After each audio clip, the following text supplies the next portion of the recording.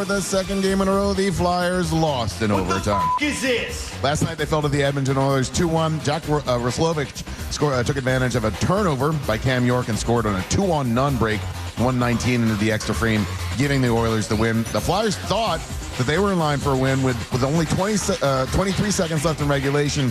Travis Konechny apparently scored on a tip-in goal, but a replay revealed that Sean Couturier was just offsides on the rush up ice, negating the goal. The Flyers are on the road. Tomorrow night, they're going to have a game in St. Louis against the Blues, and the puck for that game will drop at 8 o'clock. Sixers are on the road tomorrow night. They'll play the Pistons in Detroit. Tip-off for that game will be at 7:30. And tonight's Thursday night football matchup, the New York Jets will head to New England, take on the Patriots. Kickoff for that game is at 8:15. The Eagles are finally back home this weekend. They're going to host the Detroit Lions for Sunday Night Football. Kickoff across the parking lot at the Link will be at 8:20. And those Eagles are still the Super Bowl champs. And that's what I have for you this morning in sports. All right, thank you very much, Nick, and welcome, friends. Happy that you're here today on a Thursday morning at Camp Out for Hunger. I got my voice back. Yes, it came. When did it? Night of rest. I did not go to the Quizzo thing. I did not come in here for the Mummers event for the tent because by late part of the day I could not talk. I lost it. It was because Mini Hoops Madness, and yesterday we had Good Man Fisk here, and they were so loud I was screaming my head off. But I got a good night's rest, and I had a little honey whiskey last night, which I think did the trick. So that always does. I woke up and I did my voice exercises, and I'm in shape, and I'm ready to be honest, you were having a couple of day run where I thought you were in risking decapitating yourself at some point. So let me tell you guys who are here, and everyone listening as well, obviously, but I just want to bring the room down for a minute. Yesterday I came up, so I've messed up my knee. You heard us talking about that, right? So I'm walking around with a limp. My voice was going away, and I jumped on with Brent yesterday in the afternoon, and I sat next to me here. I sat next to in Casey's spot because Brent was right here, and his microphone was on this stand, and this thing is called a cradle that it sits in, and somebody had jammed it all the way down there, like all the way down, and I don't like my microphone like that. So I was going like this, and I was moving it towards my mouth, and it was really wedged in there, and as I was talking on the air, it popped out, and it hit my lip, and it cut my lip and chipped my tooth. And we were listening to this live in While the RV. I was on the air, and Brent's looking at me, he's like, "Are you okay, man?" And I'm like, "I just chipped my tooth." And he's like, "Your mouth is bleeding." Where's your purple sweater? I was so deflated, and so I was in pain, and I was disgusted with myself, and I didn't even know what to say. And I came back in, and the looks on your guys' faces when I came back in the RV were like, "Did you just really do that?" And I'm like, "Yeah." So I left. Yeah. I had to get the hell out. And there were a lot of people turning out last night in the tent, and they were actually glad you'd taken some time away from the tent because they felt you might have ended up killing them in some process. Yes, just by sheer association. Yeah, just by proximity. Proximity, thank you. But I feel better today. I feel good. The knee feels a little bit better. It's not out of the woods yet, but I can move around without crutches, thank God. All right. So I have a torn meniscus. I've had it for like a year and a half, and you can cope with that. But then we decided to have the Temple fencing team here. And I fenced with them, and you have to do deep knee lunges, and I aggravated it really bad, and I literally couldn't put any weight on it. The question is, are you still going to participate in the Charleston contest? Yeah, hell yeah, I'm going to go. No, actually, I'm doing Irish step dancing because Jameson is here. Yes. So we're excited about that. One of our favorite bands every year, Jameson, is here, and I'll mention to you because they've got so many great shows, especially this time of year. They have the Celtic Christmas coming up, and that is so much fun. They're going to be at the Lavoie Theater in Millville, and that's on December 18th, and on the 20th, they're going to be at the Keswick Theater in Glenside. It's a 12-piece band with a mix of Christmas, rock, and Celtic music, and Irish dancers, world-ranked Irish dancers, and all this stuff. And by the way, there's a dedicated website just for their Christmas shows that you can check out, and it's CelticChristmas.com to get those tickets. But We're going to fire up Jameson. They're going to play here all morning long. We have a few other things that are taking place throughout the course of the morning. We're going to have another drum line here. The Marple Newtown High School drum line is going to be popping in. We're going to have Mike Sowers of the Philadelphia Wings swinging by. We have lots of donations. We will also have Taryn and Connie Hatcher. Taryn Hatcher's mom, Connie, is a massive Preston and Steve Show fan. Yeah. We've had her on the show before. We're also going to have Aaron Nola is going to join us from the Phillies. That's going to be via Zoom, but he has a donation to make, which is wonderful. And it wouldn't be, the Presidency Show without a stupid, stunty, dumb thing in the parking lot. So we're going to try that. And we're going to need your help with it here, those who are here in the studio. This might be the most flagrantly dumb event that we've scheduled this week. But it's part of the Camp Out for Hunger Games. Yes. And it could net a great donation from Thomas's and our friends at Beanbo, who are sponsors. Also going to require a ton of cleanup. A lot of cleanup. As always. Yeah, so we'll get to all that. But we got other things to get to, the regular order of business. So we'll take a break. We'll do the lesson question, trash, music, news, and all that stuff. Jameson, you guys ready? Well, let's fire that thing up. We're going to take a break, and we'll come back, and we want you to be here and join us. Xfinity Mobile Arena parking lot, President Steve Show, Camp Out for Hunger. We'll be right back. What is your secret? I close my eyes. The small balls work. So he has knocked Michael Barkan out of contention for the championship now. Wow. And it's Kyle Pagan and Matt O'Donnell that are in the lead. But we have last year's champion coming up next. We do. And this is our final contestant. Let's see what happens. The other pride of Delco, the next competitor, like I said, is our reigning champion of Mini Hoops Madness. He is a graduate of Strathaven High School and Temple University. And he's an Emmy Award winner as well from NBC 10. Ladies and gentlemen, John Clark! Raising the championship belt above him as he approaches the crowd. Oh, this is going to get ugly. Wow. I'm amazed that thing stayed together, that belt. All right, John. How you doing, my man? Doing good today. Tough to get up this early and defend this title after working the 11 p.m. news last night. I'm building excuses already. Yeah. What a good athlete does, without question. You have the belt with you. Where do you keep this belt when you're not bringing it here to the competition? Well, like many Super Bowl champions, I did sleep with this the night that I did win. Stayed in my bed for about a month, and then it was kicked out.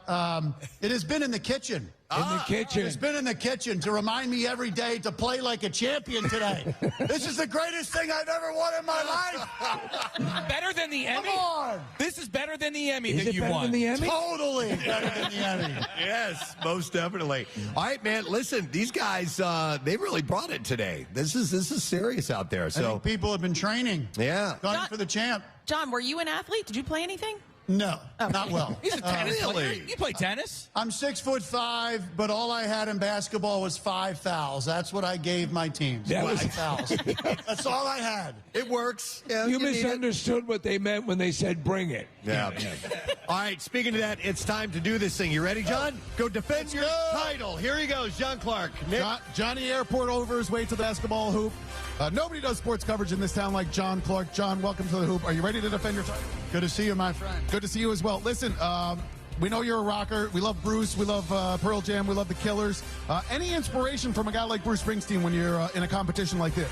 Wow, that's a great question. Well, I mean, he's 75 years old, performing for 3 hours a night. I'll take that inspiration. I should be able to do this. I'm much younger, so no problem. Born to run. Born to run. There we go. So you heard it from John Clark. Bruce Springsteen is an old man. Yes, but an old man who continues to perform. There we go. Much like John Clark. There we is go. A young man in this particular competition. All right, we're going to do a countdown from 5, and then we'll start the competition. You'll start taking your shots. Are you ready, sir? All right, let's go. All right, audience, in 5, 4, 3, 2, 1. The last ball is down, and John is off to his competition. This clock has begun. We're at 45 seconds, and the first shot is off, and the first shot is in. 40 seconds left, but John is doing pretty well. He's on a slower pace than some of the other competitors, Preston, but he's doing great so far. Yeah. He's got precision on his side right there, taking his time. Yeah, he's not taking any shots off the backboard yet, but he's doing a great job at making sure that some of these are going in. He's at about 25 seconds left, but he's already up to 24 points. Now he's at 20. Nope, still at 24. That one rimmed out. Can John catch Kyle Pagan? Can John catch Matt O'Donnell? Can John even pass the lowly Pat Gallen? 34 points. 8 seconds left to go. Sorry, Pat. 43. Now John's in a groove. When the baskets matter the most, John is up to 49. How much time? 52, and time is off on his last shot. It rimmed out, but guess what, ladies and gentlemen? John is back in the finals with 55 points.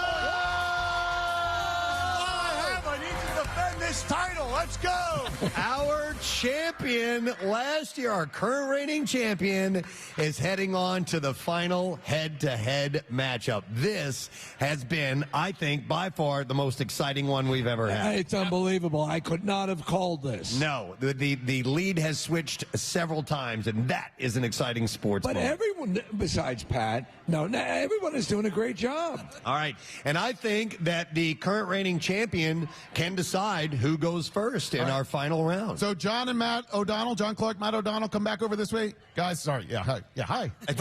Run out. All right. Bring it back over this way. Matt, you are, how many points you get in that first round? Matt got 58, by the way. 58 the high score. To John's 55, correct? Yep, that's correct. All right, yes. John, as the reigning champ, we're going to allow you to decide. You want to go first or second?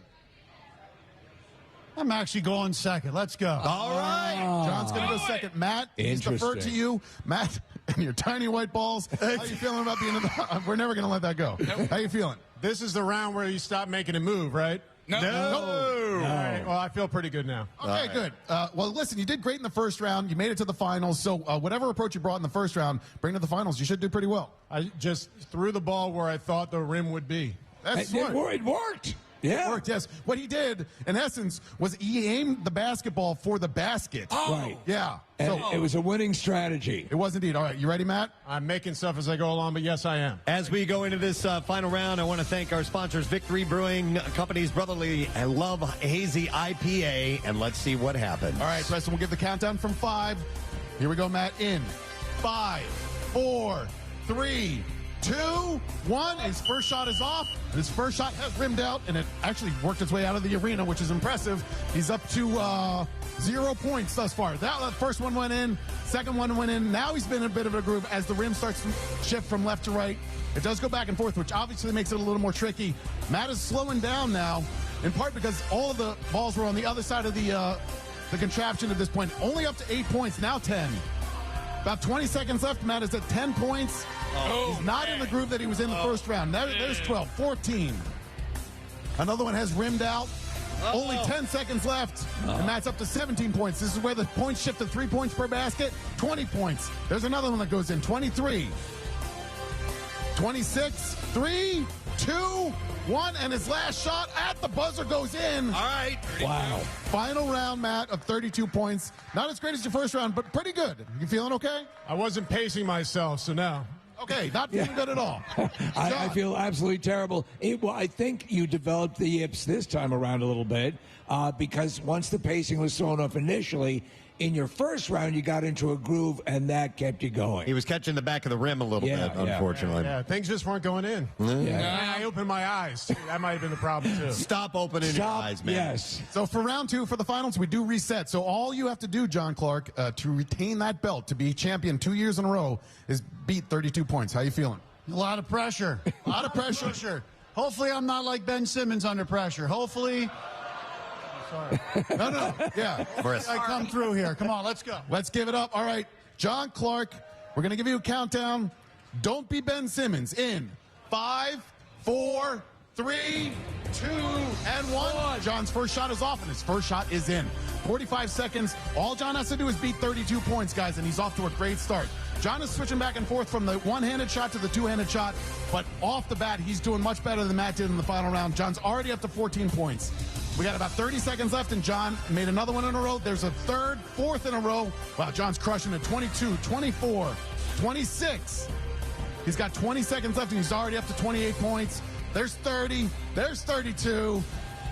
All he has to do is make one more. That one rimmed out. That one rimmed out. That one! He continues on.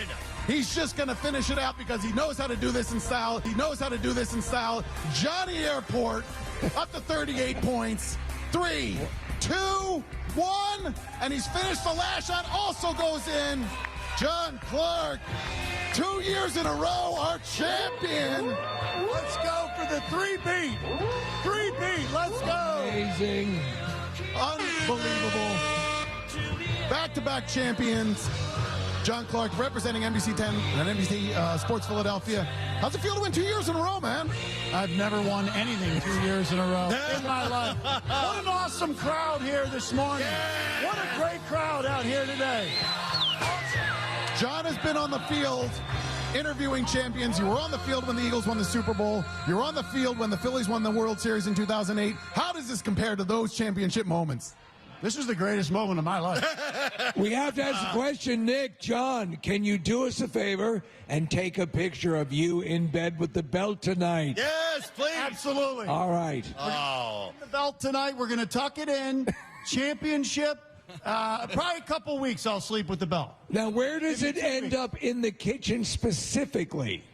Good question. I'm actually going to, I'll put it on the mantle in my living room. So it's moving up in the world. Come on, look at this. I feel like you need to wear that at work, like as an actual belt. What's that? I feel like you need to wear that at work as an actual belt. And basically wear with my suit on the air tonight on NBC. Yeah. Let's do it. Ladies and gentlemen, our back-to-back champion, John Clark. Yeah! Well done, sir. Preston, back over to you in the Sky Booth. Thank you very much, Nick McElwain, and your coverage over there, the play-by-play. You did a great job, and sir. I am blown away by how well each one of these guys did this morning. Every one of them distinguished themselves with their performance. We had no Pat Gallen this year. No. We did not. There was not one single of them in the back. Pat himself was not Pat. I want to thank everyone who was a part of this. Thank you so much. A round of applause, everybody, from Michael Barkamp, Pat Gallen, Jason Martinez, Kyle Pagan, Matt O'Donnell, and our champion, John Clark, for Mini Hoops Madness. You guys killed it. The one who will be here and be a part of this next interview has come to many campouts, and we can't thank him for supporting us year after year. Okay, so I can introduce these guys? You should be able to. Via Zoom, please welcome, and they won last night. I mean, handedly won last night. Please welcome Claude Giroux and Travis Senheim. Hey! There they are. What's up, fellas? G, good morning. How you doing, man? Good. You guys tricked me this morning. What? When you guys asked me to do this interview, I was told Casey wasn't going to be here. Oh, no. Dude, you're so lucky you're not here in person. You might be a professional athlete, but I outweigh you by like 50, 60 pounds. I would absolutely throttle you. Full of muscle, too, right? Well, I'm getting Yeah, it. Casey's been getting in I know, shape. I know. You know, he's actually I saw. Yeah. Well, we do know that G's a better bowler than you. I saw that Oh, I know. I saw it too. in person. Hey, G, congrats on your goal and your assist last night. Travis, congrats on your assist to G's goal last night. It was a close game for a couple of periods, but you guys just took off in the third period. So congrats on that. Yeah, thanks. Hey, are you having fun? I mean, the season's off to, things are going well. Is it, and by that, I don't mean just winning, but, while it is work for you guys, it is possible for you to have a good time while you're doing it as well. Has it been a good start to the year in that regard of having a good time? Yeah, it's been great. I mean, we have a lot of different guys on the team, and older guys, character guys, funny guys, and like you said, Keith Yando's a funny guy, and you guys lucked out with Travis Senheim here. He's pretty hilarious himself, but He's laughing already. No, just being around all the new guys and the way that this team came so quick and the chemistry off the ice, it's kind of working well right now. So we got to keep it going here. Travis, this is the first time we've had you on our show, so we're getting to know you for the first time as well. But Joe Seville, who works at the Flyers, said that you're a Canadian farm boy from the north part of Winnipeg, and you work on your farm in the off season. Is that true? Yeah, I head back there, try to help out as much as I can. We got a grain farm, so try to get in the combine tractor as much as I can, help out the family farm. Okay. Is it fun to drive that thing? Because it's gigantic. It looks awesome. It looks so cool. For me, it's fun, but when I tell people I'm going 3 or 4 miles an hour, they don't like it too much. Well, yeah, but it's still a beast. Now, let me ask you, how difficult is it to milk a moose? Well, the one with the antlers or the one with... It's a different kind of milk. We don't have a cow. We have a bull. Oh, my God.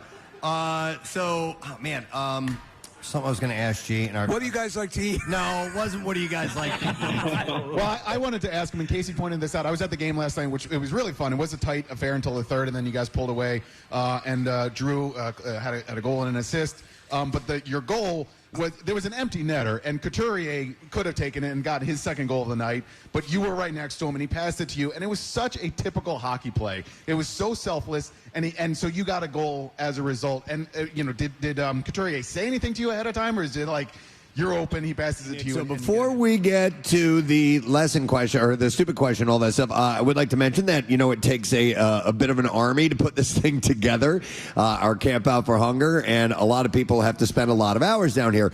So several years ago, we started partnering with our friends at the Courtyard by Marriott Hotel in the Navy Yard, and they help put up some staff members and take real good care of us when we need to go there and decompress and get things done. And so we would like to welcome sales executive Maureen Oliver to our microphones. Hi, thanks for having me. Thanks for having us. We appreciate it. Casey, did you compliment her on her sweater when you first saw her? Was that what I heard? I did not, but I will now. I do love like her Thank sweater. you. Complimented her on something as soon as we... On the Court by Marriott. Oh, okay. I love that hotel. All right, yeah, it is a great place, and it's one of the best kept secrets as far as events that are going on in South Philadelphia. I mean, you can speak to that, Maureen, right? Yeah, I always say we're a hidden gem here in Philadelphia.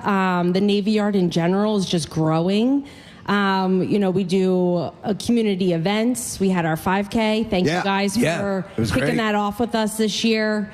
Our hotel is also partnering with Special Olympics this year, so we're bringing our first polar plunge to the Navy Yard in January. So if you want to jump on in and get cold with us, let us know. Done it a few times. Are people going to jump in the Delaware? So we're bringing in, they basically have a plunge pool that they'll bring to us. Okay, all right, yeah. Good enough. So we have that, and then a project that's coming to fruition starting next week is our first residential in the Navy Yard. We're very excited about. Looking at that, you're going to have a whole bunch of units over there. Yes, yes, we're going to have 600, little over 600 units. So Ensemble Mosaic partnered with Corman and bringing the Ave Navy Yard opening up next week. We'll be welcoming on our first tenants. That's great. And, like I said, as far as it being in conjunction to or right here close to South Philly, and we hate to give away our little secrets, but we love you guys so much. But if there's an event you want to be a part of and don't want to have to deal with parking and it's going to be like an all-day thing, like Casey rides his bike over here from the Navy Yard. I mean, it's that close. I've gone to, the U2 concert. I stayed overnight and walked over here, and it's so much better than having to deal with parking. If I'm coming down for a game on the weekend or a concert or whatever, you can walk back and forth. I've walked back to Camp Out every night from the Courtyard by Marriott, and it's just a nice little gem. They have a little eatery in there, a good bar. It's a really cool spot, and so thank you guys so much. Thank you. And the gym's damn good, too. Oh, yeah. Yes, we love that. Excellent. Well, thank you, Maureen. We love our partnership. Thank you. Yes, we're always happy to have you and accommodate you this year. And happy to say our in-kind donation was $17,000. Wow. Whoa. All right. Beautiful. Phenomenal. We love it. Thank you so much, Maureen. Thank you. Take care. We'll see you later. It's Maureen Oliver for our friends at Courtyard Bar Marriott in the Navy Yard. All right, stupid question time. And for a prize today, we are going to be giving away a pair of tickets to see comedian Modi on... I've been saying Modi and Modi back and forth. I like them both. Yeah. And so this is going to be Thursday, March 26th, Keswick Theater. Here's the question for you. In honor of Jackie Bam Bam, what is the chemical symbol for iron? 610-660-9333 is the number. What is the chemical symbol for iron? Just a quick observation about Jackie last night, Preston. We had the mummers in the tent. You went back to the hotel to sort of recuperate. I was listening on the way back, so I heard you guys. So Jackie's up on his chair here wearing his Jackie rock and roll yoga pants. Yeah. And the top of the hand was just above his penis, right there. Yeah. And where everyone's looking like, when's it going to go? When's it going to flop out? And he's a complete, I don't know how you don't know you're that exposed. Yeah. But that's Jackie. He does. He just doesn't He's just an exhibitionist. He's not doing it on purpose. He just doesn't care. He doesn't care. We were looking at a picture the other day. He was sick a couple of years ago, and he was taking a whole bunch of medicine, and so he wanted to take a picture of all the medicines that he was taking in the mirror. But he didn't realize that the mirror is behind all of these medicines, and all you see is his ball sack in the reflection of the mirror. Big, wrinkly coconuts. It was. Oh my God. It's hilarious. I mean, it looks. You've seen truck nuts before, right? Yeah. It looked like that. Only was real. It almost looked like a Muppet. Yeah. Some bizarre character. But it was, that was fun. Love that guy. All right, love that guy. All right, so anyhow, while we're waiting for the answer to the stupid question, I'll mention some birthdays today being the 13th day of November. It's Gerard Butler's birthday today. It's Sparta. Yeah, 300. Greenland, I know we love that movie. Greenland 2 is coming out. It is coming out. Yeah, Electric Boogaloo. Was 300 that's the first time I remember seeing Gerard Butler, and then he did the Phantom of the Opera. I wasn't familiar with him until that popped. Law-abiding citizen here in Philadelphia. Right here in Philadelphia. I enjoyed that movie. I don't necessarily know if it was a good movie, but I enjoyed it. It's completely absurd, but I enjoy it. Yeah. So he's 56 today. It's Whoopi Goldberg's birthday, and it's a big one for her. She is 70 years old today. I just watched Sister Act 2 not that long ago. I love that movie. Sister Act 2? Yeah. Better than Sister Act 1? Yeah, because I'm a real big fan of Lauryn Hill. And my only complaint about Sister Act 2 is you don't hear her sing enough. Because her character's not necessarily allowed to sing. Her mom's like, it's a dead end, career or whatever. So you see her sing like Eyes of the Sparrow, which you only get 15 seconds of it. I'm like, come on, man, come on, give me more. Casey, what's the subtitle for Sister Act 2? Back in the Habit. Back in the Habit. Nice. It is. Nicely done. I was going to say Nuns on the Run. Is that another movie? That's another Nuns movie. on the Run? Yeah. Okay, anyhow. Whoopi Goldberg is 70 today. Joe Montana turns a year older. Oh, great quarterback. Not that guy. Second best quarterback of all time. Not that guy. No? The guy from Criminal Minds. Joe Montana. Baby's Day Out. Oh, that's right. I forget. Cinematic classic. I love it. I like Joe Montana. He is 78 today. Chris Noth, who you know from Sex and the City, he's Mr. Big, right? He is Mr. Big. Is he Mr. Big because it's big? Is that why they call him that? I think he's Mr. Big because, according to legend and lore, I forget who the socialite was who had somebody she referred to as the Mr. Big, the brass ring Big of shot. boyfriends, the big shot. Okay. Not that he was hung like a horse. Okay. In the reboot, he had a weird death early on. I don't know if any of you guys saw it, but Well, He was killed by a ferret. He was not killed by it. No, it was on a Peloton, right? Was that it? And then he was in the shower Or something. Why did he have his Peloton in the shower? No, he was taking a shower after the Peloton. Oh, you know what though? He actually had Chris Noth had a little Me Too thing, and I think that's why they wrote him off the show. But I thought I remember there being some kind of connection to Peloton, and their stock went down a little bit after that. Oh, really? Or something because I may be off base. No. on that. You're right. He had a heart attack because he was on the Peloton, and then he got in the shower, and then Carrie came in and he died. Why would having a heart attack on a piece of exercise equipment hurt its reputation? So he's 71 today. Actor Steve Zahn, who we love. That's him and Jack Black screaming that clip from Saving Silverman. He's great in That Thing You Do, and just lots of stuff. Actually, he was in something not that long ago. Very recently, and I'm forgetting what it is. Me too. White Lotus, Was he in White Lotus? first season. The first season, yes, that's right. He is 58 years old today. Last birthday today is Jimmy Kimmel. It's got to be a bittersweet one. One of his absolute best friend, his band leader, just passed away. They've been best friends since they were 9 years old. Yes. My wife just said, I just got a text from her this morning. She said she watched his monologue. She was sobbing. It was so touching. Yeah. I mean, literally, and in fact, he was showing pictures of them as 5-year-olds. To have someone in your life that long and then to be able to work together in adulthood is pretty amazing. Sad news for him, but happy birthday to Jimmy Kimmel, 58. All right, let's see. If somebody knows the answer to the question, what is the chemical symbol for iron? And we are going to go to Mike and see if we can get the answer. Mike, you are on the air. Good morning, brother. Good morning, good citizen. God bless Pierre Robert. Absolutely, my friend. All right, name it. What is the chemical symbol for iron? Fe. Fe is correct, sir.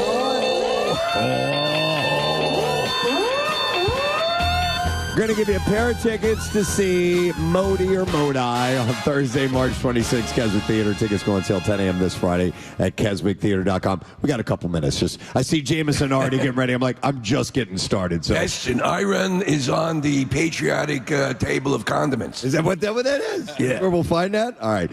So it looks like Ana de Armas might be moving on just a month after calling it quits with Tom Cruise. The ballerina star was spotted out in Los Angeles with venture capitalist Marcello Valente. Hey! TMZ's source said that the two looked relaxed and happy during their walk, though there was no PDA. Wow, they look relaxed. As they hopped into a black SUV together. His name may be Marcello. I just called him Marcello. De Armas and Cruise first turned heads earlier this year after being seen out dining, later confirming their romance in July during a cozy Vermont trip.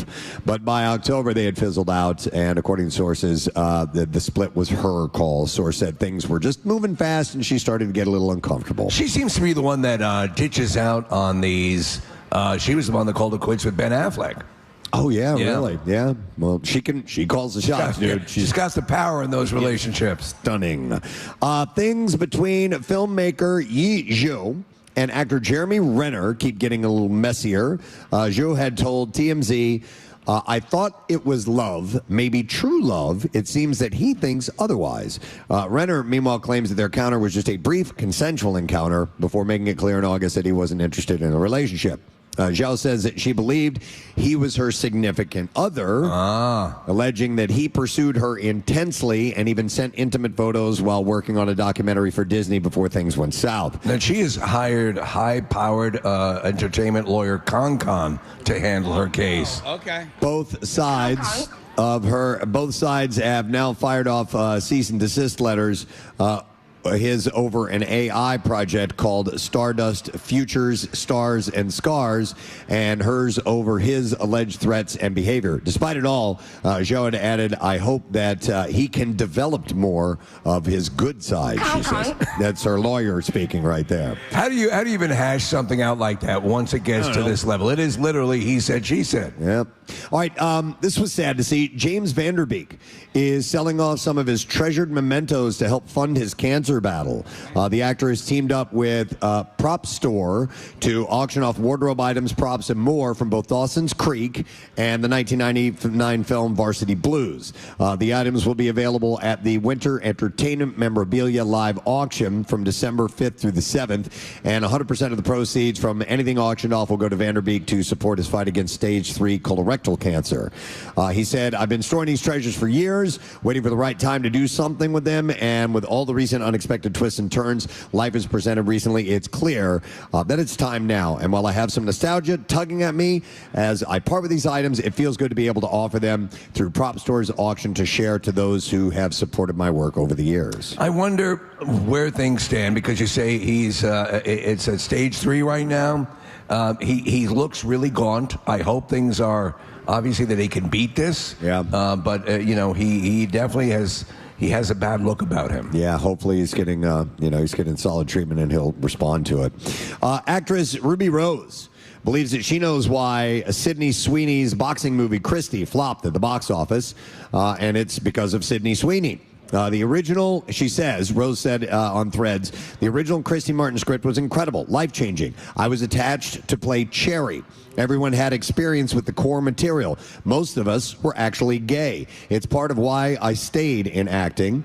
Rose, who IDs as a lesbian, did not hold back. She wrote, for her PR to talk about it flopping and saying that Sydney Sweeney did it for the people, none of the people want to see someone who hates them parading around pretending to beat us. You're a cretin and you ruined the film, period. Damn. And she said Christy deserved better, so she went hardcore on her.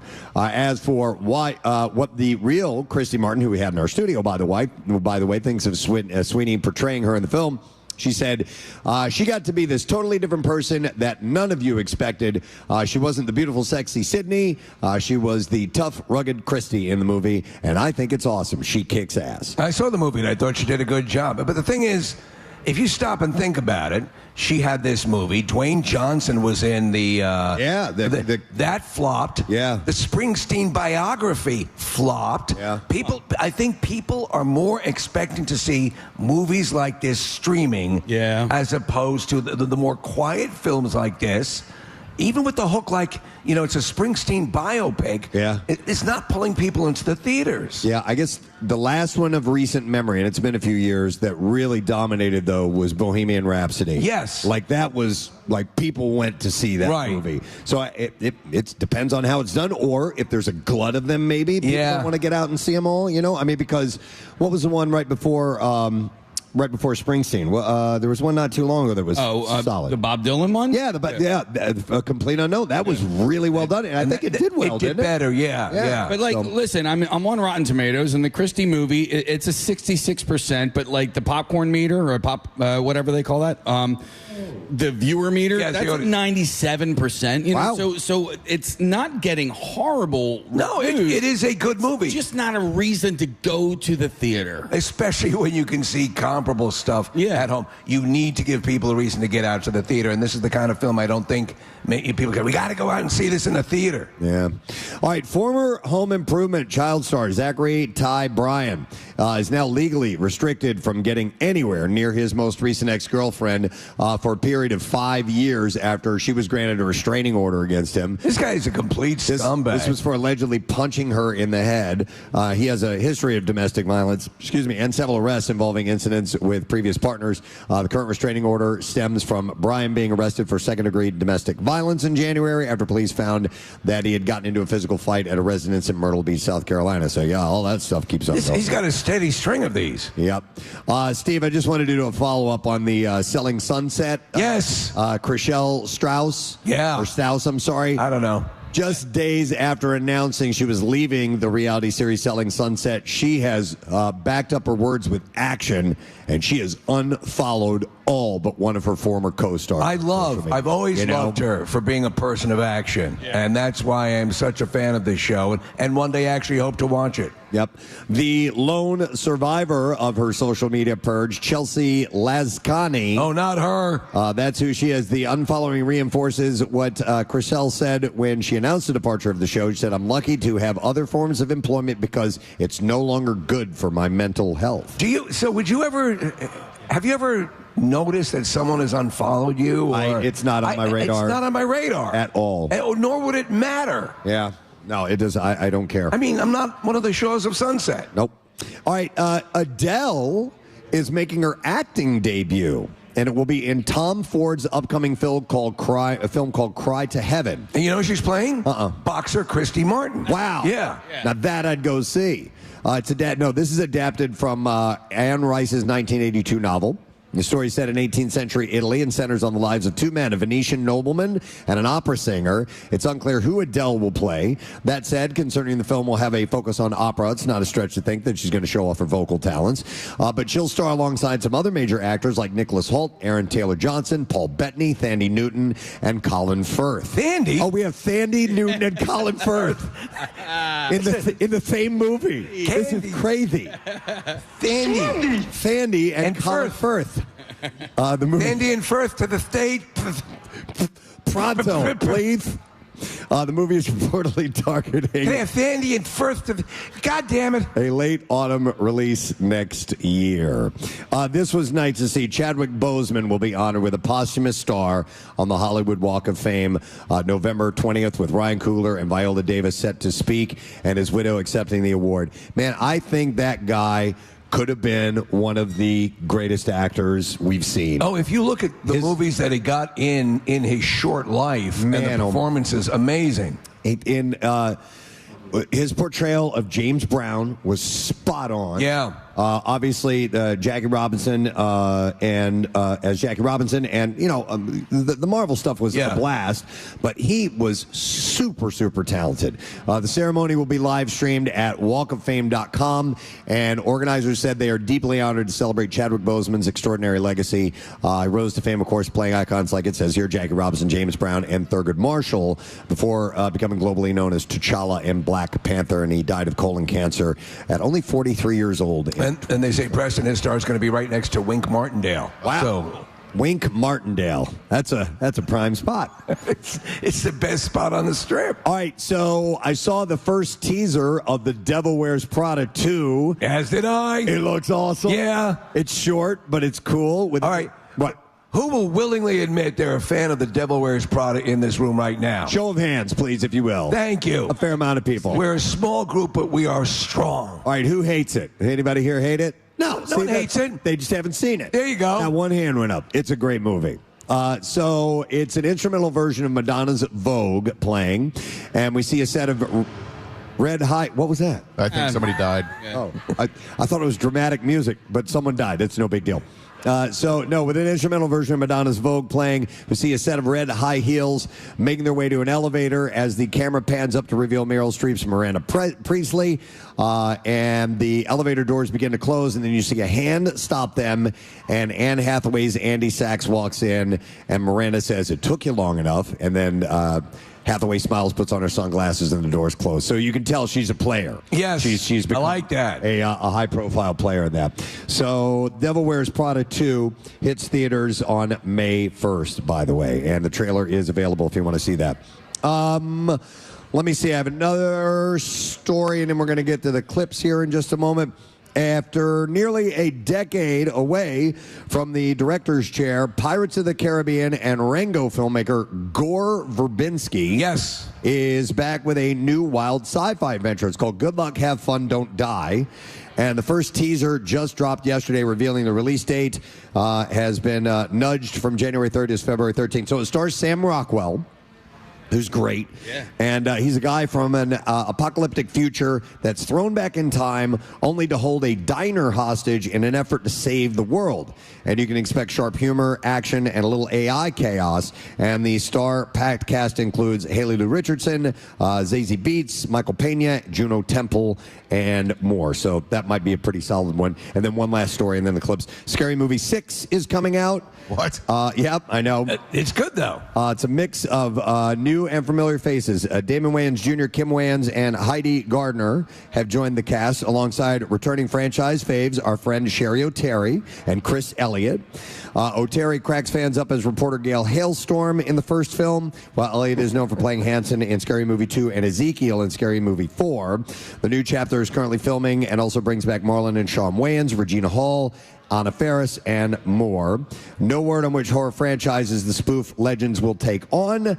The highly anticipated revival will also see new blood actors Olivia Rose Keegan, Savannah Lee Nassif, and many more who are joining the cast. So they're junk food movies, and they're a lot of fun. But I think if they do something now, Preston, they could have some fun with like weapons. Yeah. And all that stuff. You know what's funny? Those things, they keep making Scream movies. Yeah. They keep making, and they rebooted I Know What You Did Last Summer. Right. They're all available again. Yeah. Exactly. All right, we got some clips to play.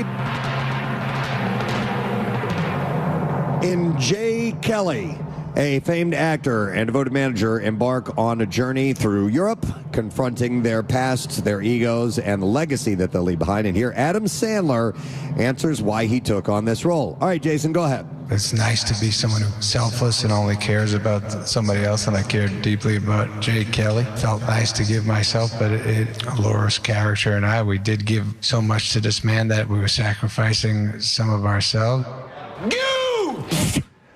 Jay Kelly is in theaters tomorrow. Here's the next clip.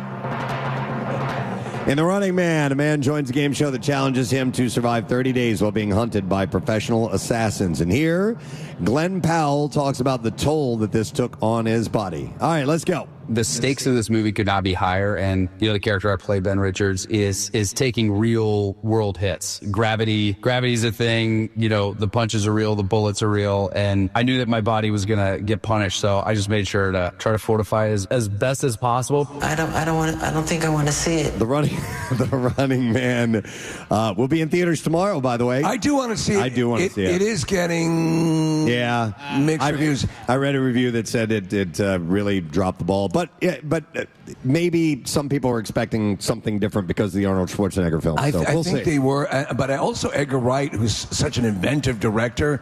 They say this is more like a standard action movie and not his usual style. Okay, so we'll see. Hey, a reminder that tonight here at the Camp Out for Hunger, right next to the Xfinity Mobile Arena, we will have the food trucks and fireworks event.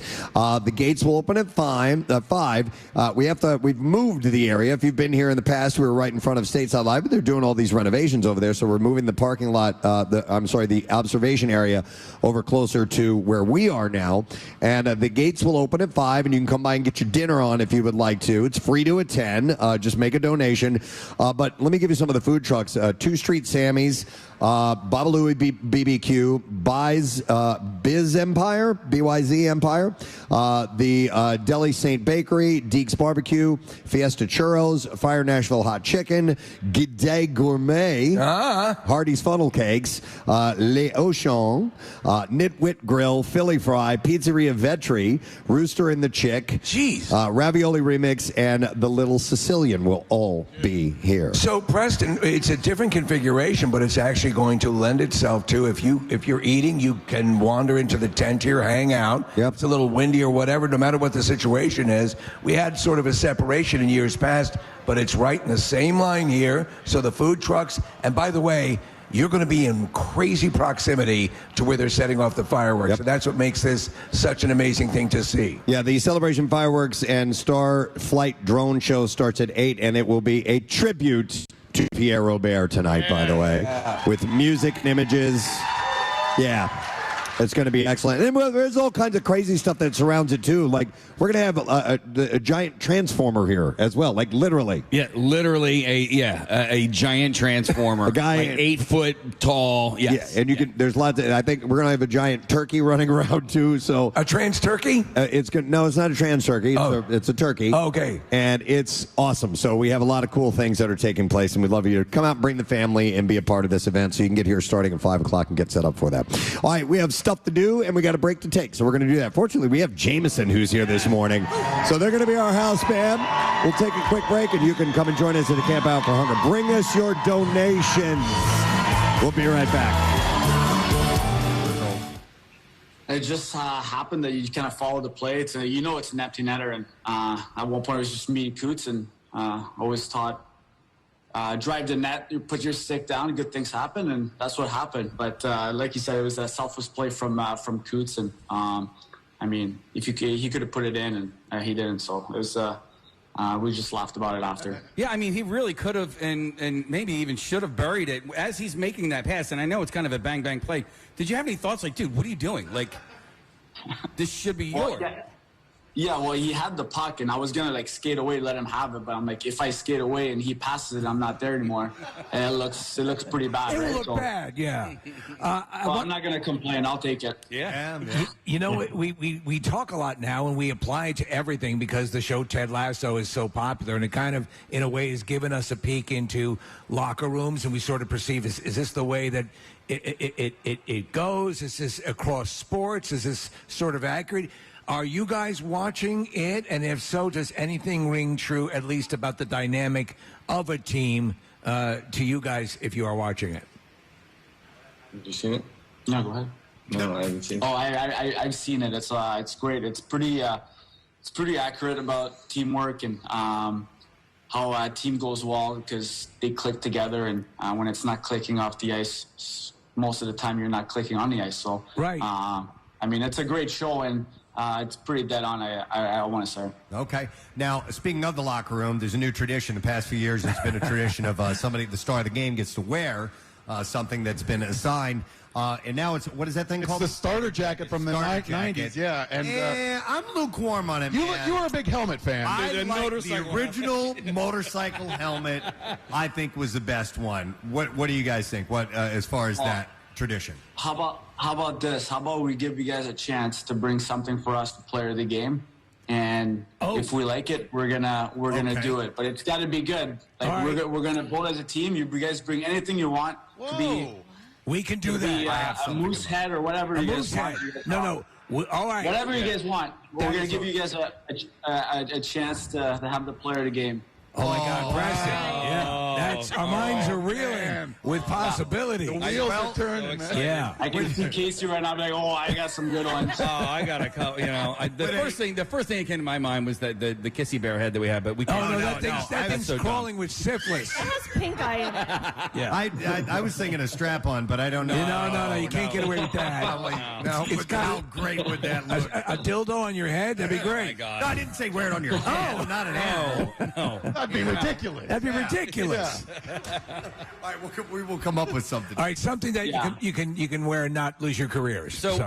G, they asked about Ted Lasso, but you have babies now. So, like, what kids shows are you watching? We had Blippi for a while there for a long time. He actually came to where did he come? I don't even know. Maybe 45 minutes from here. Blippi came. They had like a musical, and I brought Gavin there, and it was just insane. I'm not familiar with Blippi. It's it's one of the biggest things. Now Is for it? kids? Yeah. Really? Huh? Yeah, he's thinking over for sure. You gotta look this guy up. We had a great moment.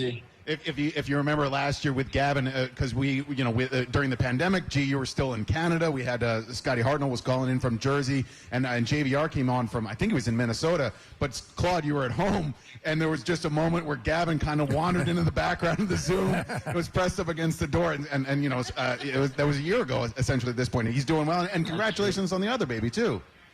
Yeah, we got 2 boys now, so it's pretty awesome out there. Wow. I mean, we all have kids, and they're grown and stuff like that. But so we know that you end up watching what the kids are watching anyway, and so as a result, like some of our most exciting guests we've had in the studio, we had the Wiggles. We had the Wiggles. I was like, oh yeah. my God, and they sang a song for us.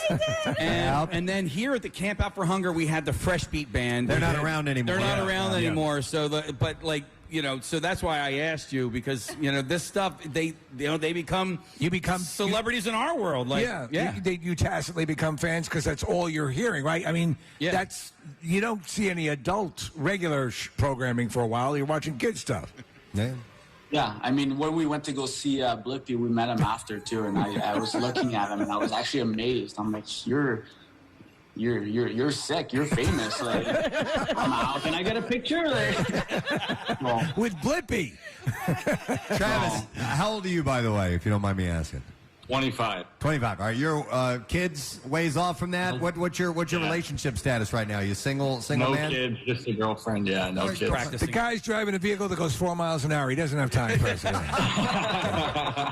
You can't cruise for women in a combine. I don't know, maybe in Northern Canada you can. I don't know, man. Oh, that's awesome. Well, listen, we appreciate you guys coming on, supporting this event. Travis, it's wonderful to have you be a part of this for the first time. And G, the years and years and years that you've been a part of this event, we can't thank you enough, because we know that the Flyers fans, it resonates with them. They come out, they get motivated, they help. People get fed, and it's a win-win all the way around. So thanks for that. 100%. And good luck. Good job, guys. Looking forward to a great season. Let's hear it with Claude Giroux. Thanks, guys. Travis Sanheim, thank you. And now, with that, we're going to try to take things outside. Yep, we have video up here on our monitors of what is about to take place. And as we said earlier, Drew Gulak of the WWE is here with Nick McElwain, and they are going to play one of our favorite games, which is called Drop Quiz.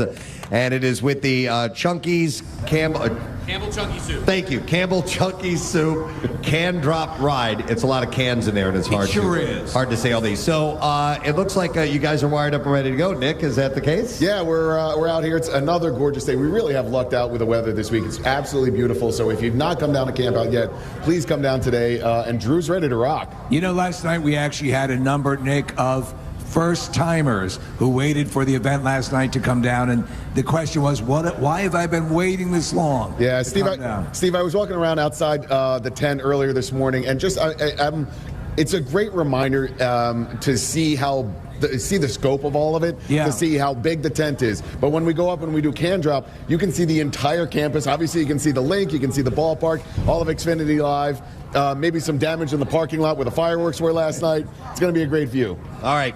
So here's the way this works. By the way, Drew, we haven't heard from you yet. Is your mic working and everything? Mic check. 1, 2. How are you on carnival rides? I've thrown up on a few. Okay. Exactly what we want. It's been a while. We want someone to puke. All right, so this is a general trivia contest, and the thing about this ride is, Drew, is while you're on the way up and you go up around 100 feet or so, obviously the post ends. Okay, at some point you can only go so high, and when that happens, when you hit the highest point, it will trip and you guys are going to drop, and that's when the game is over. But the thing is you can't see up above you. You have no idea when this thing is going to drop. So the tension is on, and the higher you get, the more difficult it becomes to concentrate. So I'm going to ask you these simple rapid-fire trivia questions. When you know the answer, just shout out the answer, and whoever gets the most by the end of it, by the time it drops, is going to be our winner. Pretty easy to understand? Yeah.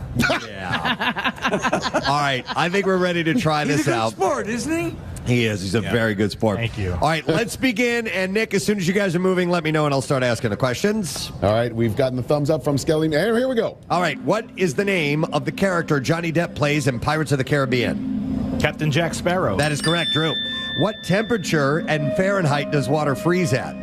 32 degrees. Nick, in the U.S. version of The Office, what is the name of the city that they live in? Scranton. Ah, yes. All right. Who wrote the classic horror book It? Stephen King. Nick got in ahead of time. What has a gravitational pull so strong that light cannot even escape? Black hole. Yes, Drew got it. Which U.S. state is the largest? Alaska. Yes. Damn it. Nick? Which Shut up, Kathy. astrological sign's symbol is a crab? Answer me. Nick got it. Answer me. I see dead people is a line from which horror film? Sixth Sense. Oh. Hi. In the Pixar movie Cars, Lightning McQueen ends up in Radiator Springs and befriends a tow truck. What's the Vader. Oh, Nick got that one. What plant is known to help heal a sunburn? Aloe. Yes. In the body. Where? I hate it. I hate it. Dear God. Look at Drew's face. Oh, I totally forgot that was going to happen. You just took a breath. Are you okay? Yeah. Hi. Hi. Oh, my God. You get so wrapped up in the trivia. What's the score? All right, after round one. Yes, round one. Yeah, definitely. It's best of 10, right? Do it up again. Yeah, best of 10. Round one and the best 11. We can't go even. We got to go on. No time. Drew is in the lead with 5. Nick, you have 4. Okay. There you go. I believe anybody's game. You guys are very well matched. I think earlier this morning we were going to refer to this as the World Series of Gandrop, right? So Yes. best of 7. Best of 7. Okay. No, we'll do it one more time. 1. Yeah. Is that all right? Let's keep going. Unless it ends in a tie. If it's a tie, we'll send you guys back up again. All right. All right. So We'll have you finish during Pierre's shift. it takes him a moment to rehook this apparatus up. Yeah, This please giant, take all the time you need to rehook this apparatus safely. this big pulley comes down and it attaches. Nick, let me know when you get the thumbs up from We've gotten it. We're ready to go, and I'll let you know when we start. All right. When you start moving. All right. Here we go. Let's see. Where in the body does a cataract form? Eyes. Oh, tie. The study of weather is called what? Meteorology. Yes, Nick got it. What was the name of the pilot that flew the Spirit of St. Louis? Charles Lindbergh. Yes, Nick. The original Jackson family lineup, how many brothers were there? 5. Yes, Nick got it. Which was the first antibiotic to be discovered? Penicillin. Yes, nice, Drew. Viagra became the 90s fastest-selling prescription drug. What does it treat? ED. Yes. Boners. Boners. The Challenger spacecraft did what on take? Yes, explode. That was Nick. I think it was Nick. No, that's Drew. Me. Oh, it's Drew. Sorry. Boners. In which story does the heroine Dorothy make a journey along the Wizard of Oz. Yes, Drew got it. How was Billie Jean Moffitt later known in the tennis world? Billie Jean King. Yes. In which decade did people get to a chance to see Halley's Comet? 1986, the 80s. 80s, yes. All right. Oh, Hey, not again! God damn it! Oh, every time! Taking the Lord's name in vain. You all right? Hey. Hey! Hey. Hi, guys. All right. It's so lovely up there. Drew, I don't know if you know this. You were kicking your legs like a little 5-year-old as it was going on. Thank you. He also doesn't exhale until he gets to the bottom of the ride. The screaming doesn't count? Casey, what's our score? All right, after round 2, we have a clear-cut tie. Oh! Gotta do one more. 9-9. All right. We have to do one more. It's miraculous. All right, so we're gonna get charity. These guys rehooked up. Hey, Nick, can you have him put the extender on the top there now for this one? Yes, we'll do the extra 12 stories, Steve, yeah. Does it shoot us up now? Yeah, you're right, yeah. We welcome everybody who is joining us today. Come down because we are going to be firing up the Skelly's amusement rides. In fact, they're running right now. You want to go out and you ride the Joker ride? Go for it. The can drop? Go for it. It's a kind of a lovely day out there, so take advantage of it. And they'll be active again tonight for food, trucks, and fireworks. And you can come out starting at 5 p.m. for that event, of course. We'd like to welcome a couple of people to our microphones.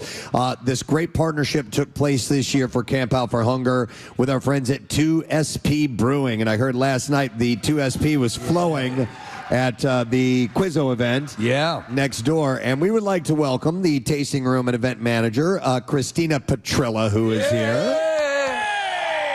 And a longtime friend of ours. He is the head brewer and co-owner. If you've ever heard us talk about Brewer Bob before, this is Bob Barrar. Rock and roll! Yeah, baby. Beer is good. Beer is good. Beer is good. And stuff, yeah. Nice to see you guys. Good morning to see you. Good morning, of course. And thank you guys for coming up with this fantastic beer. It was so cool to have this partnership. Bob, was this recipe yours? I was part of it. I kind of let the guys run, but I was a part of it. All right, you have trust in your fellas and Absolutely. your gang, of course. Well, and I think the beer drinking community has trusted you, Bob. You've been around forever. You've been around. You've been around for every inch of that beer. And Bob, if I'm not mistaken here, over here at the Xfinity Mobile Arena, you helped build that place. Yeah, and that's where you discovered beer making. Is that correct? That is correct. There was a 10-barrel brew house in there, and I worked there for 4 or 5 years. Then Iron Hill, and now 2SP. Wow. You got a complete career shift, right? Yeah. Yeah. Very cool.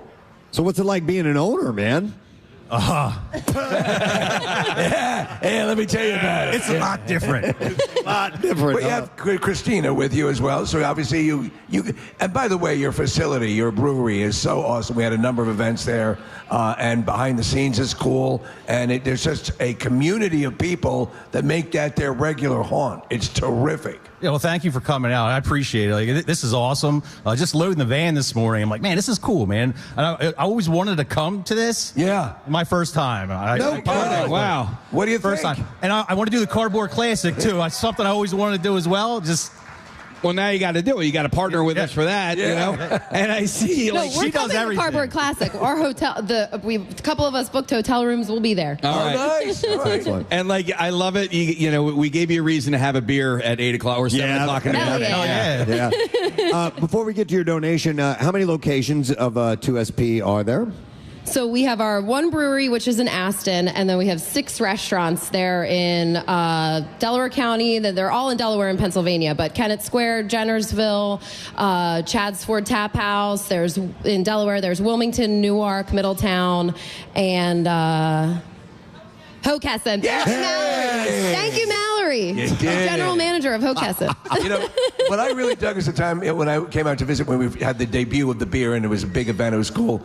But I love going back and seeing the actual workings of a brewery. It's so cool. It's also like really clean, nice back there. There you go, Bob. Try. The young kids need to start drinking beer. I know that sounds crazy. Honestly, I don't know why more maternity wards don't have a tap. Not that You're young, talking not about your that young. 21, 22-year-old. Oh, I see. Exactly. That's what I'm talking about. We need more beer drinkers in the world, is what you're saying. All right, well, Younger generation, man. We Skip gotta the get them mother's drinking beer. milk and go right to the no. But it is true. But we've noticed a shift. But things ebb and flow. You know, come back. Yeah. most definitely. All right, well, listen, you guys partnered with us. You created this No Sad Brew, which we absolutely love. And a portion of the proceeds are going to the donation that you guys have to make here today, right? Correct, yeah. Well, let's find out what that is. What you got? Yeah, well, we just want to thank you guys for doing this whole partnership with us. This has been so much fun, collecting and having you guys out for events and stuff. We've really, really enjoyed it. I'm a hardcore Preston and Stever, so this has been so fun, and so is a lot of us at the brewery. We collected donations not only at the brewery, but at all of our restaurants. A bunch of our accounts too that bring in our beer. They wanted this beer a lot, so we collected from all of them, and we loaded up the van at 5 a.m. Bob and I did. It was great. So. Should I do food or money first? Whatever you want. Whatever you want to do. We're going to do food first. Okay, so we had 1,129 pounds of food. All right. It's a beautiful thing. Yep. And then from proceeds from this beer, which is available at Stateside Live tonight, a bunch of us will be down for food trucks and fireworks. Come out and grab a can or two or 7. And the donation from that is $5,040.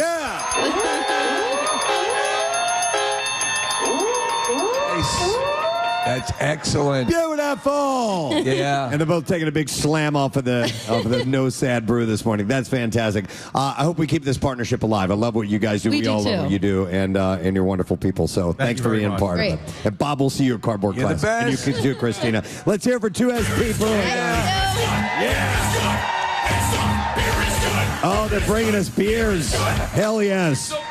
All right, we will drink this proudly, most definitely. All right, next up, joining us here on the Preston and Steve Show stage at the Camp Out for Hunger, your Philadelphia Wings have a new season coming up in January, and we got a guy who plays on the team, and he's a local fella as well. Let's please welcome Mr. Mike Sowers to the Preston and Steve Show. Come over here, Mike.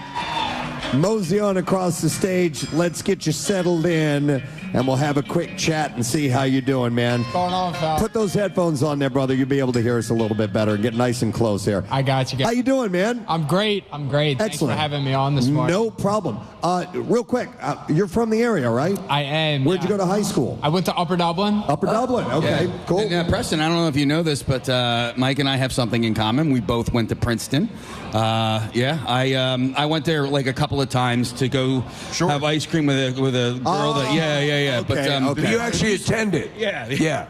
Did you graduate from Princeton? I did. Wow. Yeah. Smarty pants. Yeah, no kidding. I appreciate it. I'm a local Philadelphia guy, so it was really to stay close to home, and the academics came with it. So I was doing some extensive research on the website, and I found out, looking at your page, you weigh 175 pounds. Yeah, that's all it says. That's the only stat on the Wings page about you. We might have to beef that up a little bit. A little more data would help. Nothing about a Princeton grad. Yeah, that's an accomplishment. Wait a minute. Let me appreciate it. double back here. You're like, I just wanted to go to school close to home, so Princeton made the most sense. Yeah. Are you kidding me? Harvard's around the corner. Yeah. That's insanely, you have to be insanely smart to get into Princeton. What did you study there? I was a history major. No kidding. Yeah. Wow. But Princeton is like a lacrosse powerhouse in the country, is it not? They were. A lot of national championships in the late 90s, early 2000s. A little bit of a drought right now, but we're getting back there. When I was there, unfortunately, we didn't really make too much of a run, but it's still a great experience. What's the best school in the country right now as far as lacrosse goes? Like best college? Cornell won the national championship last year, so the Ivies are definitely up there. ACC programs. I'd say are the main ones. So just looking at you, and I know nothing about you. We wanted to meet you fresh. Sometimes we like to do that, but you look like you're a forward on the team. Is that? That is correct. Yes. Yeah. Okay. Yeah. You look like you got some speed. You're a smaller guy. You look like you're agile. Is that the strong suit about you? That's definitely my game. I'm definitely not somebody that's going out there and hitting people too much. It's using my legs and trying to stay away from the big guys. You're using that big brain of yours, right? Try to. Yeah. Well, the thing is, a sport is a great sport, and it always it's always sort of flirting with taking that next step up in the fan base. Locally here, there's a big fan base for it, but are you seeing signs that it's ready for that next level, the way that soccer sort of made the jump? Yeah, I think so. I mean, it's such a great sport, and I think that to play, certainly. You know, what attracted me is you didn't have to be 6'5" and run a 4.40 to be great at the sport. Yeah. You know, it's really a skill game, and I think for that reason, it's fun to watch, especially the box game. Very fast-paced, very physical. It's essentially hockey, but just on the floor. Yeah. But that's what I wanted to ask you, like your skill set. Like, is your skill set, do you think, better for outdoor lacrosse or box lacrosse? I mean, I grew up playing outdoor lacrosse, and a lot of American kids do. But, I think that it translates. It's like anytime, you have speed and quickness, it's going to translate in some capacity. So I'm trying to figure out what's going on in the box game. But, we got a great team that I'm learning from. Mike, I'll freely admit I'm an idiot when it comes to, what the terminology of lacrosse. I love the sport. It's fun to watch. When you guys do the shot behind you, I just call it the behind the back dookie or whatever. The behind the back dookie. Yeah, you nailed it. What is that called? I nailed it. What is that name? What is the name of that? Behind the back. It's just behind the back. Well, it's very obvious. Yeah. Well, I mean, it comes out of nowhere. It almost looks like an illusion when it happens. It does. But so having gone and supported the team over the years and been out on the field, when those, I mean, it's going to sound very boring, but when those balls are flying towards you, or the speed, the velocity, you have no perception until you're down on playing field level just how freaking fast that game is moving. Oh, trust me. I know. It's hard for me to catch the ball sometimes. Yeah. One of the takeaways last year from me playing my first season in box is I need contacts. So I'm wearing contacts going into this season. Wow. I tell you what, and I would say this, and I'm probably wrong, but you seem, compared to other sports, woefully under-padded. You'd be surprised. We have a lot of pads under the jerseys. I'd say field lacrosse, we're under padded. Box, I'd say we wear the appropriate amount. Yeah, you got boards and you're going to hit the side, so you got to be a little more protected. Yeah, I played lacrosse for a hot minute. My brother was a goalie in lacrosse, but he played outdoor lacrosse where the goalies wore no pads whatsoever. Crazy. I don't get that. I don't understand. It's like a tough guy mentality thing, but at least throw some knee pads or something. You know what I mean? I mean, crazy. I mean, listen, I've been playing the sport for 27 years. It's one of the mysteries to me is how those guys don't wear more pads. Yeah. And there's this bizarre delineation, like, we're outside. Yeah, it's crazy. Doesn't matter. So the season starts in January, right? Yeah, December 13th, home opener. All right, so where are you in training right now? We are entering our second week of training camp. Okay. We'll be heading up to Toronto tomorrow, be up there all weekend, and then we'll have 2 more weekends after that. Okay, so December 13th, that's the first home game? December 13th, right here at now Xfinity Mobile. I'm saying Wells Fargo. You got to be excited, man. Yeah, we're pumped. We're pumped. Yeah, Nice. definitely pumped. Well, listen, we wish you luck, and we thank you for coming by here and supporting our event, and go get them and get us a championship, man. Yeah, absolutely. Really appreciate it, guys. You got it. Mike Sowers of the Philadelphia Wings, guys. Awesome. 175 pounds. Right there. We'll get another stat on your sheet before you know it. Yeah. Little wing. That was so funny. He's like, Princeton was close, so I decided I'll just go there. It's crazy. Oh, my God. For me, getting into a college is like, will you have me? Oh, my Please. Well, listen, we have a few things we're going to do this morning, but I do believe that I've dug deep and I found a bit of information that's worth passing along to you. Casey, you let me know when you're ready. Yeah, I will. And later on, by the way, I did get a text from somebody. It says, hey, guys, what time is food trucks and fireworks tonight? And then they said, God bless Pierre. So the the get-together starts around 5, and that's when the food trucks will be here. And I recommend you get out here early. Yes. That way you can have your way with the trucks and maybe you can double dip. You can have some dinner, wait a little bit, and then go get some dessert and maybe grab a no sad brew. The fireworks display doesn't start till 8 o'clock, but get here early, soak it in, enjoy, and heads up, it's a little bit breezy tonight, so wear that extra layer. But no rain or anything like that in the forecast. So 5 o'clock is when the food trucks start, and then 8 p.m. for the celebration fireworks performance. And to your point, Preston, you come down at the layout. If you've ever been down here, you're going to see the tent. If you walk down past further where the tent is, that's where that's where the food trucks will be. Yep. And if you want, you get your food, come into the tent, hang out and eat, and you can hang in here and be warm. It's going to be breezy. Yep. So as you said, another layer might help. And once the fireworks kick in, you go back out and watch. That's the way it works. All right, so I have some surveys to pass along. Survey says is what we're going to do. And I thought these were kind of interesting and worth bringing you up to speed on. So I saw a survey that asked Americans what wild beast they think themselves could take on. This has come up a lot. Casey, it comes up a lot with Casey, but the most recent one was the gorilla face-off. Yeah, well, I mean, how many people could fight a gorilla? Could 100 people, 100 men beat a gorilla? I fantasize about this stuff when it comes to like smaller, fiercer creatures like bobcats. I definitely think I could beat up a bobcat. It's not inconceivable. Yeah. So here's the deal with something like that, Casey, and I believe you could. You would survive. Right. And you could possibly kill the bobcat. Yeah. You're going to get hurt bad during that confrontation. But I'm going to hurt it badder. Okay. Yeah. All right. So and I always have to qualify this by going, okay, as long as I'm not being attacked from behind, you know what I mean? As long as if we're it's a face-off. You're in the ring, the bell rings, you and the bobcat meet in the center. So, but when we're talking about bigger creatures, like let's say like a mountain lion or a bear or something like that, I have thought about this entirely too much, Steve. Well, no, listen, there was a whole series based on these kind of things. There could have been a couple of them. You want to figure out at least a plan of how you might survive. Right. Especially if you're someone who hikes a lot. Yeah. You know, or you're out in the wilderness. I'm work curious out your plan. I'm curious if you've ever thought about why that's so intriguing to you. Have you thought about that aspect of it? I think probably because of movies and stuff. Okay. You know, like watching a movie like The Revenant and stuff.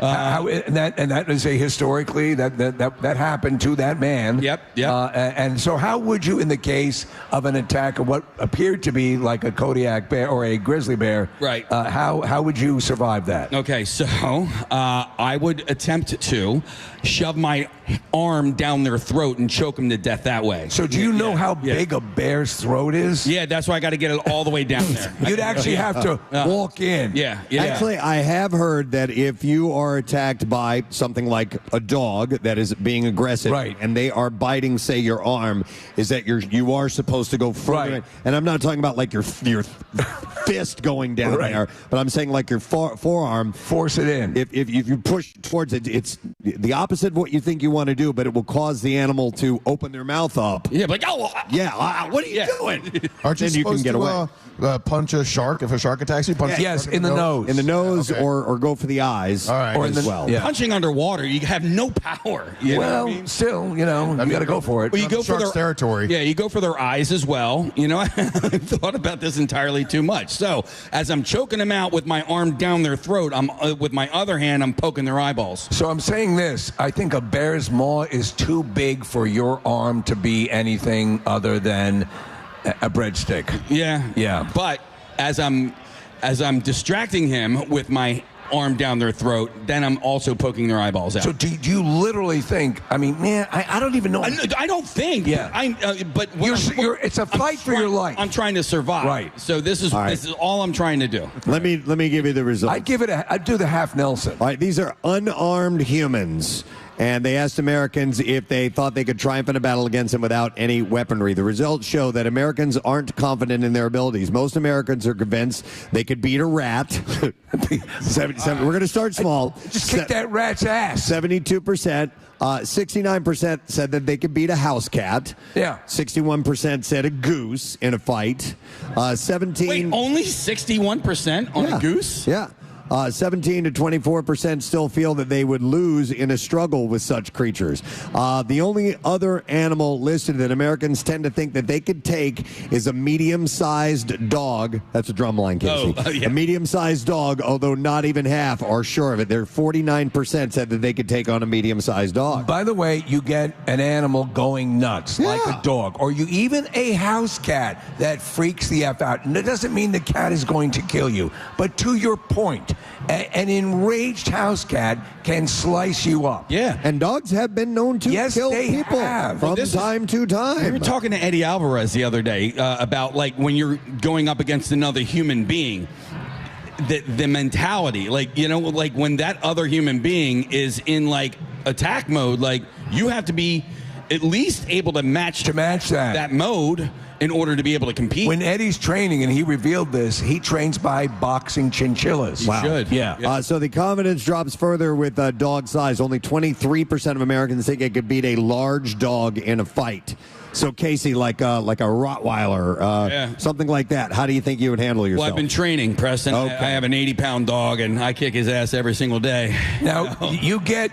Now, who's the more formidable of your two dogs? Oh, Reggie. So, Reggie incensed, a la Cujo. Yeah. He's going to F you up. He's going to F me up. I mean, he is massive, but he is such a teddy bear. But enraged. Yeah, it doesn't matter how sweet he is. I know. Yeah. No, I just wanted to say something nice about my dog. Okay. In case he's listening. All right. Americans are least likely to think they could fight a grizzly bear. Yeah, of course. Or beat a grizzly bear in a fight. Only 6% think that they could actually beat a grizzly bear. And lions, gorillas, and elephants are seen as similarly invulnerable, with only 8% boasting they could. So the rules are, if it's brown with a bear, flush it down, right? Yep. Yes. Yep. All right. You know what scares me are like snakes, giant, boa constrictors, pythons, cobras, anacondas. I want to go back to the geese argument for a second. Of all of the birds out there, like it seems like geese or swans or whatever have the least amount of fear if they were ever to attack a human, right? Yeah. They just don't care. What wild bird scares you guys the most? Cassowary. What is the guess? Yeah, the cassowary is pretty terrifying in Australia. Emus, I hate. I just don't. I've been around them. They look mean. They're not nice. No, I've always wanted to choke one of those things out. You know what? A starling. Yeah? Yeah. Okay. Starling. They're tiny. Tiny little birds. How many of you think you could fist fight and beat a goose? That guy. 5-10 people, something like that. So they're some people don't believe it. Well, all right. What about any birds of prey? Like, what if a bald eagle were like a bald eagle with their talons? Yeah. Now the thing, and if you've ever been in proximity or ever held one on your arm, they're very light because obviously they need to be airborne. But when they're going full bore, I mean, they will, again, slice you to ribbons. Yep, exactly. So, all right, thought that would be an interesting survey. Let me move on to another one for you. Survey says a new study suggesting that morning sex may be the productivity hack that actually pays off. Did they suggest which animal morning sex is best with? They said that it would be most difficult with a bear. With a bear. But no, Zip Health polled 1,000 full-time American workers and found that those who get it on before going to the office report higher productivity, motivation, and focus than those who don't. So morning sex is good for your productivity. Yes, and with our time schedule, that makes perfect sense to wake up your partner at 2 o'clock in the morning. Yep. More than 2/3 say they feel more productive at work and complete more tasks after morning sex. Where do you stand on the issue of morning sex? I'm not a fan. I neither. No. I'm not ready for that. I gave up on that a long time ago. I think morning in the sense of someone has passed, and that's okay. Like in a funeral home. Yeah, if you're crying. Yeah. That kind of morning. Yeah. No, there are two massive hurdles for morning sex. It's the breath.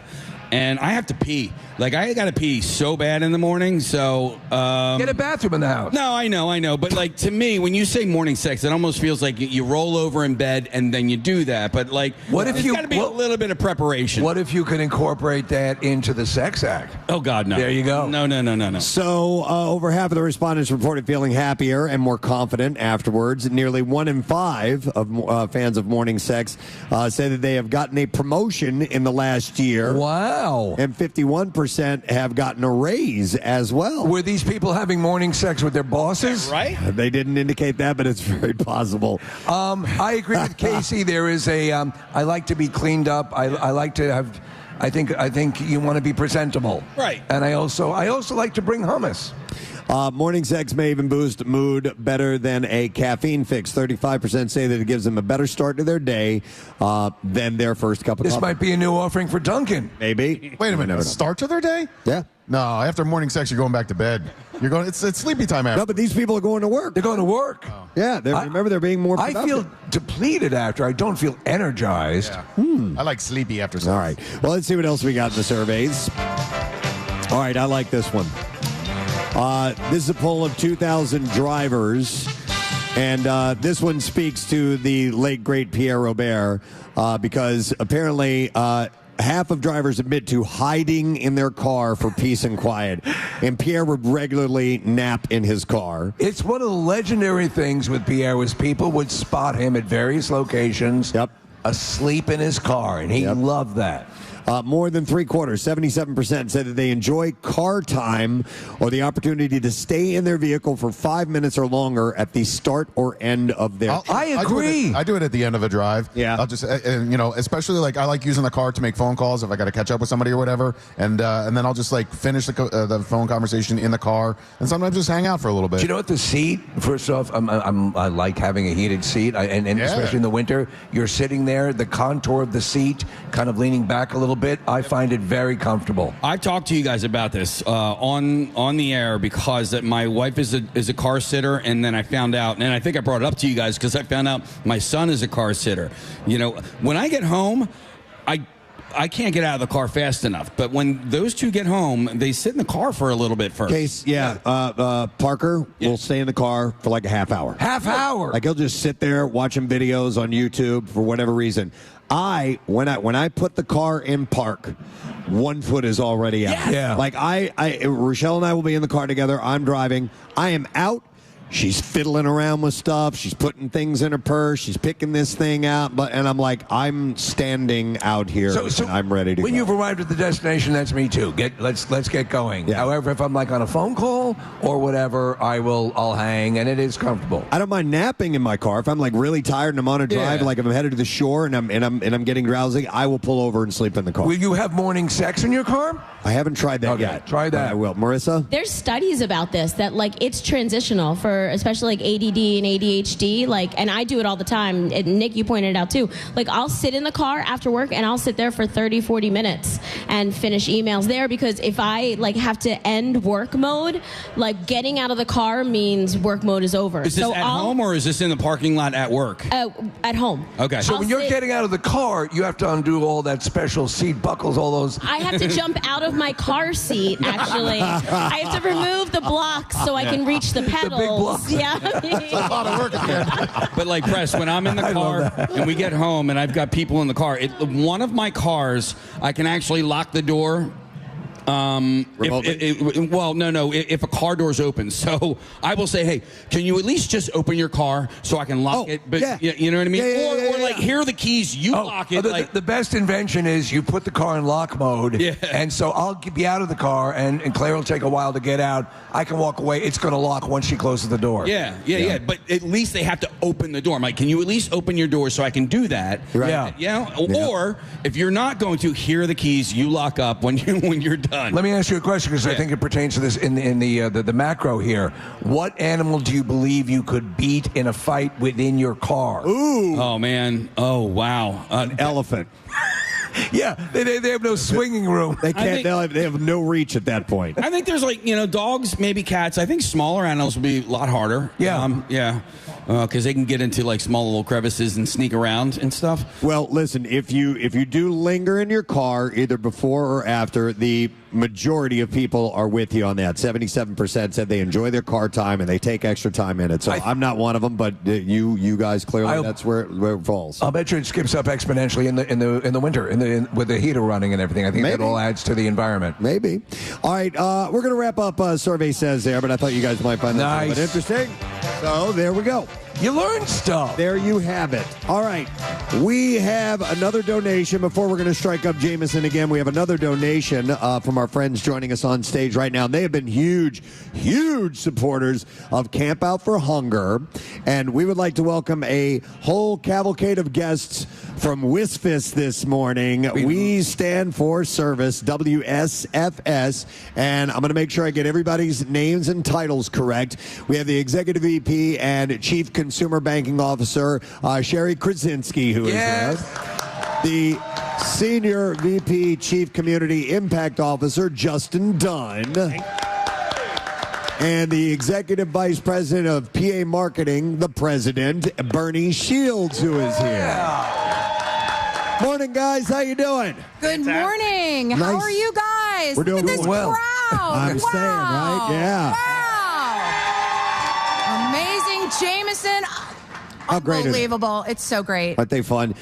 We love having you guys a part of Camp Out for Hunger. WSFS got on board several years ago and immediately wowed us with all the presentation that they brought. The commitment to everything, and you're loyal to this because it's near and dear to your hearts, and you've been unabashedly supportive, and we love seeing you. It means good things. This is one of our favorite events of the year. We do have something pretty cool today. But before we get to that, we do have somebody new with us today that was just introduced. Our Pennsylvania Market President, Bernie Shields, just joined the bank not long ago, and we're so excited to have him representing this area. Let's give Bernie a round of applause. He already knows the band. Yeah. He knows everybody. He's been working the room. Thanks, Sherry. So I'm new to WSFS, but not new to Philadelphia. A little bit of cred. Frank Daly and I are old friends. No way! From Jameson. Great to hear that Jameson was here on the way down. I was fired up to see Frank. That's excellent. Bernie, where are you from in the area? So Northeast Philadelphia. Northeast, the great Northeast. Excellent. Bernie, what feral animal do you think you could beat up? Hopefully I wouldn't abuse any animal. There you go. That's the right answer. That is a banker answer. That's a good diplomatic answer. I love it. I love it. Well, you guys brought something with you, and I'm intrigued by this. This is cool.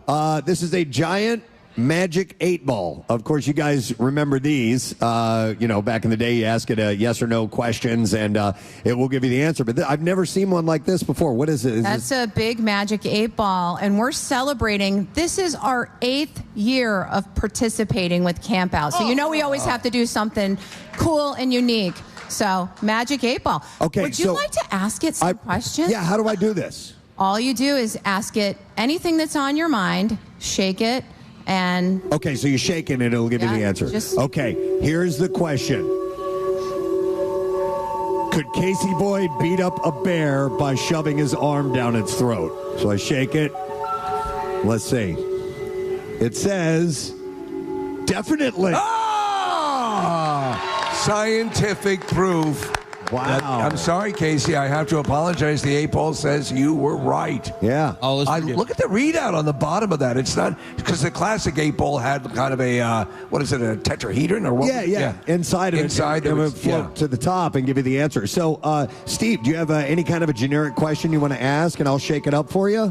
Will I meet my Prince Charming? Will Steve meet his Prince Charming? Let me shake it up. Don't count on it. Thank you. Yeah. Sorry about that. All right, and then how about this? Is the Magic 8-ball going to tell us how much WSFS's donation is? It's been right so far. All right, let me shake Let's see. it. Hang on. Shake that bastard. Hang on. Wait, there's a number coming up. Oh, my God. $50,000. Oh, my God. Well, that took the big prize. 50 grand? 50,000. Where's our camera? Zoom in on this. That is amazing. $50,000. That's absolutely over the top, ridiculous. My God, tell us about this donation. We know that there's so much need right now, and the WSFS Cares Foundation is proud to step up and help feed those in need. So, it's just what we do. Well, listen, it has been no secret since the beginning and even prior to this what the uphill battle is this year. Obviously, with anything like this, you relay that there's an issue. And there's always been a sort of a much to our sadness, a food insecurity issue in Philadelphia. And we knew this year was going to be extra formidable, especially with the loss of Pierre and everything else. But I got to say, you guys have been such great partners, but you came through super huge this year, which is awesome. Thank you, thank you, thank you. That's amazing. Our pleasure. Thank you. Sherry, is there anything else you want to share about WISFIS before we move along? I have to give a shout out to Team WISFIS. They're here in full force today. They come out early, support us every year. Our creative team, our marketing team, they make it happen. You guys are incredible. You walk the walk. So thank you so much for that. And there are so many people that are going to be living better lives because of your organization and the partnership. And we're honored that you decided several years ago to come with us and get together and make this thing happen. So we love you so much. Another important question: where do we get one of those 8-balls? Yeah, that's cool.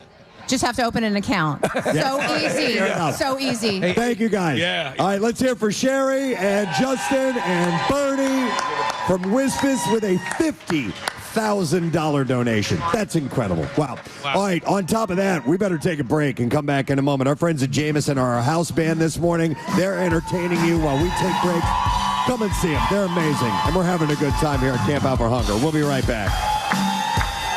Should we both be wearing oxygen tanks? Should be wearing Depends. All right, we're going to go again. All right. Know, Nick, when they are ready and when we're moving. All right, we got the thumbs up. Okay, as soon as you guys start moving, we'll do it. Here we go. All right, here we go. In which park was the New York Marathon run until 1970? Central Park? Yes. Nick got that. In the charity AHA, what part of the body does the H Heart. Yes, nice. In which state did both Kennedy and Johnson die? Texas. Yeah, Drew got that one. Let's see. What do fish use their gills for? Breathing. Yep. Who got that? Drew got it. Shut up. No. What? In which English city is Buckingham Palace located? London. Ooh, yeah, Drew got that. Yeah, man. Which type of power station is Chernobyl? Nuclear power plant. Yeah. Nuclear. Okay, here's a tough question. What was the movie Twister about? Tornadoes. Got it. Meteorology. In The Lion King, who narrated the voice of Mufasa? James Earl Jones. Yes. What is the most common trick that pet dogs perform? Sit. Yes. Which U.S. state is the smallest state of the Rhode Union? Island. Yes, Drew got it. What is the name of the protective outer layer? Oh, my God. I don't know. What was the question? The epidermis. No. Protective outer layer of trees. Oh, bark. Yes.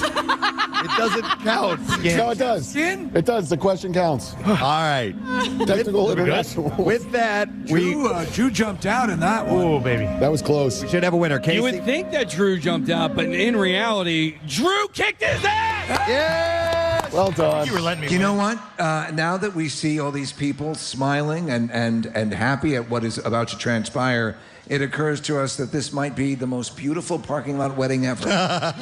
It's true. And our tuxes arrived just in time. Literally 2 seconds ago. Thank you to Ikabuchi. When they make the movie about this, that's going to be a real nail biter. Yes. Yeah, big shout out to Steve Castle from Ikabuchi on Eagle Road in Havertown. I literally texted him at 6:30 this morning. Came running. And by the way, the tux I got sort of fits well. Mine as well. And it was a last-minute touch that we forgot about, so thanks for bailing us out, man. We appreciate it. I got a little emotional when they all started walking in. Like when I saw the brides. The first bride to come in has this beautiful dress on. I was like, oh my God. It is amazing. We're doing You guys this. ready to get married? How awesome. How wonderful. We do have one other minor detail. Although we are going to be witnesses. Yes. We need a little bit more flash in that department. So, ladies and gentlemen, if you would, Paul, please have the intro music. We're going to welcome our special witnesses for the Preston and Steve Hungry for Love mass wedding ceremony. So, witnesses, if you could please enter. Oh, my God. It's the Philly Fanatic, Preston. The Fanatic. Everyone's tripping, and they're so happy. Come on over here, guys. Beambo. Steve, to your left, we have Wingston from the Philadelphia Wings. We have Fang from the Philadelphia Union. And, ladies and gentlemen, we got Gritty! What a collection of witnesses. It's perfect. And in fact, for the wedding ceremony, playing the parts, and thank you, Paul. No, Gritty's by the cake. Easy, Gritty. Gritty, calm down. So for the purposes of this, playing the role of the matron of honor will be Gritty, and the best man will be the Philly fanatic this morning. So we're excited to have these guys here to be a part of this wedding ceremony. Awesome. Gritty's picking. Gritty is He's actually picking up money and paying off our preacher. He's paying off our reverend. Yes. Nice We're job. in a strip club here. Here we go. All right, I think we are ready to begin, ladies and gentlemen. So with our witnesses in place, with our couples standing side by side, ready to participate in this wonderful event, I would like to introduce from the Philly Wedding Company, the Reverend Patrick Loftus this morning. Yes. Thank you. I wish you all could see the view from up here. Just absolutely astonishing. And Preston and Steve, something tells me you should probably hand out some life preservers, because I probably feel today there's a possibility we could all drown in a sea of love.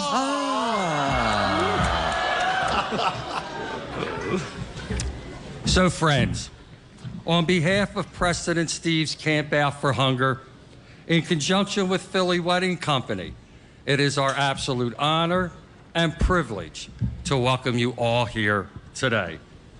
This morning, you will profess the love and devotion you have for each other.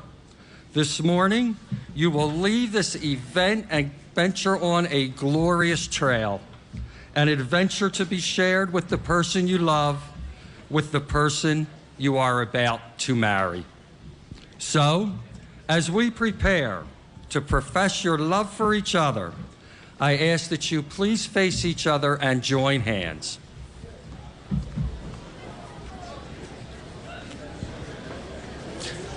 At this time, I ask that you look into your partner's eyes, but more importantly, look into your partner's heart. This person whom you hold by the hand is about to become your life partner. I pose to you the following questions. Please respond by saying, I will. Do you promise to be one another's true love? Do you promise to cherish this union and love one another today more than you did yesterday? Do you promise to love one another faithfully through good times and bad? Do you promise to cling to one another in times of adversity? They're thinking that one over. By the way, the squeaking is Gritty also saying I will. That's how he speaks. And do you promise to be one another's best friends as long as you both shall live? At this time, there will be a reading by Steve Morrison. Thank you. This is a reading from Weston's letters to the Lowerites. Love. Love is patient. Love is kind. Love is not envious or boastful or arrogant or rude. It does not insist on its own way. It does not become irritable or resentful. It does not rejoice in wrongdoing, but rejoices in the truth. It bears all things, believes all things, hopes all things, endures all things. Now that said, sometimes love would love to know where the freaking remote is. Love would love to not pretend that your friend from college isn't the biggest banshee bitch on earth. Love would probably like to reintroduce the mouth into the bedroom. Not saying it has to happen all the time, but once in a while would be nice. Of course, love is not stupid, though. Love knows it should probably put the toilet seat down now and then, especially at night so you don't end up cannonballing into the water. Love knows that we consider to take a shower before intimacy so you don't smell like Kennett Square during mushroom season. Love should probably realize it shouldn't jam its hands down its pants like someone grabbing for a bridge jumper, especially in front of that bitchy friend from college. Yes, love is eternal. Love is nice. Love is so good. I said it thrice. Thank you. Steve Morrison.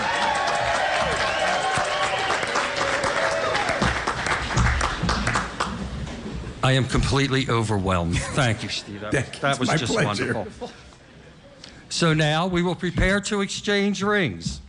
And as you do, let these rings be a constant reminder to both of you of the vows and commitment you have made here today. So now I will ask partners on the left. That's if you're facing this way. If you're facing us. If you're facing us, it's this way. Partners on the left, please place your ring on your beloved's third finger, left hand. Boy, that's a lot of math for this. I know. Yeah. Good. God. All right. Now I ask you. You will answer, I do. Do you take this partner? Do you take this person to be your partner in life? Do you promise to cherish them every day? And do you give this ring as a sign of your love, loyalty, and commitment? And to those receiving these rings, do you accept this ring as a symbol of your partner's love and devotion? You may place the ring on the finger.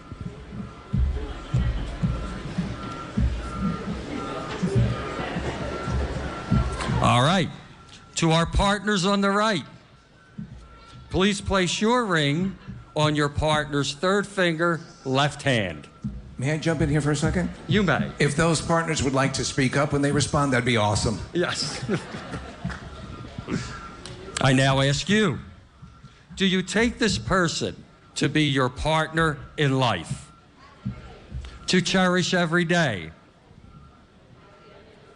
Do you give this ring as a sign of your love, loyalty, and commitment? You may place the ring on your partner's finger.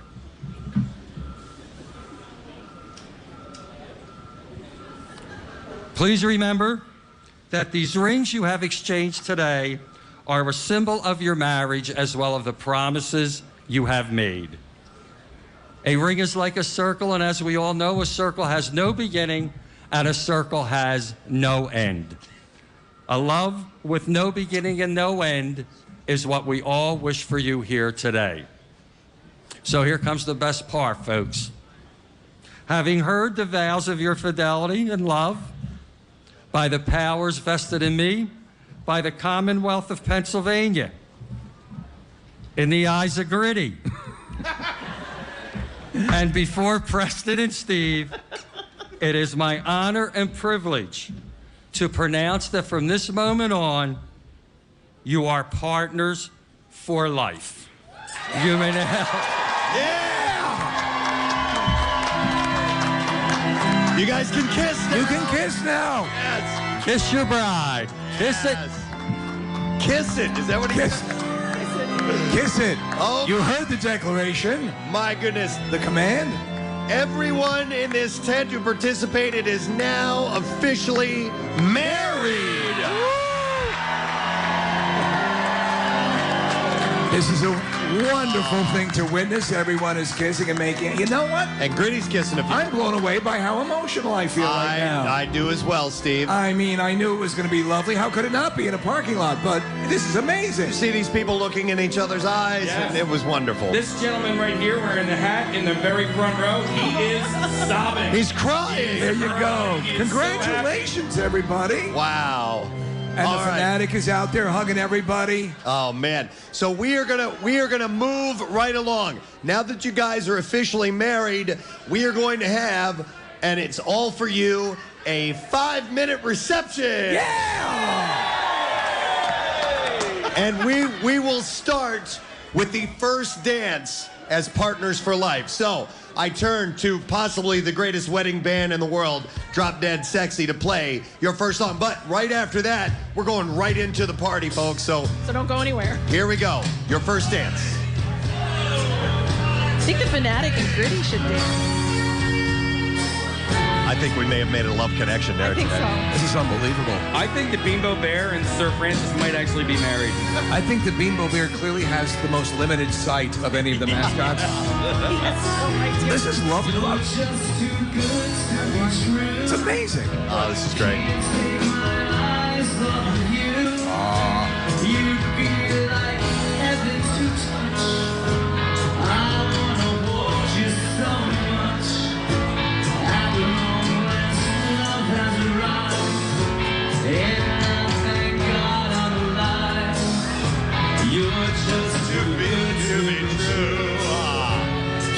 take my eyes off you.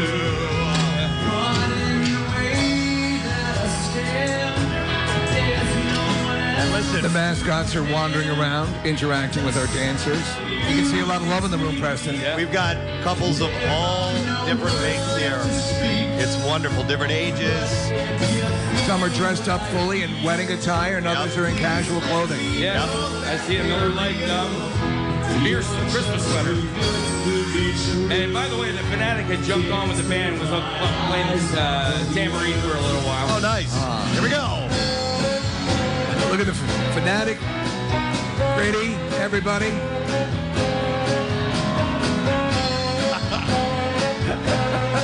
Ready? Here we go.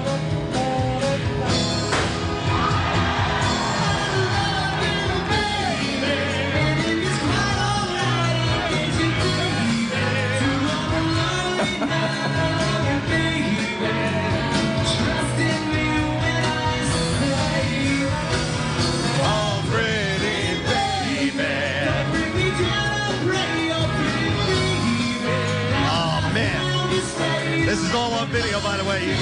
Streaming live.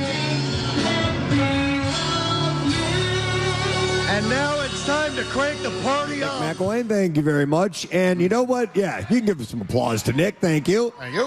One of the things we have not done yet so far is set somebody up in the cushy confines of the privilege section. So Nick is going to choose who gets to sit there for the next hour or so. Nick, who's it going to be? All right, there's a guy in the back with a Phillies hat on, waving both hands. Yeah, we're going to have you come up. I like getting somebody from the back of the tent. And then the people holding up the sign right over here. Peace, love, music, and Pierre would approve. Bring you on up as well. So those two people right up to Marissa, and we'll get you in the front and then put you in the privilege section. A lot of great signs here this morning. We love it when people, dress in almost like it's, Spirit Week at high school. Absolutely. And obviously, as you'd well imagine, there is so much Pierre love represented in those signs. And leading spirit would be Philly sports guy who's right over there. Yeah. In his Phillies attire today.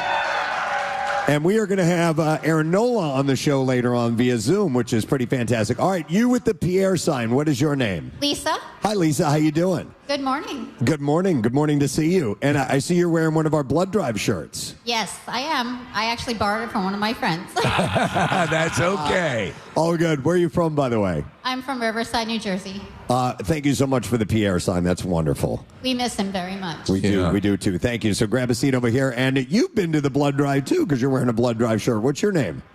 James. James, and he's wearing the Jaws blood drive shirt, which I totally love. Where are you from, James? Philly.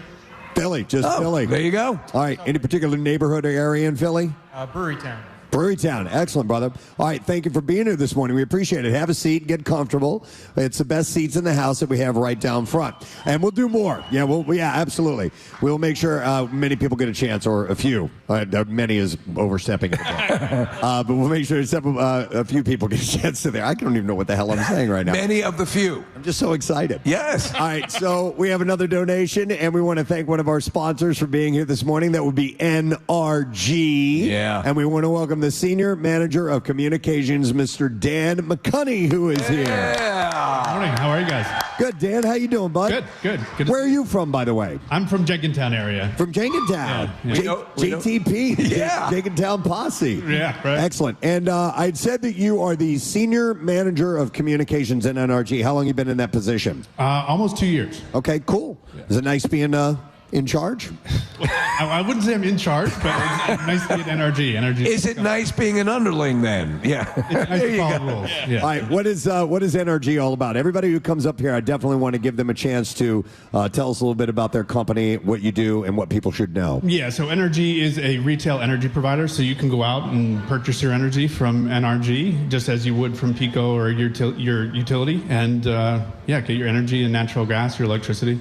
You guys have been a part of the campout for a number of years, and it's always great to see you. And how are things going in the energy biz right now?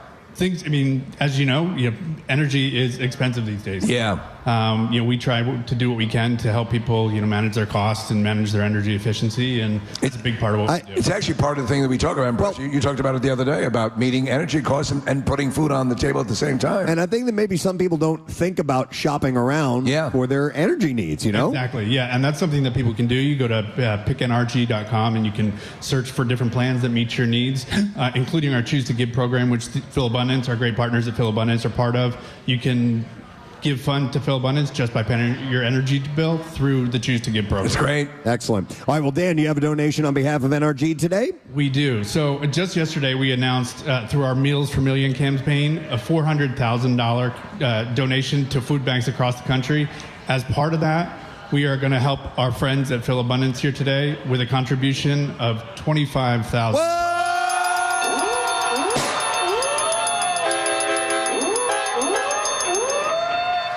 25 G's. Man, the money is coming big today. And listen, we love it. Don't let that scare you away. Don't let it scare you away, because as we said, terrific. But oh my gosh, obviously in the business you deal with, you see people are straining and struggling. So this is wonderful, but don't be put off by this. We need every bit of it. But man, that's pretty damn good. Yeah, as you guys have talked about all week, the need right now is greater than ever. So we're just trying to do what we can to help lower that cost for people. Dan, that's amazing. Give our love to NRG and everybody there. We really appreciate it. Wow, huge round of applause for NRG.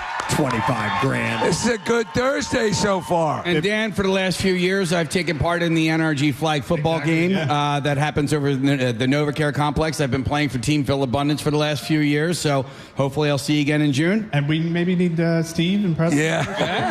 Possibly. Well, Preston has a tooth and knee injury. That's right. Incurred from fencing and putting a microphone up to his mouth. You might get hurt just being near me, so I don't know if you want me there or not, Dad. All right, well, thank you, brother. We appreciate it. All right, what we're going to do now, before we get into the bizarre file, I know we already had Jameson as live entertainment, but we're just beginning, folks. Note the doors that are opening right now. As we speak, making our way into the tent, the Marple Newtown High School Drumline. Yeah.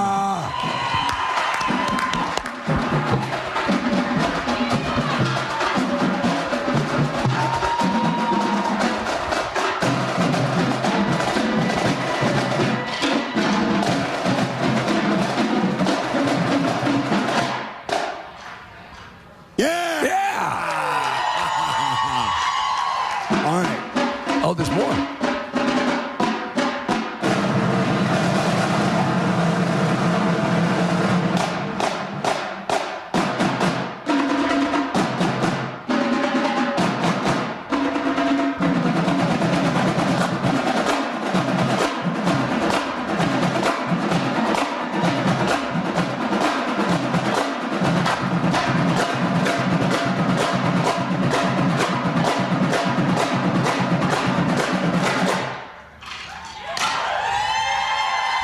Baby. Something about a drum line, and they say, Preston, that it's the cadence of our own hearts from early on in life that gets us fascinated and drawn to the sound of drums like this. Really? Yeah. I was not aware of that. I love that little bit of tidbit. All right, that's performance number one. We're going to do the bizarre file. We're going to talk to their director, and they're going to do it again for you. So let's do the B file right now. Here we go. WMMR presents Preston and Steve's Bizarre File. Brought to you this morning by NRG. You can power the fight against hunger when you switch with an energy plan that supports Phil Abundance. Switch to NRG. Make a difference. NRG, proud supporters of our Camp Out for Hunger. All right, we'll start with this story. Sometimes I see stories and I'm like, oh, thank you for happening so I can share this in the bizarre file. A 9-year-old child was working a carnival ride in British Columbia when a drunk woman fell out and broke bones, according to a safety report that was just released. So you have a 9-year-old child operating the ride. And a drunk patron inside the ride. This was on the Zipper, by the way. The Zipper. Yes. Which let me say it again. A 9-year-old was running the zipper, if you've ever seen He this looked like he was 11.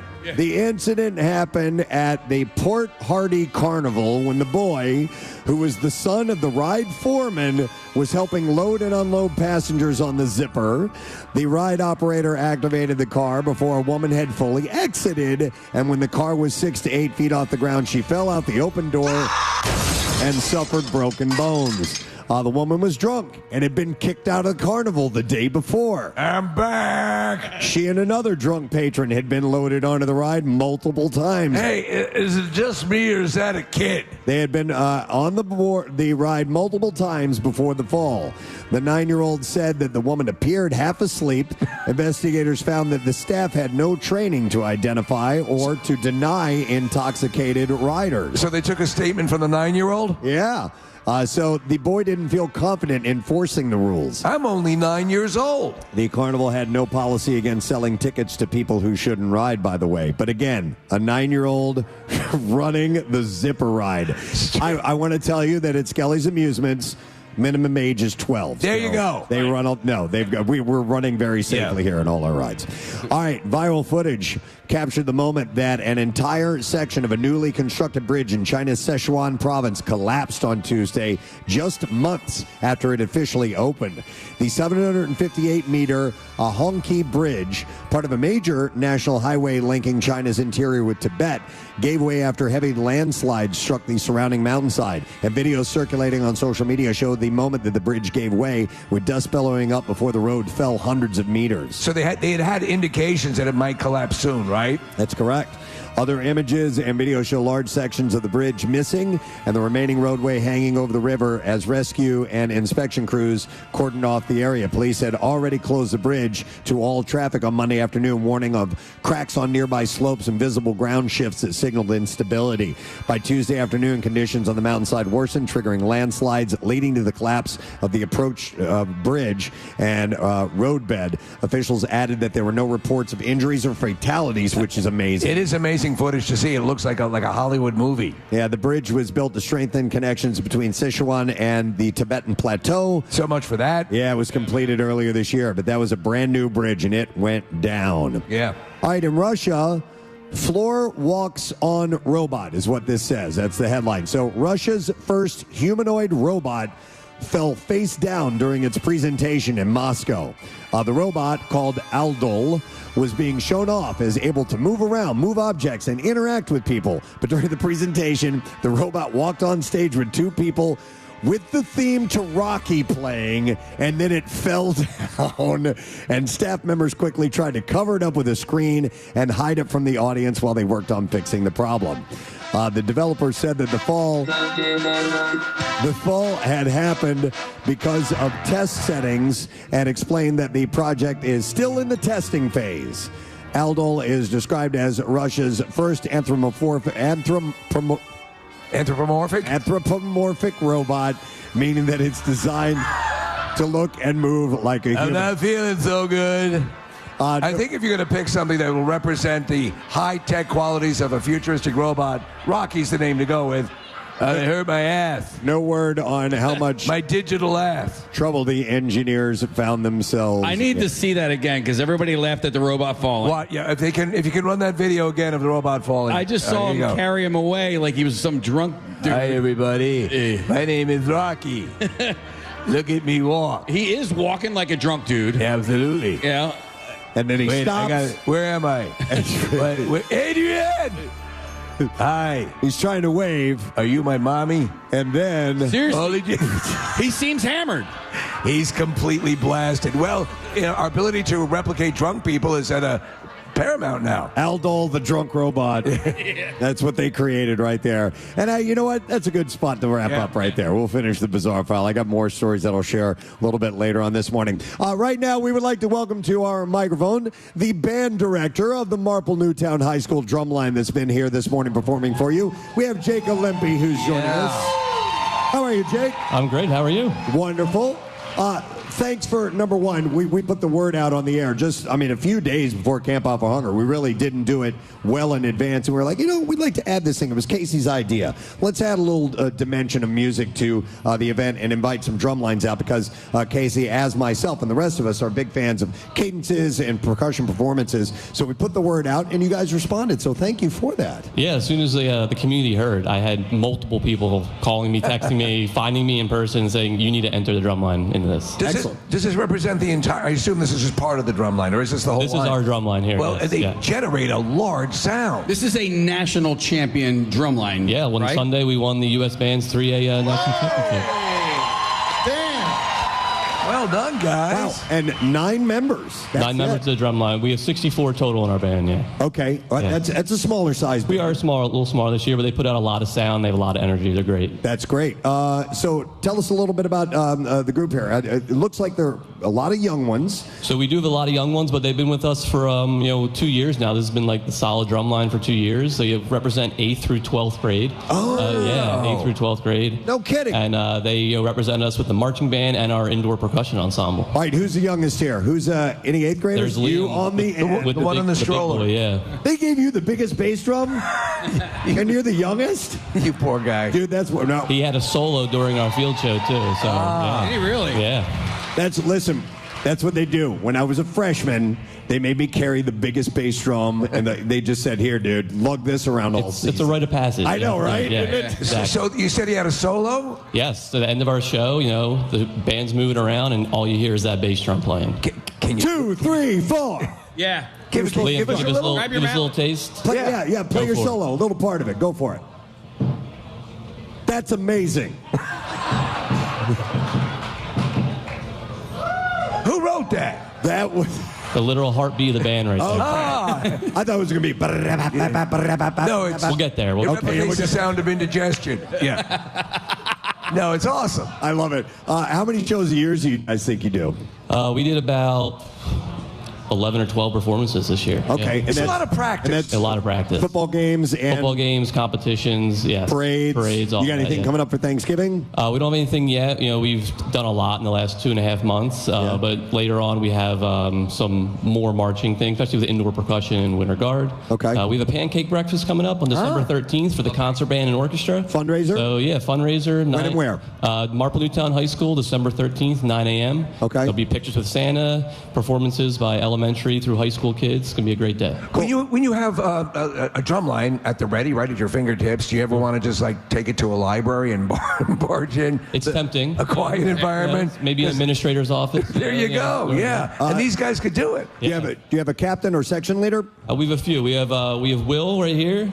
We have Lucas. And we have Sean. Excellent. Right. Nice job, guys. Wonderful. I'm going to give a big shout out and a hello to your athletic director and my friend and football coach, Chris Gicking. Mr. Gicking, I know he is a huge supporter of you guys. Oh, yeah. And he's actually a supporter of the Camp Out for Hunger as well. Yeah, he's great, and the whole community is super supportive of us. We had 11 fire trucks come out, when we won, escort us down from 476 back up to the school. Well, it's well-deserved. Our assistant director was driving one of the fire trucks, Ben Fastman over there. So, Sweet. yeah, it's a great community for music.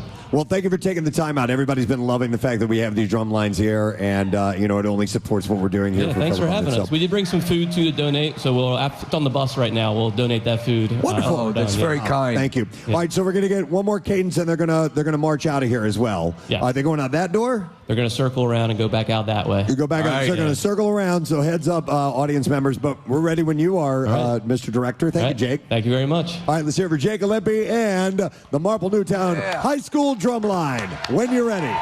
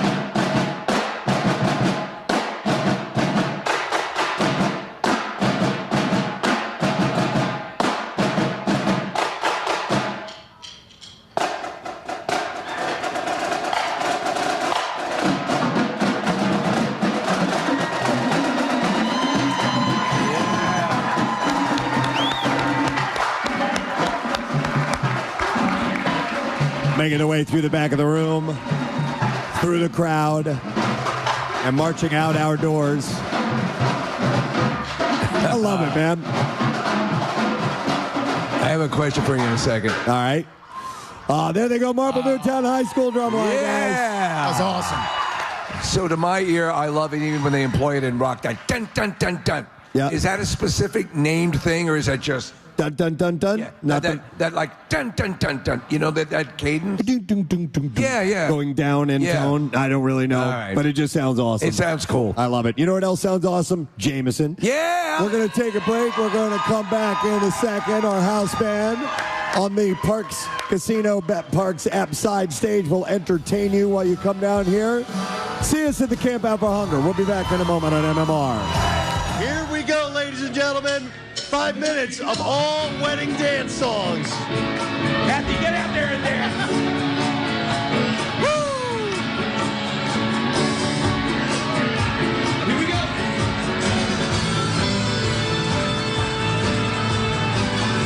Fanatics on stage playing the tambourine. Do you remember?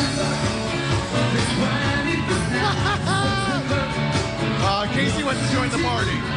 He's got to get out and dance. It's so great. There he goes. Here comes Casey, everybody. A wedding guest favorite. Absolutely. And there he is. Yeah, Case, go. He's dancing with Bimbo. This is a wonderful scene here. Yes, it is. Eagles cheerleaders joining in. They're doing their dance routine. Yes. It looks like a Sid and Marty Croft reception. Dude, Steve, you hit it right on the head. Yeah. With Gritty. Eyes shaking all over the place. He's got some moves, man. We got brides coming over, hugging Steve right now, thanking him. All our mascots are mixed into the party crowd here. Everybody's up for a dance.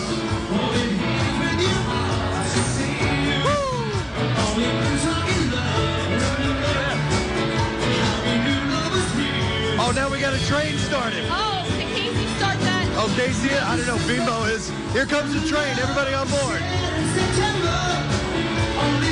This is awesome. I can't stop watching Gritty. Gritty's awesome, man. And the Fanatics on stage. Here, he's coming down now. He's getting in the train. There's a bunch of kids in the office. Super. This is how long every reception should last. Dude, there has never been anything like this ever. I've never seen anything like this.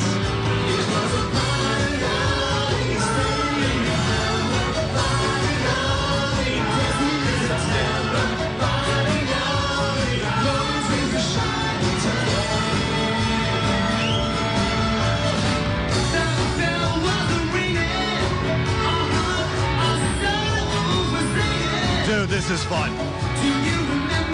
So there's a whole bunch of people in here. There's still some spectators in the back. There's people outside looking in. I hope there's people that are coming by right now that had no idea this was going to happen.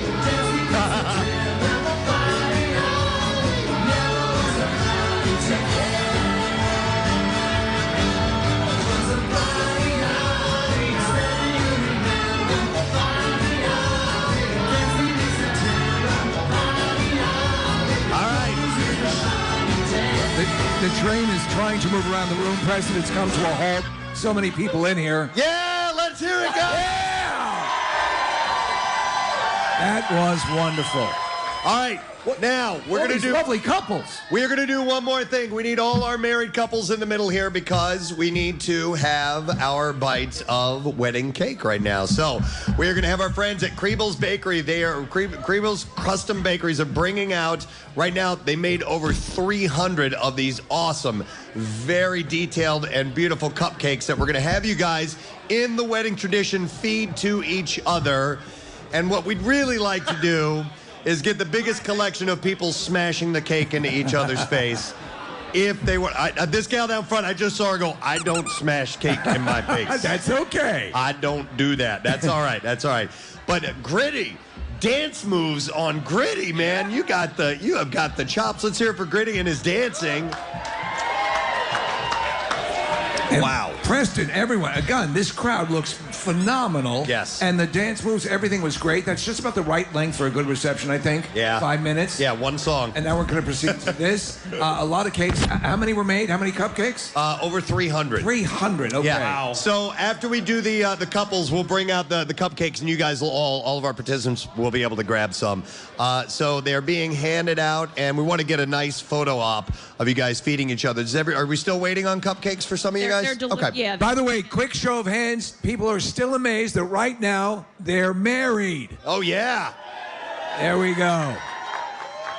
Oh, and is anyone interested in consummating the marriage in our RV later on? We have a lot of hands Wow, going. yeah, we'll have to figure that one out. Gritty does. Gritty does. He doesn't know what consummate means. No. I'll tell you later. Gritty. I'll tell you later.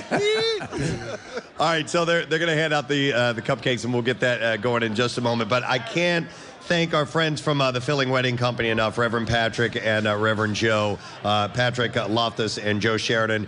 They got in touch with us and said, hey, we do weddings. You want to do something? And we kind of took it up a couple of levels and said, let's marry a ton of people. I thought it was an awesome success. It still continues, obviously, but the magic, we also have things to dispense and things to give away. That's coming up in a bit. Yeah, we're going to do that in the following break. We have the honeymoon trip to give away. We have the engagement ring from Steven Singer Jewelers and the wedding bands from Steven Singer Jewelers. And by the way, distributing the cupcakes are Eagles cheerleaders. Yes. So we got to thank them for being And here I believe too. the dance team from the Wings are here as well, President. Excellent. Oh, the Hot Wings. Thank you. Hot Wings. Are they the Hot Wings? I don't know. That's what Chuck wants to call them. That's a great that's a name. good idea, yeah. I love that name. Kathy, you don't like that name? No, Gritty grabs a cupcake. He's getting it all over his costume. Put it down, Gritty. Okay. Put it down. Put the cupcake down. Oh my God! Just throw it. He's going to throw it at you, Kathy. Careful. Yeah. My boy, the fanatic, will have my back. All right. So here we go. Oh yes, thank you. We have can sell our these cupcakes. pictures, though, to plushie sites, Preston. Yeah, this is a plushie orgy, actually. Plushie orgy. All right, so we're going to grab, Steve, you want a cupcake from Creeville's there? Here, right there. All right. Casey's got a plate full. Oh, don't do it yet. Hold on. You guys, hang on. Hold on a second. Eating? You guys are already eating. We need to do this all together. We want to get a good photo op. So, Casey, do you and I want to do it, like this way or no? Yeah, I'm not going to smash it in your face, dude. Promise? I promise. All right. No, because we could feed our own, or should we feed it to each other? Well, Yeah. no, we just feed ourselves. Okay. All right, ladies and gentlemen, raise your cupcake. This is a tradition at all weddings. So congratulations and enjoy. You're now married, so have your cupcake. Smash it in the faces if you want to. Go right ahead and do it. We're going to get pictures of this. So thank you very much, Casey. I got a little bit on me, Preston. Oh, my God. A little bit on my forehead. Did Gritty do that? I don't want to gritty up. This will look, because this is a chocolate Oh, my God. cupcake. It'll look bad on Gritty. You but look great, How are they? Steve. Thank Steve, you. when you woke up this morning, did you have any idea that at a wedding, Gritty was going to smash a cake in your face? No idea, but it was an honor. And I see obviously the fanatics over there. He's instituting the cupcake dispensing and crushing. Everyone looks so lovely, though. I can see where they wouldn't want to smash it in each other's faces. I understand. I'm actually surprised people got as done up as they are. Hey, did you guys smash it?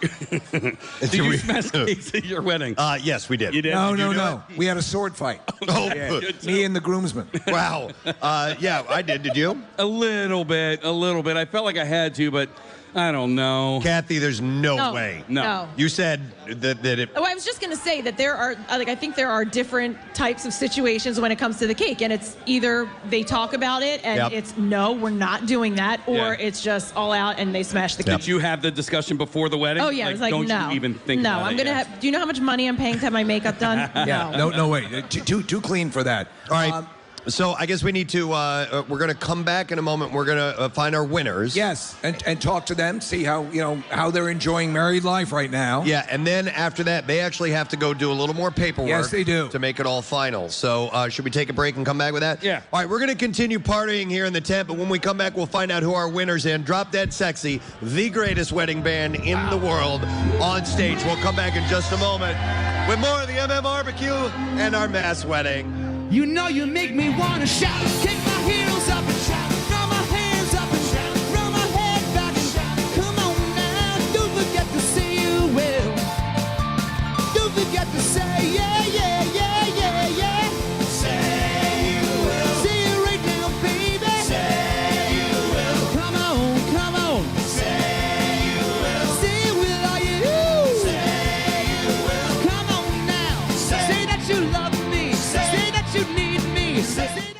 we're going to send Tommy and Ricky out with Casey and Nick. Who's my teammate? Nick. He's got Tommy. Oh, is that how it's going to be? Yeah, well, Ricky Ricky picked me. You're in trouble, dude. All right. We lost last year, so we got to switch it up. So it's going to be Tommy and Nick and Ricky and Casey? Yeah. And they're pitching, right? They're pitching, we're catching. Okay, so the way this is working... It's just like in any club in the city. We're going to put them on the big, it's called the Pharaoh, the ride that we have out there, the one that swings back and forth. And we have a little pitching game that's going to take place. Casey's getting suited up as we speak. We're attempting to throw. Not pitch, throw. Throw, exactly. Attempting, big word. All right, so we'll send you guys backstage, and then we'll check in with you in just a moment. So let's hear it for them, guys. Ricky Bowe, Tommy Green, Casey and Nick, they're going to head out right now. And so you guys can go across the stage, and then we have a couple more people that are going to hang out. For now, it's the Preston and Steve and Kathy show that will be up here on stage. Yes. But we have two more alum legends that we are going to welcome to our stage. We're going to chat with them while these guys are getting set up. And they're some of the best. We love these guys. They're perennial favorites. Anytime that you are at a Flyers game, you'll probably see one of these guys walking around. We want to welcome two of our favorite people, Mr. Joe Watson and Mr. Bernie Perrant. Yes. I'm sorry, Santa Perrant is coming up onto the stage. There he is. We're going to have you guys come right over here. Oh, my God, look at Bernie. That. That's hilarious. Wow. He makes a good Santa. Oh, my goodness. Have a seat, Joe, anywhere you like. Get yourself comfortable. Wow, Bernie, look at you, man. Good to see you, my man. We're going to have you move over there. Bernie, by the way, is dressed as Santa Claus. Over his gloves, though, you will see the two Stanley Cup rings that he's wearing. I love this. All right, Joe, can you hear me okay over there, bud? Yeah, definitely. Yeah. All right, good to see you. Bernie, I can't. You know what? Look at you. Bernie looks like the old basis for Great White. Hey, real quick, I just want to let you guys know that Kevin Smith is still here, and it just dawned on me that he is a huge fan of you guys. Like, Where did Kevin go? Bring him out here. Yeah. Come on, Kev. Come on, There Kev. he Get is. over here, Kev. Come on. So, Bernie, how you doing over there, bud? Can't hear you. That's because you're wearing a huge wig. You got a huge wig. Hey, as they say in French, I'm doing fine. You're doing. We're happy to have you guys come down here. The fans still love seeing you guys out and about and coming out to Flyers games and events like that. Joe, you still love it? You still love meeting fans? Oh, yes. I just came back from Prince Edward Island last night, and I met Forbes Kennedy. Forbes Kennedy's the oldest living legend on the Flyer organization. He's 88 years old as a player, so I went to visit him for 4 days, and we had a pleasant time and met a lot of fine hockey fans in Prince Edward Island. Wow. You guys are terrific. The way that you just throw yourself into it. Fans light up when they see you come into the room. I mean, it must never get old to have those kind of encounters because the age the range is huge. Even younger people still know who the hell you are. Well, if I may, I just met Kevin Smith. I didn't realize Kevin's such a big hockey fan. Yes. Yeah. And so it was really nice. And but yeah, it doesn't matter where we go. I mean, I was just up, like I said, I was up in Prince Edward Island, Charlottetown for 4 days, and run into a lot of hockey fans. Remember when Montreal beat us in '76, and that was very unfortunate they beat us. But I think if we had Bernie and Ricky McLeish playing in that series, it would have won 7 games opposed to 4 games. Bernie dressed like this would have helped, you think? Possibly, yeah, possibly, yeah. Well, I felt that way. What's that? I felt that way, you know. You felt that way, like Santa Claus, I would imagine. Bernie, do you own this costume, or did you rent it, or what's the story? That guy asked a lot of questions, Joe. Yeah. That's a lot. Thank you, Nick. By the way, this hour is brought to you by friends at NRG, the official energy sponsor of the Camp Out for Hunger, powering the fight against hunger. I also want to thank our friends Dietz and Watson, who are outside serving up breakfast sandwiches for us. Nice. Just went out there. They very well could have saved my life. I was starving. And I walked out and I saw they had a sausage, egg, and cheese sandwich out there. Oh, and they gave me a bottle of dill pickle flavored vodka to take home. Because I'm a pickle fanatic, so I want to thank them for that as well. So stop out and grab a bite tea while you're here. We do want to make you feel at home and want you to hang out for a little bit, and that's why our partners are offering up food and drink and stuff like that if you're going to make your way out here and spend some time with us. So absolutely, please participate in that. And don't forget, food trucks and fireworks tonight. Dinner starts at 5. That's all the food trucks. They'll be open for business. And then, of course, the fireworks celebration is going to be around 8 o'clock. And the celebration fireworks and drone shows are doing a special tribute to Pierre Robert tonight, which is just absolutely wonderful. And we're excited to see that. And if you haven't been in the tent yet, you'll see this is Pierre's lab coat that we have up here, and with his headphones that have been here since the moment we started. Thank you for that, brother. We love Pierre. And Minerva is here, and also we put up a sign for Pierre that people can come up and sign and write a note, and I would imagine we're gonna frame that and hang that up in the studios eventually. So from our vantage point here up on the stage in the back corner of the tent is a scrolling picture wall, so to speak, of highlights from Pierre's career, and it is awesome to look up occasionally and see his smiling face, and it puts everything in context. Yep, most definitely. All right, so we're going to try something? Yeah, we are. All right, I need Casey's rig on, if you don't mind, and Nick's as well, Rodney, because we're going to send these guys outside to see if it's working now. Yeah. I guess It's working now. Yeah, it's working. Yeah. All right, so our friends at Skelly's Amusements have partnered with us for a number of years, and they gave us some toys to play with, and sometimes we get some new toys. And this year we have a new ride called the Joker. It replaced Pharaoh's Fury, which we always go like, oh, you mean that thing? And we make this little gesture. But we increased the swing now. Yeah, so this Joker is this platform that has a counterweight, and it goes up and around in a big circle. Up in the air, goes way the hell up in the air. And it's one of these rides that kind of makes your stomach drop out. So we were like, well, what could we do with this? We did a game with it yesterday with Mickey Morandini and Rick Vitalico, and it was a blast, especially when Nick got pelted in the face with a water balloon.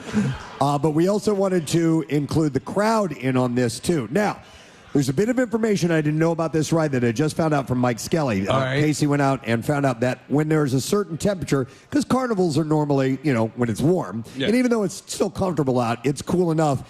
If there's too many people on it, it won't. When it's colder, it won't go all the way around. Oh, I see. It's a weight distribution issue. Okay. So we originally were going to put 22 people on this thing, but I'm told we have to narrow that down to 8 people. Okay. So I need 8 volunteers who want to be a part of this game. You're not going to get messy or dirty or anything like that. So it's really the first 8 riders that go on there. You can raise your hand all you want, but you really just got to get up and go get in line. Go get in line. First 8. Yeah. Go get in line. Yeah, you raised your hand. And we're going to be showing it on the video screens in here, but if you want to go outside, put your jacket or whatever onto your seat. It will be here when you get back, and we'd love to have a crowd out there watching the whole thing. It's just it's nice to experience this live. Now, the participants are going to be those 8 people that get online, and Casey and Nick. And this is in conjunction with our friends at Thomas's as part of the Camp Out for Hunger Games. So there's something at stake here. There's a donation at stake.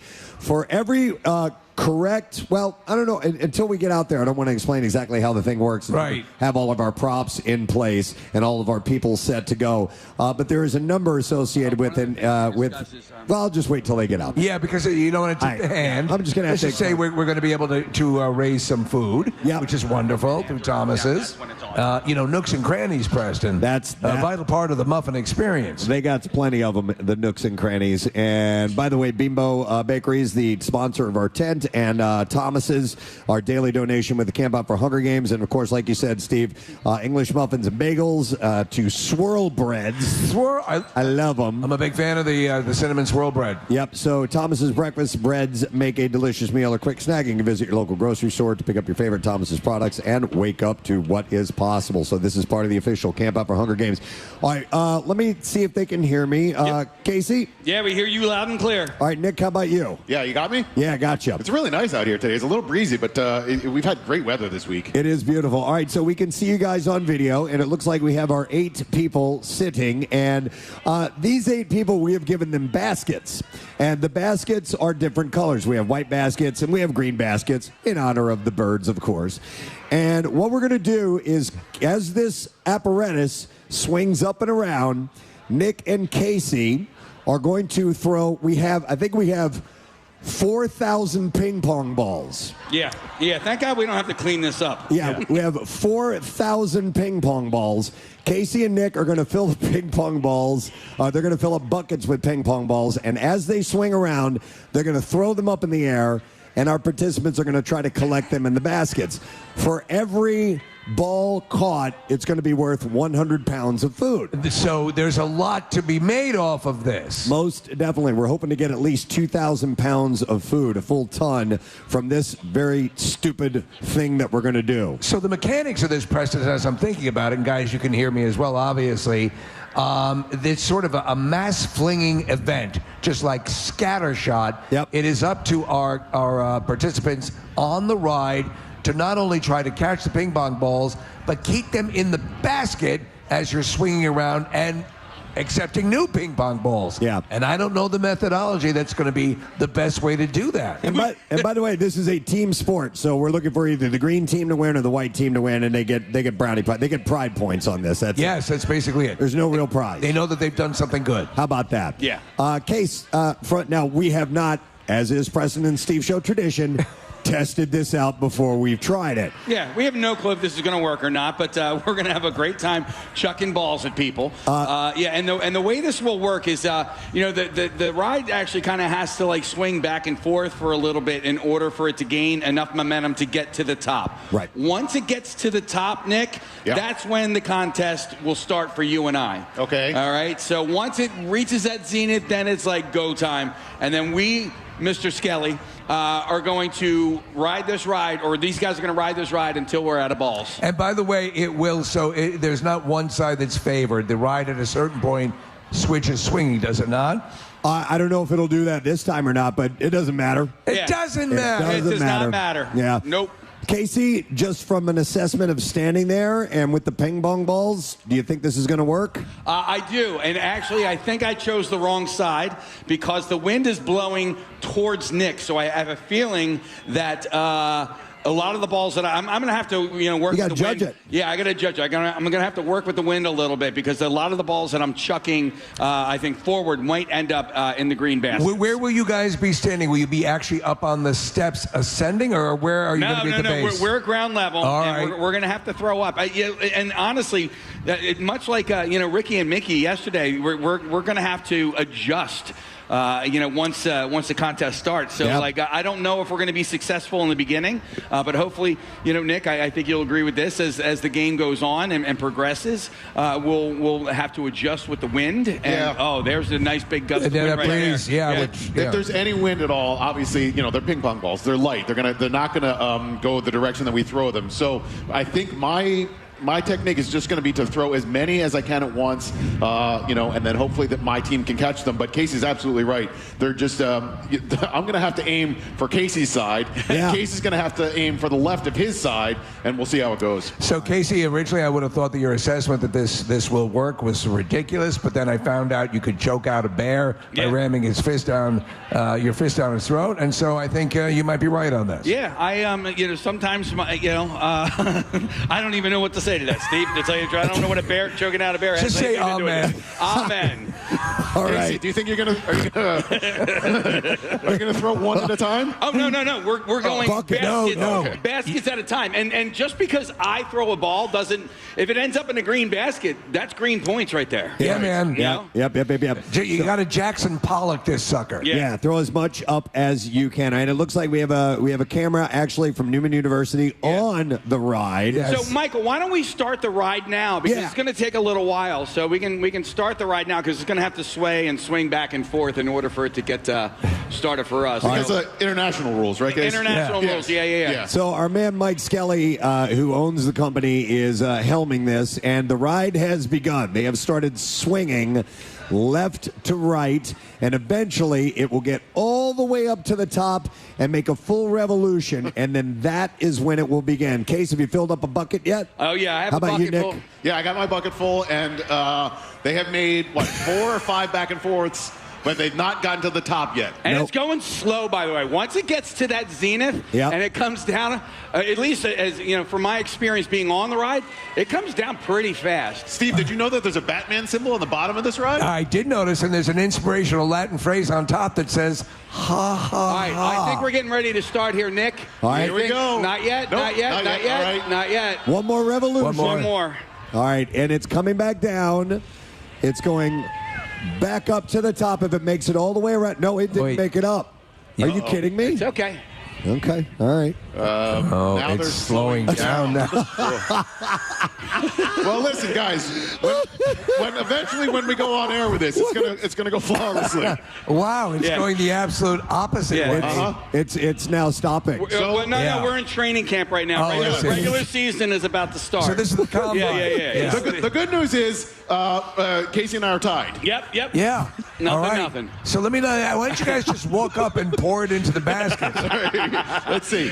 Okay. Wow. I tried one. Hang on. By the way, when they are done, when the ride is done, we will have everybody come back in here into the studio or into the tent, and we will dump out the baskets, and we get the total. So now it's at a dead stop. All right. That's all right. It's gonna be so easy. Yes.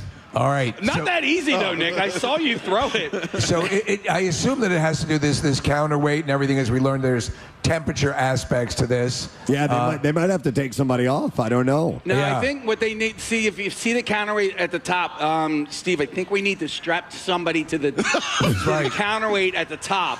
So do we have any volunteers? Anybody that wants to be strapped to the top up there? There are no hands that have been raised in the tent, Casey. All right, here we go. We're Sorry about starting that. again. Does anyone have Gary Lauer's number? We could put Philly Sports Guy up there. By the way, Gary Lauer. All right, here we go. Gary said he was going to be here all week. Yeah. I have not seen him And yet. true to his word, no sight of him. Yeah. All right, the ride is moving again. Let's see if it can make it all. It almost made it to the top. Yeah. It looked good. And then it fizzled out. Mike Skelly didn't seem fazed by it at all, so he has restarted the ride up again. He unplugged it, plugged it back in, guys.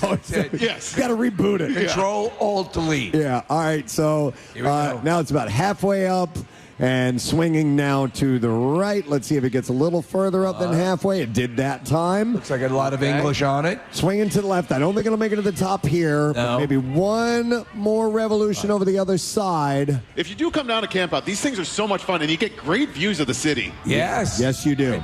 All right. Here we go, guys. Come on, I think boys. regardless, we're doing it We're gonna here. start? Yeah, we're starting here. Oh, Jesus. Dude, it's not going to make it. Go, All right. go, Go. Here we go. Oh, good God. On my basket. Keep going. Keep going.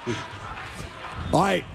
I think I got one. There are hundreds of balls going up All in the air. right. I'll tell you what. My technique sucks ass, guys. I am I'm going terrible backwards at here. this. All right, you're both talking at the same time.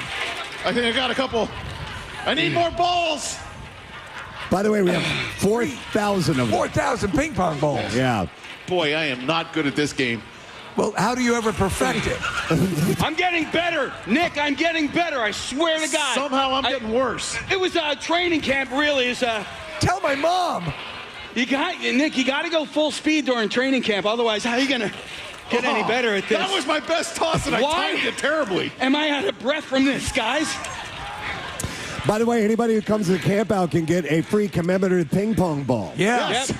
Yeah. They'll be all over the parking lot. Collectibles. They'll be all over every parking lot. How many of these things do we have? 4,000. 4,000. I am down to my final 12. Oh, my God. Hey, the ride's getting higher. Perfect. Hold on to your ping. right, hold let's on to your balls. Yes. All right, I'm out of balls. Are you out of balls, Nick? Let's share. Casey, can you share some of your balls? No! I think I'm out of balls. I think people are catching them, by the way. Yeah, we got a few in there. Yeah. Okay. All right, we were watching from the camera up on the ride. It didn't look like a lot made it in, but we'll see. No, you guys, look at the white baskets are crushing it. Oh, really? Yeah. Oh, my God. It almost made it. We got to get this all the way around at least once. All the way around at least once. Here it goes. There it goes. Up and... Victory! All right, guys, quickly collect up all the balls. Thank you. Collect up all those balls and start again. Oh, my goodness. This is a good reminder of how bad I am at anything athletic. It's just true to form of our Jamie. show that you ran out of everything. Oh, now you can't stop it. All right, you can top the ride now, Mr. Skelly. And we need to get Are you guys still throwing balls? No, well, Nick might, but Philly sports fan is loading up my buckets. I'm all done, and right. I'm looking at my white team, my white basket team, and we crushed it. All right. Guys, All right. Well, yeah, we're gonna get these guys inside. No more. Okay, we're done. All No right. more. Yep, time up. I don't want to call no Casey, fair on this one. You sound like you ran 5 miles. Well, dude, you got to leave it all at the gym, man. You know what I'm saying? You got to empty the tank. You got to empty the tank. Hey, dude, I almost passed out from fencing the other day. I mean, we were just not in shape anymore. No, not allowed to do that. Not allowed to do that. No. They're picking up balls off the ground. Don't Not go, allowed you to do cheater. that. And I was even yelling at my own team there, guys, just so you know. Right, yeah. I play fair, you know? All right, So where's Marissa? Is she out there Yeah, too? she's, yeah. All See right. Marissa? See a tiny little thing in a green sweater? Yeah, Sweatshirt? Marissa's going to Follow bring the Marissa gang in. We're going to Thank you, measure buddy. the balls here. Yeah. All right, they'll be coming into the tent, and we will find out. We'll get our final tally. Guys, give them the applause of conquering heroes, which they are. Yeah, when they walk in. when they come in. Yeah. Conquering heroes. I mean, look at these champions, every single one of them. Amazing. Almost like the Miracle on Ice, Preston. Yeah. And anybody that's still outside the tent, if you guys have a ping pong table, Here they are. ping pong balls are all yours. Every Free balls. one of them. Free balls. Okay, so dump yours. Hold on, guys. Dump yours in the corresponding basket. Yep. Oh my God. Oh, wait. Make sure. That's okay. Dude, that's a lot that she had right there. Our first competitor. This guy. Wow. Okay. Maybe not 100 pounds per ball. Maybe 10 pounds per ball. 1 trillion pounds. Up to 2,000 pounds. Up to 2,000 pounds. Wow, this went way better than I thought it would. Nice job, brother. Right. All right, we have all of our white balls in. Yes. By the way, the name of the game is Balls of Fury. What was Live. it again? Balls of Fury Live. That was it. All right, let's get our green balls in here now. I think we're delinquent by a few green containers, unless I miss. Oh, here we go. Oh, no, yes. they're coming in. Yep. Dude's got a drink in his hand, too. Oh, it's a coffee. All right. Cocktail would be good, too. All right, pour it in there, buddy. Right into your green basket. Guys, how we doing? Good. That was fun. Yeah. I was terrible at it, but I enjoyed it. Well, Nick, did you see my technique by any chance, or were you too busy doing your technique? Because I wasn't watching you I at was all. trying to toss all of everything in my bucket all at once, but my aim was terrible. So I noticed the same thing, because I was doing kind of like underhandish. Yes. By the way, if you hear a rumble in the background, right now there are 70 motorcycles pulling up for the Camp Out for Hunger. That's badass. The pagans and Hell's Angels have made peace. No, I don't think so. Oh, okay. They are police motorcycles. I can actually see them through the door here. They all have the lights flashing on. You want to see something cool, you guys can step out there and go check it out. But there are 70 police motorcycles that are arriving as we speak for this. All right, so Preston and Nick, what I noticed is, so I started with an underhand technique like this. Right. At first, and I noticed that the balls were going more like horizontal than up. So what I ended up switching is I kind of throw it backwards over my head. Canadian style, and I got more lift over it. Nice. And so that I think that ended up working for us. I'm a little surprised, Casey. I think we ended up relatively even. I'm pretty sure you beat me, but we'll find out in a second. You know, I found rather amusing, Nick, because you're berating yourself. I'm not good at this. I'm like, where would you ever practice this? Yes. All right, thanks, Steve. Hey, do me a favor. Yeah, set that other basket right there. Can someone else help Marissa count? Yes. Thank you. Marissa's doing that by herself. I'm like, dude, there's hundreds of them in there. But we're going to have to find a clear-cut winner on that.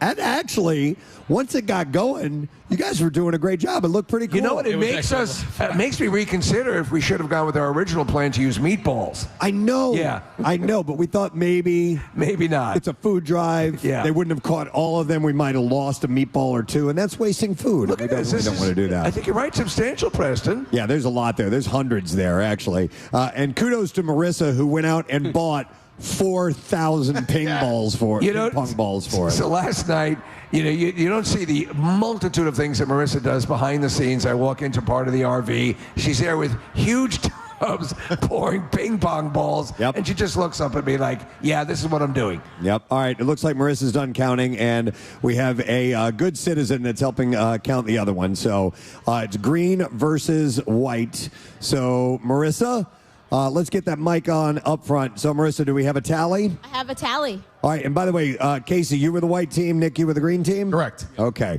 What was the score? Which color do you want to know? Let's hear green first. Green, 84. 84. 84 All right. ping pong balls. That's a lot of damn ping pong balls. Yeah.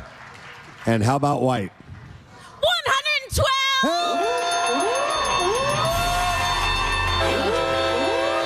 So basically, you guys caught all of the 4,000 ping pong balls. So close. And look at the sportsmanship here. A handshake between these two competitors. Long-standing rivals in the ping pong ball Joker's amusement park ride toss. Balls of Fury Live. Balls of Fury Live.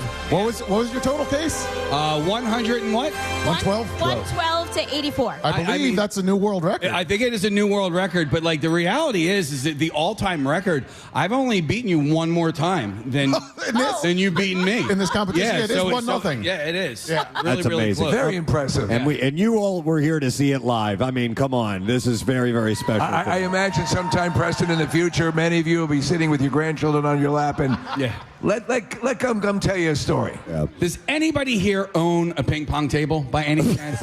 Okay. I do. Honest to goodness. You will never need another ping pong again. We got all the balls you need. Honestly, Mister, right here, Mr. Ping Pong Ball Guy, Yeah. we're going to set you up. Yeah. This is the best day of your life. Are we doing anything else right now? Yeah, we do have a donation. Then let's do that right now, Yes, because I know all the motorcycles came out, and we definitely want to address this. Yes. Our friends from Duncan are here, and we run on Duncan, and we actually have the Philadelphia Duncan franchise owner before us, who's here to make a donation. This is JT Young, and we'd like to welcome him to our studio. Thanks for having me, guys. You're a franchise owner. Multiple or one? Yeah, the Philadelphia area, Bucks County as well. Wow. 18 in the area. You've been here before, have you not? Yeah. Came in studio a few years ago. Yes. How long have you been involved with the Duncan company? I mean, my whole life. Philly, born, raised. My grandfather actually started in the early 80s. Wow. And my father. So I work with my family. It's a great family business, and staying local. All right. Are crullers better than regular donuts? Absolutely. Thank you. Hey. I love French crullers. I mean, Boston cream's the second. You must be considered a loose cannon to say that over there, but I do love a cruller. Hey, and listen, and I think we all run on Duncan, but we all use the Duncan app. And if you don't have the Duncan app and you don't use it, do it right now. Like when we get in a commercial break, download it, because I always order through the Duncan app. It is so easy. You just order, and then it's right there. And sometimes when I'm a little bit further away, it'll go, "Are you sure you want to order right now?" I'm like, "Yeah, I want to order right now." But like it's always waiting for me when I walk in the store. It's so great. Yeah, it's a great time, to whether you're going through drive-through or walking in the store, it saves you that kind of interaction. You walk in, you get it, you go. Casey and I both use it regularly to buy coffee, like bags of coffee. Yep. As opposed to just coming in and getting a cup or two. We'll come out with bags of coffee. I love doing that. And you actually have anything you want to mention before you bring up your donation, by the way? Yeah, so I actually have here the greatest mascot of all time, Cuppy, with me here today. Cuppy is a big Duncan cup. Well, not the greatest. The Philly fanatic lives right across the street. He was here yesterday. I didn't see him here, so I know I wouldn't hurt his feelings. All right. Wanted to make sure. But this is actually our 7th year with Camp Out for Hunger. We're outside as well, serving coffee. This has been a great year for us. Looks like a lot of people here. It's one of our... we're selling more coffee already this week than we have all the previous years. Wow. So we're doing a great job out there. And today we're really happy to present a check for $2,500 to the Camp Out for Hunger. Phil Abundant.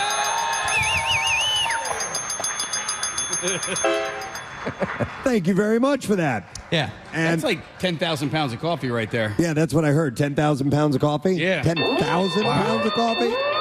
That's phenomenal. So thank you so much. We will obviously put that where it needs to be, and you guys are the best. So thank you. Yeah, and you guys, so people coming down making donations, and you've done it for the past couple of years. This is great. There, you guys are taking your time to come down to be a part of this, and Duncan steps up and provides coffee, and it makes it wonderful. Yeah. Nice, warm drink. Absolutely. And we also have this other program called the Roast Hunger Program, which starts on Thanksgiving Day and runs until December 17th. And every one of our loyal app members and customers that purchases a $1 hot cup of coffee or a hot cup of coffee, we will donate as local franchisees $1 for every cup purchased to support our Joy in Childhood Foundation and the Roast Hunger Program, which comes back to all the local food programs in the area, such as Phil Abundance. And in the past 15 years, we actually raised over $3 million. Oh, excellent. Wow. That's terrific. Awesome. Thank you so much. Excellent. We love it. We appreciate that so much. All right, JT, thanks for being here, brother. We love you. Thanks. man. Thanks, All right, man. let's hear for JT. Yeah. JT Young. I have a sense of pride, Preston, as a former employee of Duncan. You know, many years. A porter. Yes, I was porter. Was your position? I was the custodian, and I did and then I also cleaned the Hobart machines. You know, the Hobart machines. And didn't you mix up an almost toxic combination of chemicals Yes. cleaning one time? Unbeknownst to me, I put Ajax in Clorox, and that's apparently mustard gas. So a lot of the senior citizens enjoying their cruller and coffee in the morning were saying, "Why am I so lightheaded?" Well, and you're here to tell the tale. I did, because they corrected me, and they were not bad. They said, "Try not to do that again," and I didn't. You didn't. All good. All right. Well, listen, we do need to take a break because we got some other things coming in. You heard all the motorcycle police come in. We definitely want to talk to them. Our friends at Jameson are going to entertain you while we take a break. So make sure you come and see us in person. Food trucks and fireworks tonight and more. Camp Out for Hunger on 93.3 WMMR. I'm throwing him right at you. This is mine, buddy. Really? Yeah. Wow. It was very nice. He's volunteering his time. I think he's headed to. Hey, by the way, you should see Santa Claus now. He's going around with no clothes on. Right. Yeah. Hey, for those who don't know, Joe Watson has a grip like a vice. If you ever have shook Joe Watson's hand before, make sure that you're ready for it because you might break your fingers. And I wanted to try something out, Joe. Yeah. I brought a couple of walnuts here. I wanted to see if you can break these in your hand. Oh, gosh. You think you could do it? No, I don't think I could. Oh, come on, man. Well, You want to take a crack at one? No, Come on, you got to try this. Put those in there. right. I'm telling you, he's got a grip. Can you hold him up by the microphone? Yeah. Let's see. Joe, excuse me a second. Can you bring us a hammer and I won't show it to anybody? No, I have no success doing No this, buddy. success. I'm sorry. all right. And my fingers are just very frail. That's all there is to it. No. But no, how do you guys feel about? We were just talking to Keith Jones, and how do you feel about the season so far, Mitchkoff, and all the excitement around it? I want to tell you something. I've been selling my book. I sold my book internationally. I've sold it in Russia and Sweden and Finland but in a way, there was a lady that approached us the other day, and the Flyers played a game against Chicago Blackhawks, and they won in overtime. She came all the way over from Moscow to see Mishkov play. That's how popular Mishkov is. He's going to be a great player for years to come for the Flyers, and everything bodes well for the Flyers where their organization's going. They got 6 picks next year, 3 first and 3 second round picks, and I think if they draft well there, it's going to be an unlimited season for the Flyers because they're going to be successful for years. So, but I'm very excited about the Flyers. They have 2 good Russian goalies now.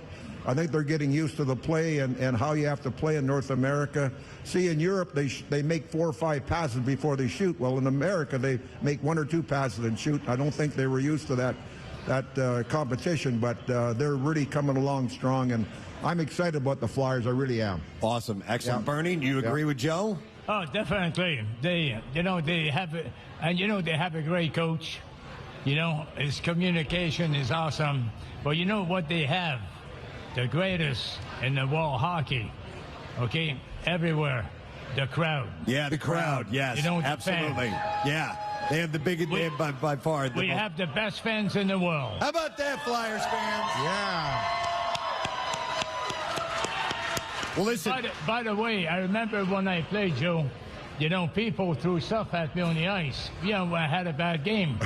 And that happened frequently. It happened quite a few times. And you know what? The one guy looked just like you, man. Oh, Preston, you're triggering Bernie Perron. I just threw a walnut at him. What a shame. You know what? There are a lot of great on social media lately. I follow a couple of accounts that show old hockey clips from back in your era. And there was a famous event, and I don't remember who all was on the team at the time.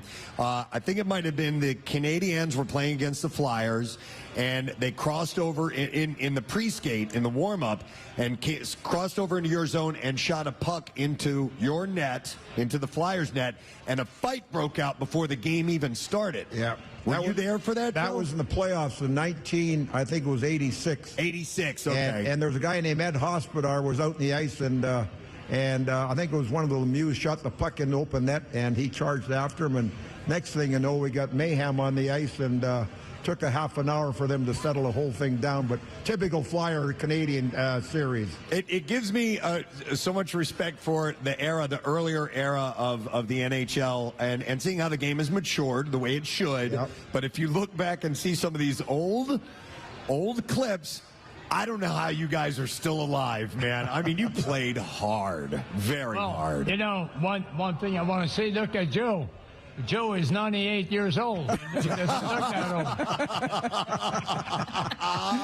Well, he did it. He broke the walnut. He broke the walnut. Yes, Joe. Never give up. There we go. Gosh. By the way, never become a urologist. Yeah. Listen, I'd like to play a game with you guys, if that's okay, because we'd like to give some gifts away to some Flyers fans. So, Marissa, where are you? Excuse me, She's right second. there. Yes. Give me 5 minutes to put my equipment on. Put your equipment. No, we're not. You're staying in here. Yeah, we're not going to do that. All right, so we're gonna play a word contest, a name contest. So if there are any people that want to play, just stand up and get in line here in front of the microphone. Go ahead. Don't be afraid. We've only got like 7 or 8 things to give away, but what I wanted to mention was, throughout the history of hockey, there have been some strange names of players that have played in the game. So what I'm going to do is I'm going to read a name of somebody or I'm going to give you a hockey name, and you tell me if it's a real hockey player or one that we just made up, okay? And I'll leave it up to you, and then the fans can agree or disagree, and they'll win a prize if they get it right. Okay. So I'm going to start with this name, and you guys tell me whether you think it's real or fake. Was there a hockey player named Bill Quackenbush? Yes, there was. Oh, all right. Yes, there was. Joe Watson. For the Boston Bruins. He says yes, defenseman. What is your name? Erica. Do you agree or disagree? I'm going to agree. You are correct. Yeah. It's just that easy. Bill Quackenbush. Wow. Yeah. And, he played for the Wings and the Bruins. Yep. All right. Yep. Here's another name. Let's see if this is real or not. Sloppy Gashy Patch. Is that a real hockey player or not? That is Bobby Taylor.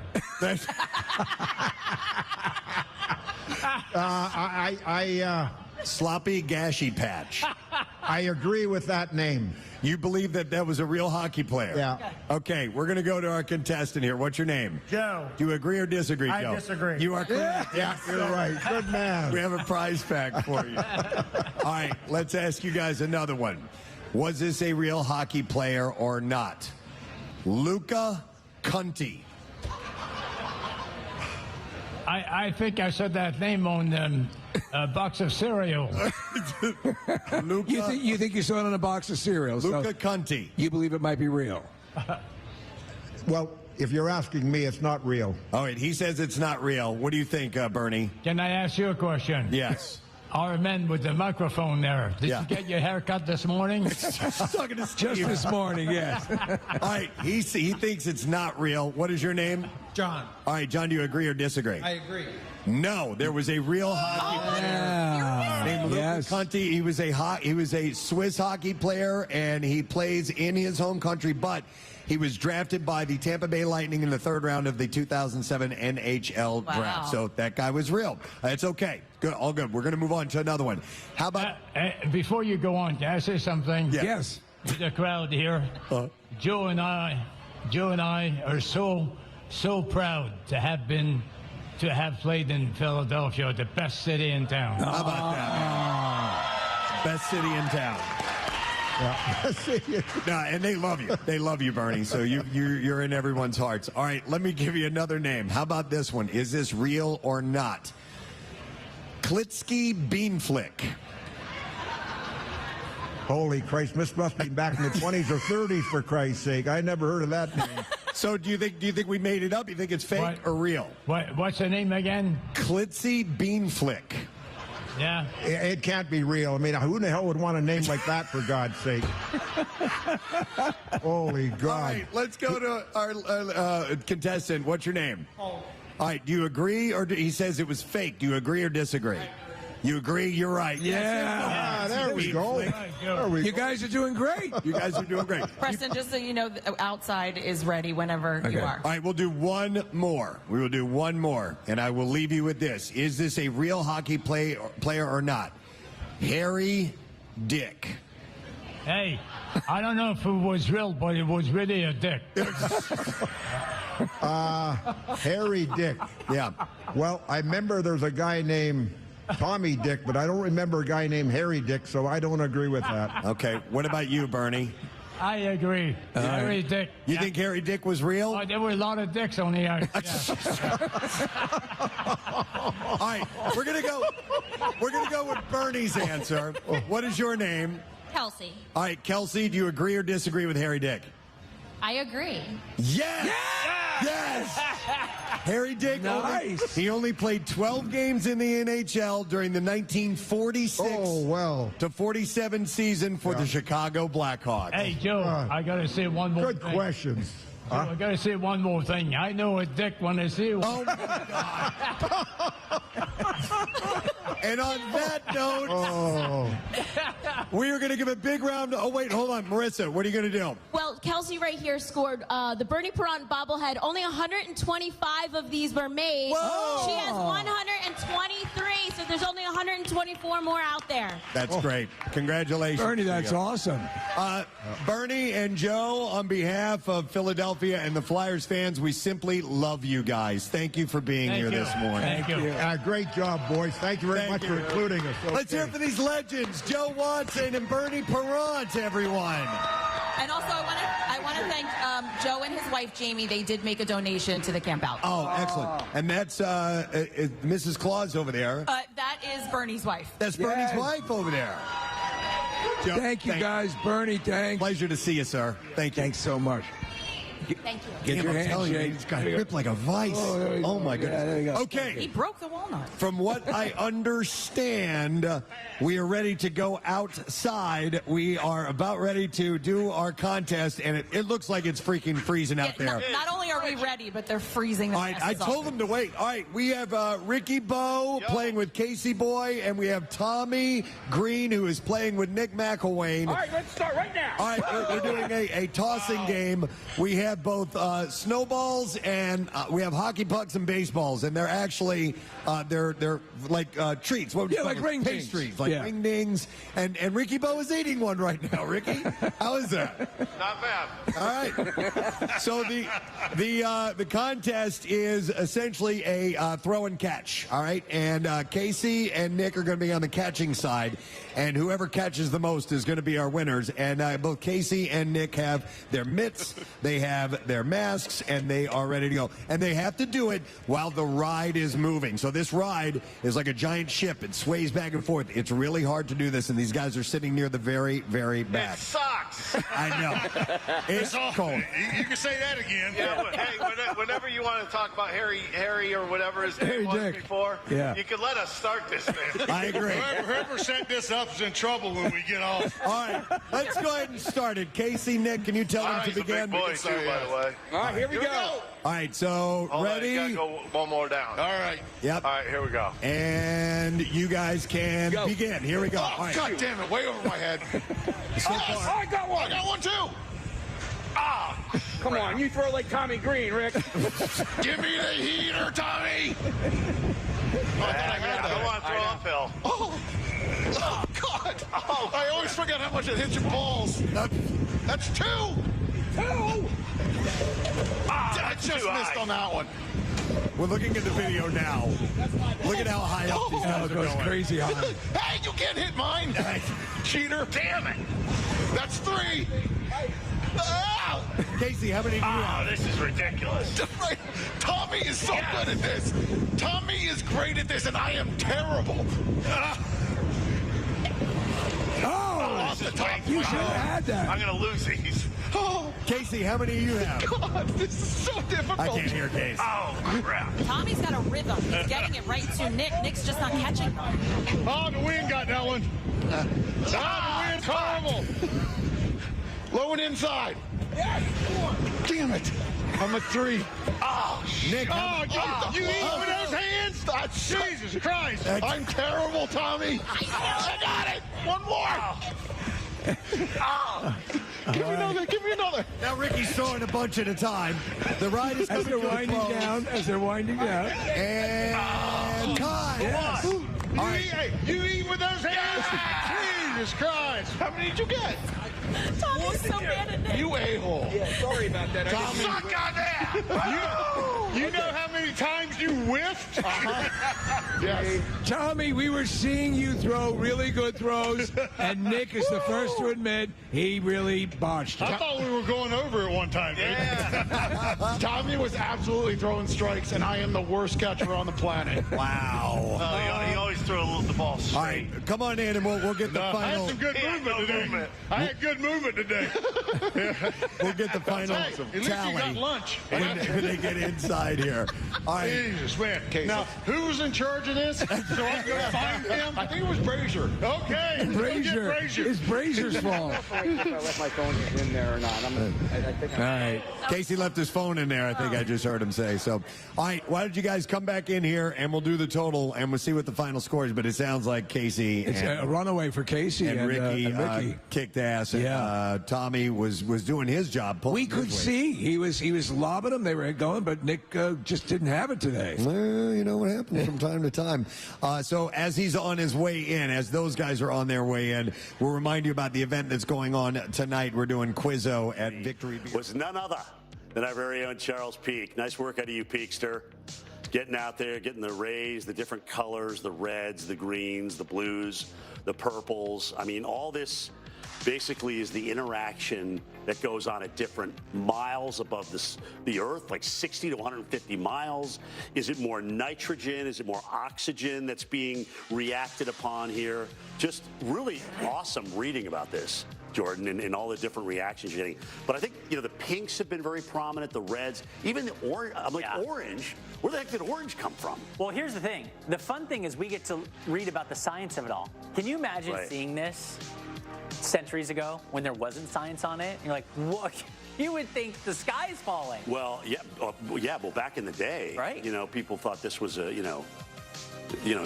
angels and the gods coming and talking. Or the heavens opening up. Right, absolutely. It is beautiful. It looks so cool. Wisconsin, you're lucky. So glad you guys had clear skies to view that. We didn't get as many of the bright lights that you did down in the Mid-South. And even the Northeast, where we had a chance to see it, the cloud cover has been plentiful, so that keeps us from seeing the beauty as well. We still have some potential delays here, Boston, JFK. Not so far this morning that we're seeing, at least right now, weather-related, but the wind will be an issue. 35-mile-an-hour gusts there. And Jim has been reporting some pretty big gusts out towards California and parts of the Pacific Northwest. That's, getting past 40 and even 50 miles an hour. So we've got kind of a windy situation on both coasts. If you're flying the middle part of the country, like Atlanta to Dallas or Salt Lake City to Minneapolis, you're good. There's no real problems there. This is all going to be coast-bound, so anyone flying out of Boston and heading south to D.C. for a quick business trip, it could be a little bumpy, and obviously just getting to the airport, we've got this precipitation still ongoing. Some of you still seeing snowfall.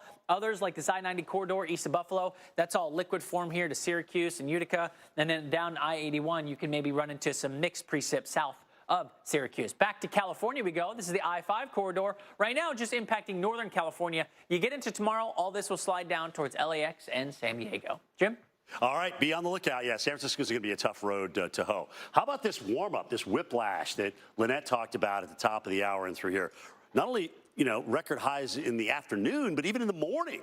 Some of the low temperatures in the morning will be warm enough for records, which can happen, and we've seen that a lot lately, that's for sure. But this is more like it, okay? 82 in Dallas, 75 in Orlando instead of 55. I mean, the other day took the cake. When Miami was colder in the morning than Denver, I thought, okay, that's enough of this. We got to get out of here. All right, so here's the record highs today. Boise, Billings, Lubbock, and Salt Lake all in line for some records or tying it or being close. And these are not new records. These are old records going back into the 30s and even in toward the 70s and through there. So pretty wild times. Still cool in the Northeast. Florida's got the moisture back. Look at how warm it is, even in the plains. And I mean, Bismarck, not even below freezing this time of the year for the morning lows. Pretty doggone nice. And even the Southwest with, moisture coming in and cloud cover, we're going to be warm as well. So tomorrow morning, these are low temperatures that could be warm. And so we see the potential for these record high mins, as they're called. Rapid City, South Dakota, Valentine, Nebraska, Denver, Colorado. Denver's been that's an old record from 1928, which was the year my father was born. How about that? 83 in Dallas tomorrow, 75 in Kansas City, 77 in Orlando, 73 in Atlanta, 46 degrees in Boston. None of this is really cold, and frankly, we don't have a real cold blast coming in. Probably right through Thanksgiving and maybe the end of the month. I don't see any real, Arctic chills. We just had that piece of the polar vortex coming. So I don't see any of that, okay? And that's kind of how it happens. It comes and then it exhales and we get a nice long break. That's usually how those go. But right through Saturday, the numbers grow to temperatures above average. And you can't even say, well, it's east, but not the west. It's everybody, Lynette. It's just about everybody here. It is. So let's talk about the weekend in view, because on your Friday, we're talking about the Pacific Northwest, California, Los Angeles. You're going to be dealing with that rain coming in. So plenty of AR events going to be happening across this area. We'll see more of the same as we go into Saturday in the same spot. So this is what we're working with. Further inland, we're looking pretty good as we head over towards Fargo. A little bit coolish there, but Dallas, you're going to be just downright hot coming in. And then across, again, the Intermountain West, moving inland a little bit more. This is where we'll see some rain, some snow coming in, and more of the same in New England.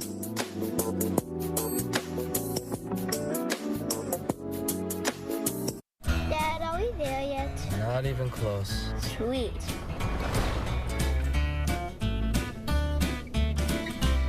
Have we gone too far? Maybe. But life's too short not to. The Subaru Forester Hybrid, 581 miles per tank. Love goes the extra mile.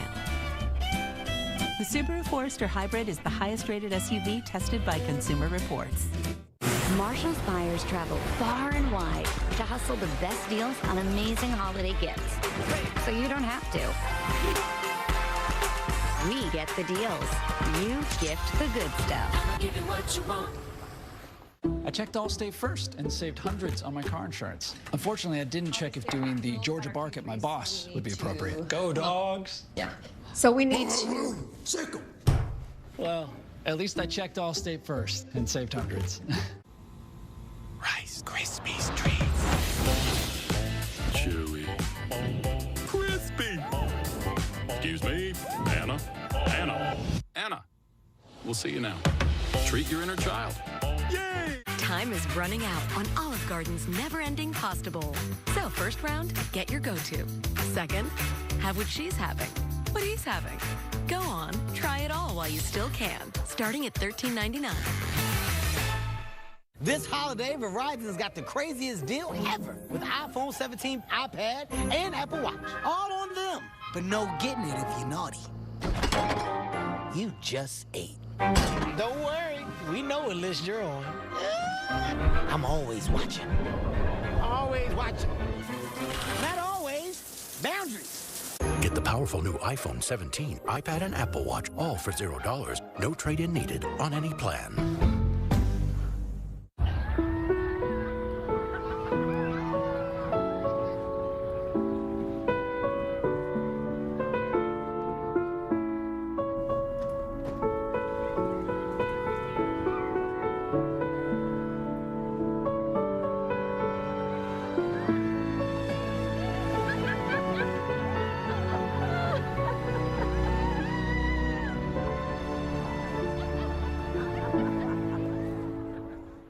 SandCloud chose the Capital One Spark Cash Plus card. Their business earns unlimited 2% cash back on everything they buy. They get big purchasing power so their business can spend more and earn more. What's a yo why? This is Tom. Work has been weird lately. He's gonna fly the coop, and fast. Luckily, AI mode and Google search can help him hatch a plan. It's gotta be quick, and it's gotta be, yeah. That should do it. Phew, things were getting dicey there for a moment, but now, everything's gravy. Planning a quick getaway? Just ask Google. We've been framed. You're in trouble, so we're here to help. Kiss the ring right now. Kiss it. This Thanksgiving, I want the fox and that rabbit.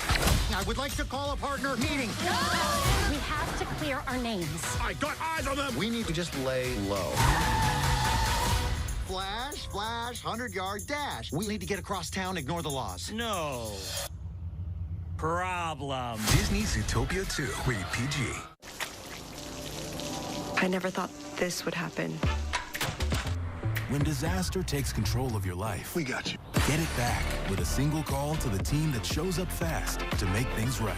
Serve Pro, like it never even happened. Welcome back to America's Morning Headquarters. Meteorologist Paul Gurtho live in the Pacific Palisades neighborhood of Los Angeles County. And this is, of course, where on the wildfires burning last January. So we're here because of what's coming this way. The sun just came up. We still hear, even earlier this morning, the sounds of reconstruction and rebuilding going on here.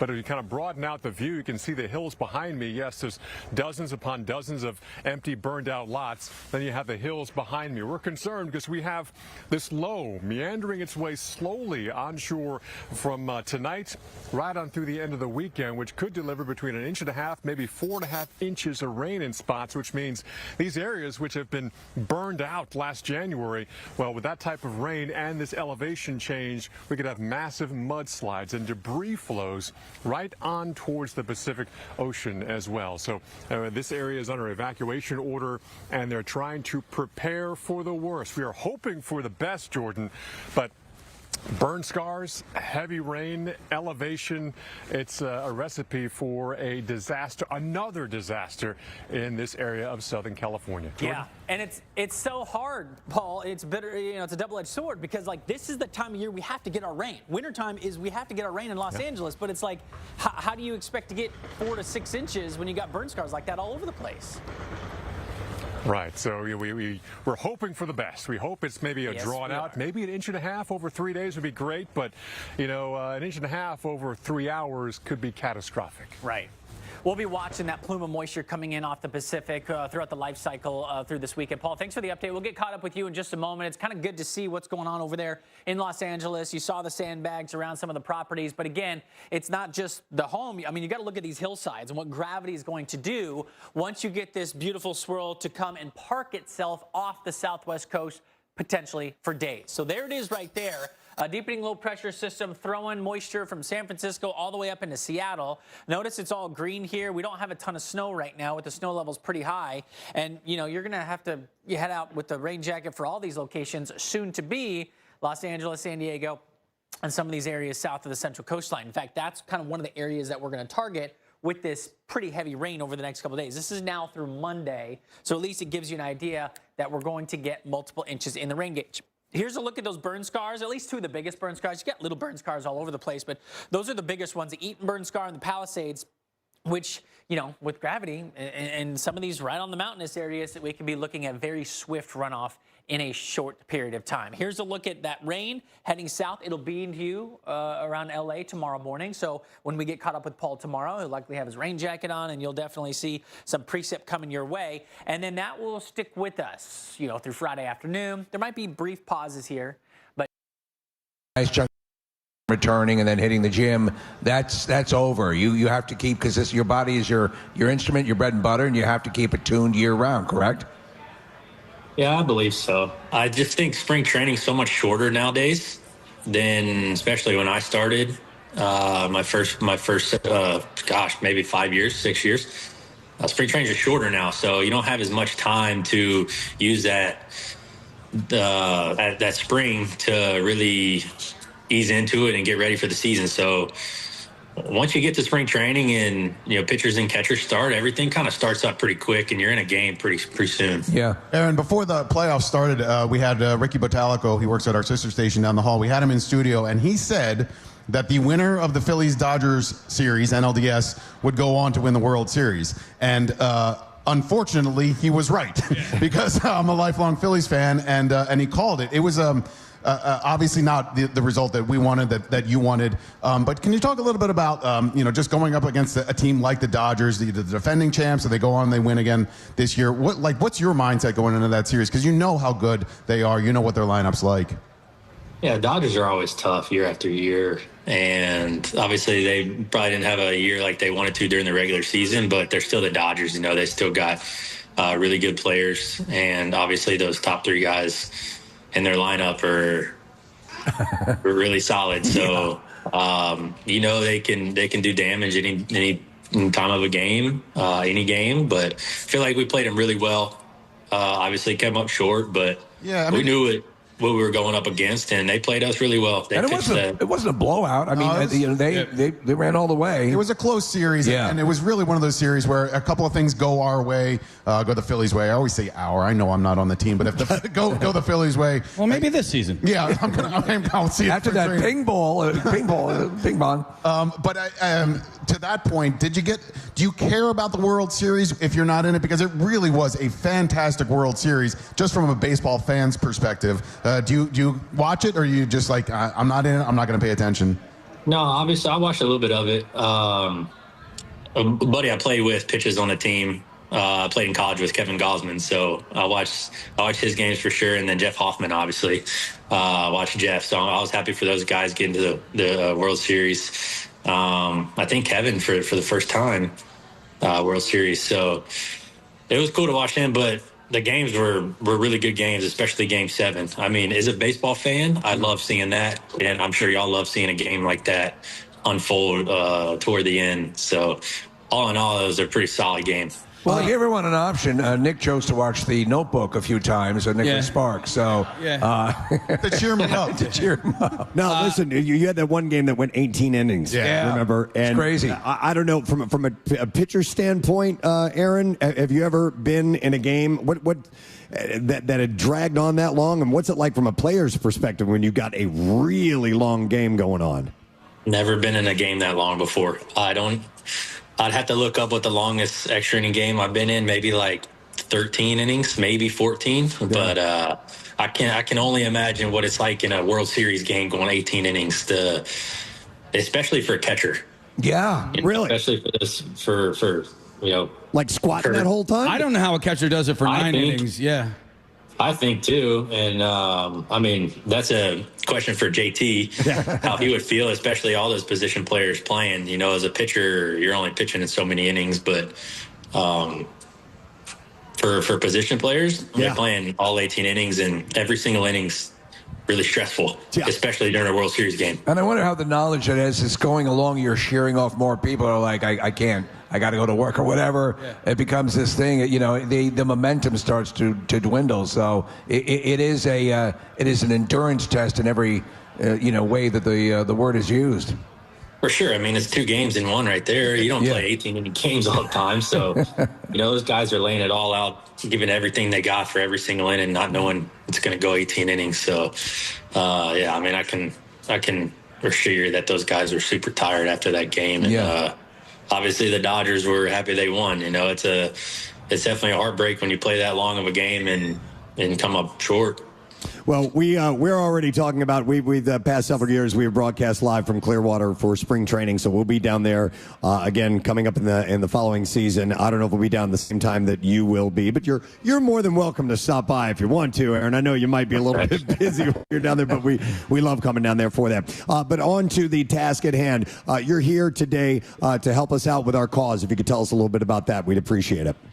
Absolutely, guys. I love Phil Abundance. I've been working with them for a while now, and I love what they do.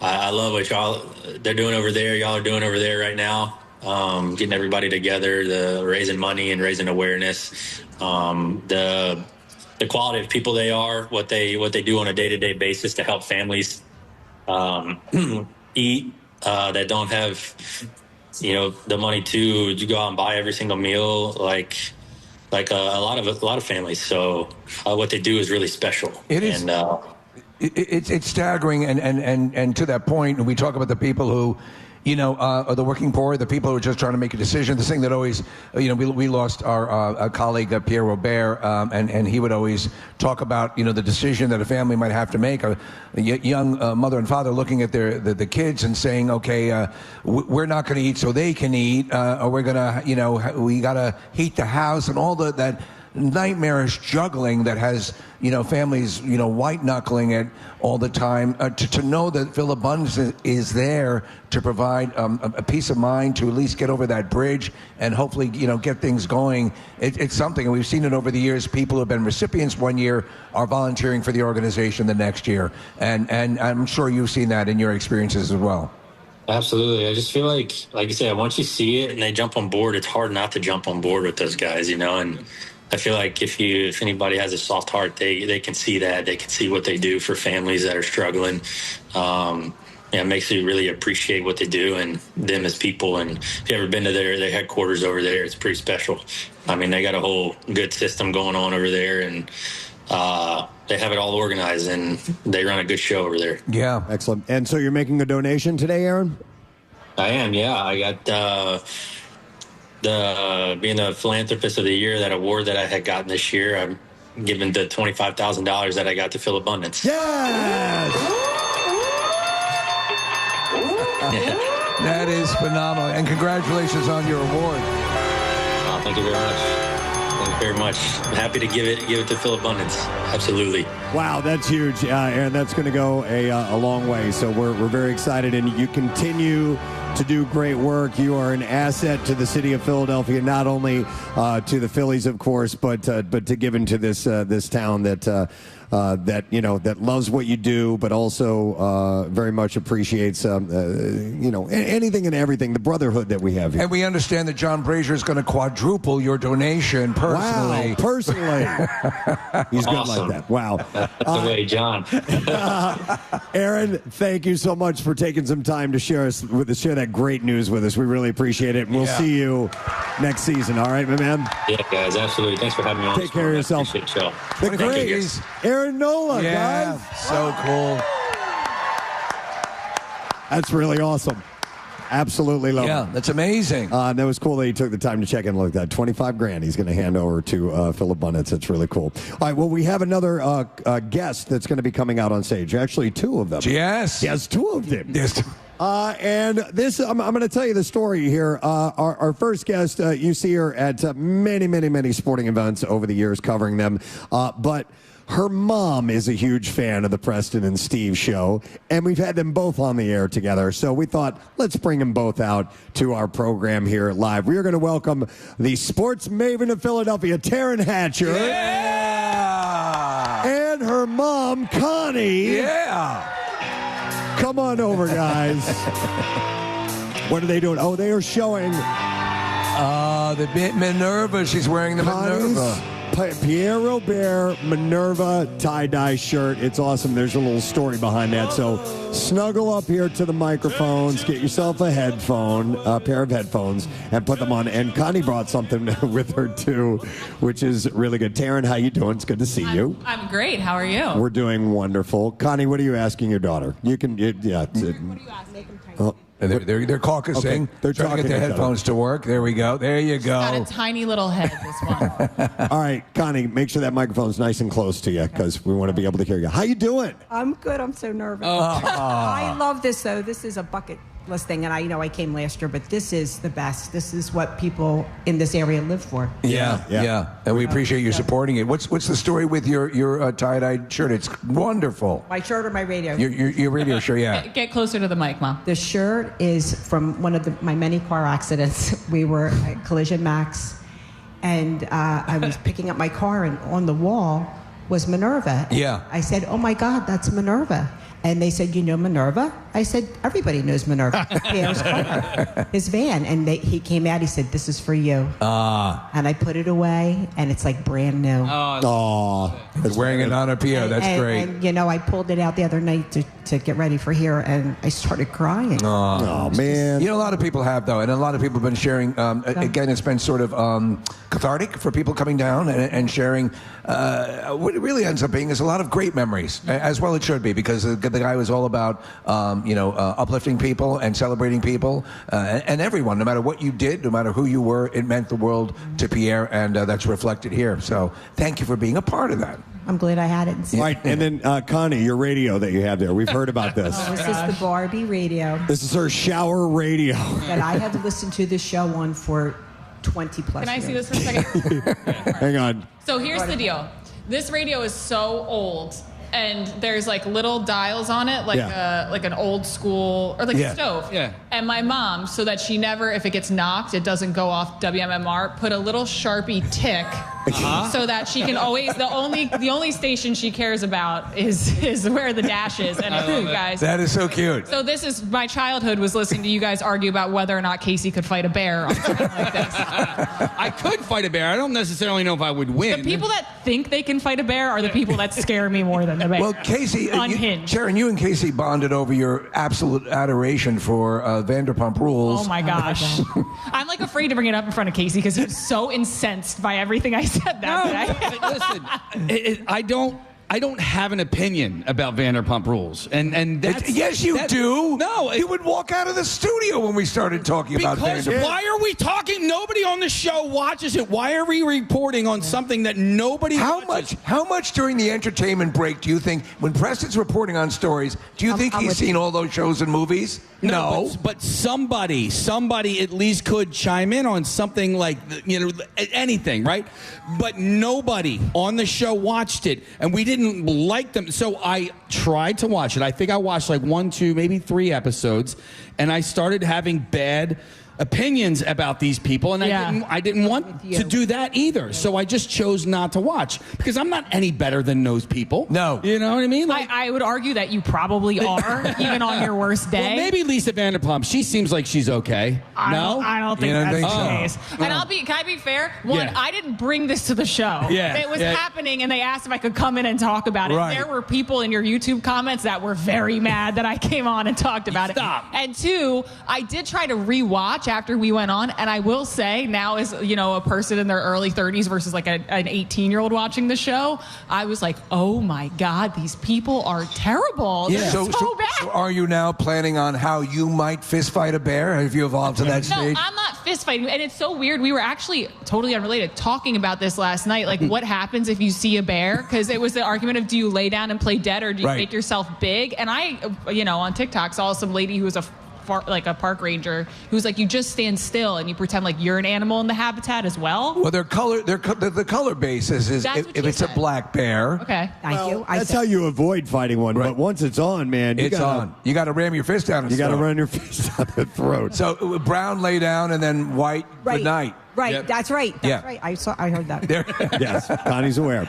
All right, well, listen, since we have you guys here, we thought it would be fun to play a game with you. That's what we do with our guests when they come by the Camp Out for Hunger. Mm-hmm. So, Case, do we have any kind of game show music? I love it. All right, we're going to play a game called Like Mother, Like Daughter with Taryn and Connie Hatcher this morning. It's the Newlywed Game. All right, we just gave it a different name. So, what we did is we gave both of these gals a survey. They took they wrote their answers down, and I now have the answers in front of me, and we're just going to narrow it down to 5 each, okay? And we're going to see how well you guys know each other. Okay. So we asked a series of questions, and Taryn, I'm going to start with you, okay? Okay. We're going to ask you, when Connie was asked, you're shipwrecked on a deserted island, who is the one artist you would want to bring with you? What do you think Connie said? I threw out 2 names last night. which was Leanne Womack and Linda Ronstadt, because those were the two like tapes we had in the old white van that she would crash all the time. And she said, "It's no one you said." So like in Elton John. You guys talked about this? No. We didn't. We were having a conversation about it in front of other people at our house. Oh, okay. And I said, "These are my," and my mom was like, "No." And then we stopped talking about it, other than some of the questionable questions that were on there. What? About how do you let your partner know you're in the mood? And my dad was sitting there, and my mom goes, "Go in the bathroom, Taryn." And I was like, "No, don't answer that question." By the way, Taryn, your mom's naughtier than you are. I know, because I have media training.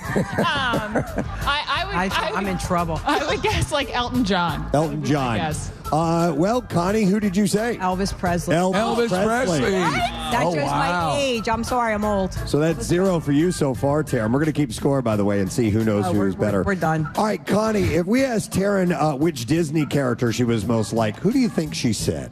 What Disney character? I would have said Belle, but I don't know. Belle? Well, let's see. Taryn, who did you say? I said Belle. 1 point for Connie. Brunette. I like to read. I like big, beastly men. You know, it's my vibe. There you go. With anger issues maybe. 1 point for Connie. By the way, one little tidbit of information we did find out in this survey is you both are 34B breast size. So I'm not going to ask you about that. Thank you. All right, so let's see. We asked Connie, by the way, Taryn, which one of you was more likely to send a naughty picture to someone else? Oh, no. How would she answer that? Which one of you is more likely to I think send she would say her. Okay. And Connie, what did you say? Me. Yeah. But she also put when she was younger. But I was young, yeah. Listen, you're still pretty rocking. Yeah. You know, Steve, remember when Polaroids, you took Polaroids? Oh, yes. That was I don't need details. Please stop talking. No, she's right. She's spot on right. Polaroid was the way. I think we all need details, actually, Taryn. No. How many Polaroids in the house? Hey, La, la, la, la, la. Taryn, go to the bathroom real quick. All right, so it's 1-1. Taryn and Connie are tied. Here's the next question. So, Connie, here's a question we asked Taryn. What is the one thing you're most likely to end up in jail for? How do you think Taryn answered that? What would she end up in jail for? What she would end up in? Yes. Oh, her driving. Driving. My driving? Speeding tickets. Yeah. Oh, yeah. Yeah. No, Taryn said it was public intoxication. Yeah, that was right. Well, that was like... They could be tangential, though, yeah. Can I tell you, when she was graduating from Rutgers, I got a thing, something like a bench warrant. What did my secondary answer say? Unpaid tickets? She had so many parking tickets at Rutgers. Yeah. She wasn't going to be able to graduate. Lean into the mic a little bit if you could. She wasn't going to be allowed to graduate from Rutgers. She had so many parking They weren't going to let me walk. But Because I of your parking tickets? Yeah. Wow. In They fact, weren't going to let me walk. And I was like, great, I'm graduated and working in Hawaii. I don't care. And my mom was like, oh, my God. She wouldn't be allowed to walk. And the lady said, oh, this happens all the time with all the students. But it was a bench warrant. was it, hold on real quick, was it on campus parking? 'Cause Yeah, campus parking- That doesn't count. I still had to pay for it. How much? Do you remember? I don't. All right. A couple $100. Right. Well, that was her secondary answer. She said the unpaid tickets, Yeah. the unpaid parking. Okay. I'm not going to say what you said about the PPA over here, by the way. Why? That was Say it. harsh. Say it. They No, know. they donated the They camp know. out for home. Oh, okay. Okay, well, thank you to the PPA Yeah. for doing something for the community. All right, here's the next question. Taryn, we asked Connie if we had given her a hall pass for any member of the show, who would it be? That means who would she sleep with on our radio program? Oh, wow.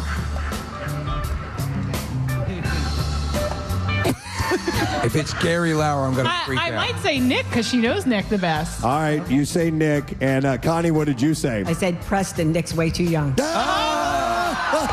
And he kind of looks like Daddy. She came back from the ballpark when she sat next to Nick and those eyelashes were fluttering. like no wonder Dad didn't talk to Nick. By the way, Connie, I'm 50. I'm not that Don't look it. There you go. Look it. I would never guess. She's still old enough to technically be your mother. But he's kind of like Daddy, like tall with the dark.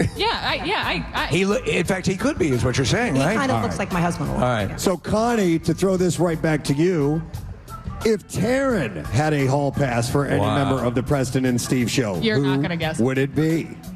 I would have guessed she would have said no, nobody. But I don't know. She did write a name down. Is that an option? Nobody? Nope. I didn't say nobody. It's a name.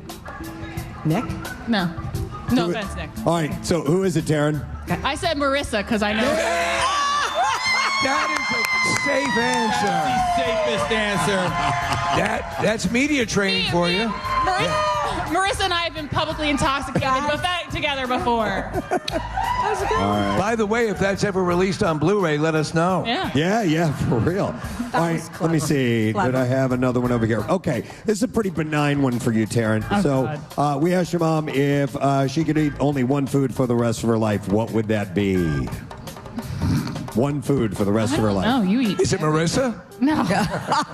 Based on the way she answered the rest of the questions, wouldn't be shocked. Pasta, maybe? Pasta. I don't know. What did you say, Connie? Pizza. Pizza. Pizza, right? Pizza. Like I said, that was kind of the rest. The rest of these aren't quite as fun. Let's see. How about? All right, Connie. We asked Taryn if she would ever go skinny dipping. Do you think she would ever go skinny dipping? Yeah, I think she would. And what did you say, Taryn? Did I say yes? You did? Yeah, absolutely. I was trying to think if I loosened up a little bit. What do you think I said? I think you said yes. Absolutely. Yeah. Preston, do the one about cat o' nine tails or ball game. We're going to leave that one out. All right, Taryn, we only have one question left each. What outfit on a man turns your mom on the most? Maybe I don't. My only thought is a basketball uniform because Dad played basketball, but apparently based on your face, that's a no. Like a suit? Yeah. Like a tux. Okay, a tux. Wow. A tuxedo is what she said. Will you accept that? Yeah, we will. Yeah. It's a tux. All right, we'll give Taryn a point on that. So far, Taryn 2 and Connie only 1. And then we will do one more. And let's see, no, nothing about. We already did the bra size, so we got out of that. Connie has 2, Preston. Connie has 2. It's a tie score. We need a tiebreaker then. 2-2. All right, well, let's see if this one. All right, let's see. Connie, we asked Taryn who her celebrity crush is. Her celebrity crush. Who do you think she says? Does she know who this guy is, Taryn? No, but that's why I put the secondary ones because I know who she'll guess. Okay, but it's not the answer. I got it here. Oh, I don't even know. Celebrity crush for Taryn. What celebrity crushes have I had? You liked that Sam Hunnam guy for a while. Sam Hunnam? Sam Hunnam? Yeah. You talking about Charlie Hunnam? Charlie Hunnam, yeah, Charlie. Dude, that was her answer. Yes. Oh! She got it right. What? Connie's our winner. Well done. Nice job. Nice job. Yeah. I do. I love him. She didn't so think you would get Charlie Hunnam, so she said she'll probably say Johnny Depp. Or JJ Redick, because I was in love with Johnny Depp back in like 2003. Before when it mattered. Problematic. So are you watching the Ed Gein show with Charlie? I have not yet because I tried to watch the, what was the... Sons of Anarchy? One. No, I've rewatched Sons of Anarchy. Trust me.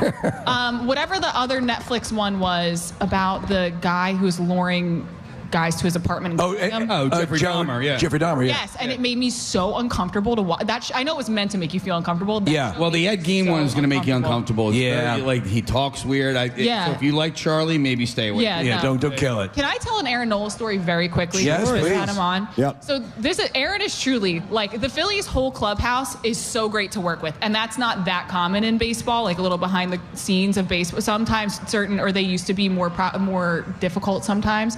And the Phillies clubhouse is great to work with, top to bottom. And I think somebody like Bryce and JT and Kyle Schwarber kind of set the tone for that. Aaron Nola is one of the best among them still. And Aaron Nola not only does a lot of charity work himself, he loves to go to his teammates' charity events. And one day I was asking him about a Kyle Schwarber charity event.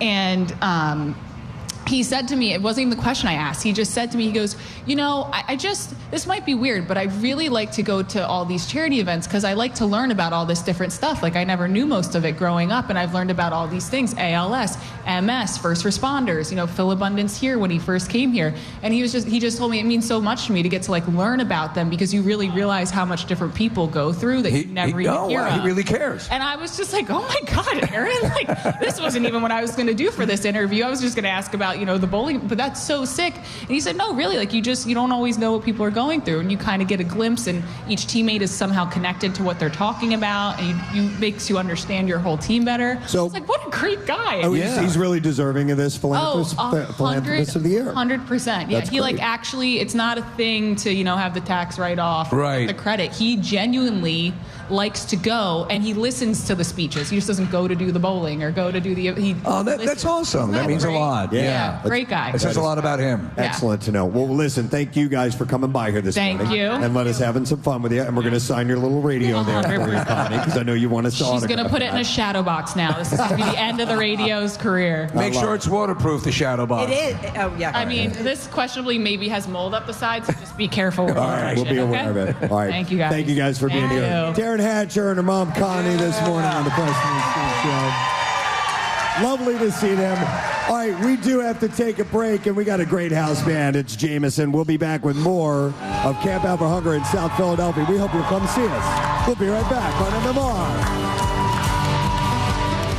Full Flyer Suite catered for the winter. So if you want to bring your group out and be a part of it, that is going to start at about 8 o'clock. But make sure you show up like an hour ahead of time, hang out, have some drinks, and get yourself set for quick. Absolutely. It's definitely going to be the second time done. And I mean, we were all kind of blown away with what a success it was last year. All right. People loved it. Returning champion. Nick and Casey have brought their bowls in, and we will show the crowd exactly the difference between the two. So, Nick, could you hold up your bowl to the crowd and show how many you caught? What is that? 1, 2, 3, 4? Preston? Yep. I only caught 5. I only caught 5. Probably make a cocktail. All right, and then Casey, can you please hold up your bowl? How many do we have? Well, I got more than 5. Yeah. All right. I got 7. Casey and Ricky are therefore our winners officially of the Camp Out for Hunger. That's right. Yes. Casey did a tremendous job. I think I threw him right into the holder. and by the way, love anything. By the way, people think that's easy. That is so hard. Yeah. It's hard. Is it? And the win? Yes.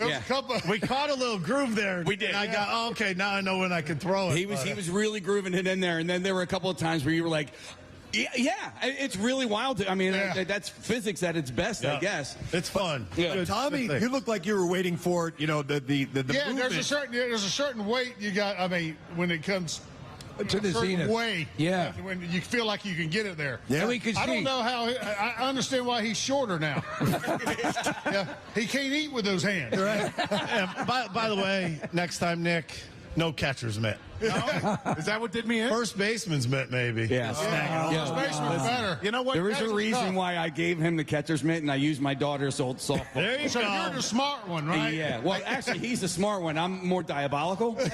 Ricky, I would say that a good craftsman never blames his tools, so that's all on me. I should have caught those. Well, look at the tools we're using. I know. And also, the weather might have... that was cold, man. So it's brutal, right? Feel my hand on Yeah. it. We're in there, right?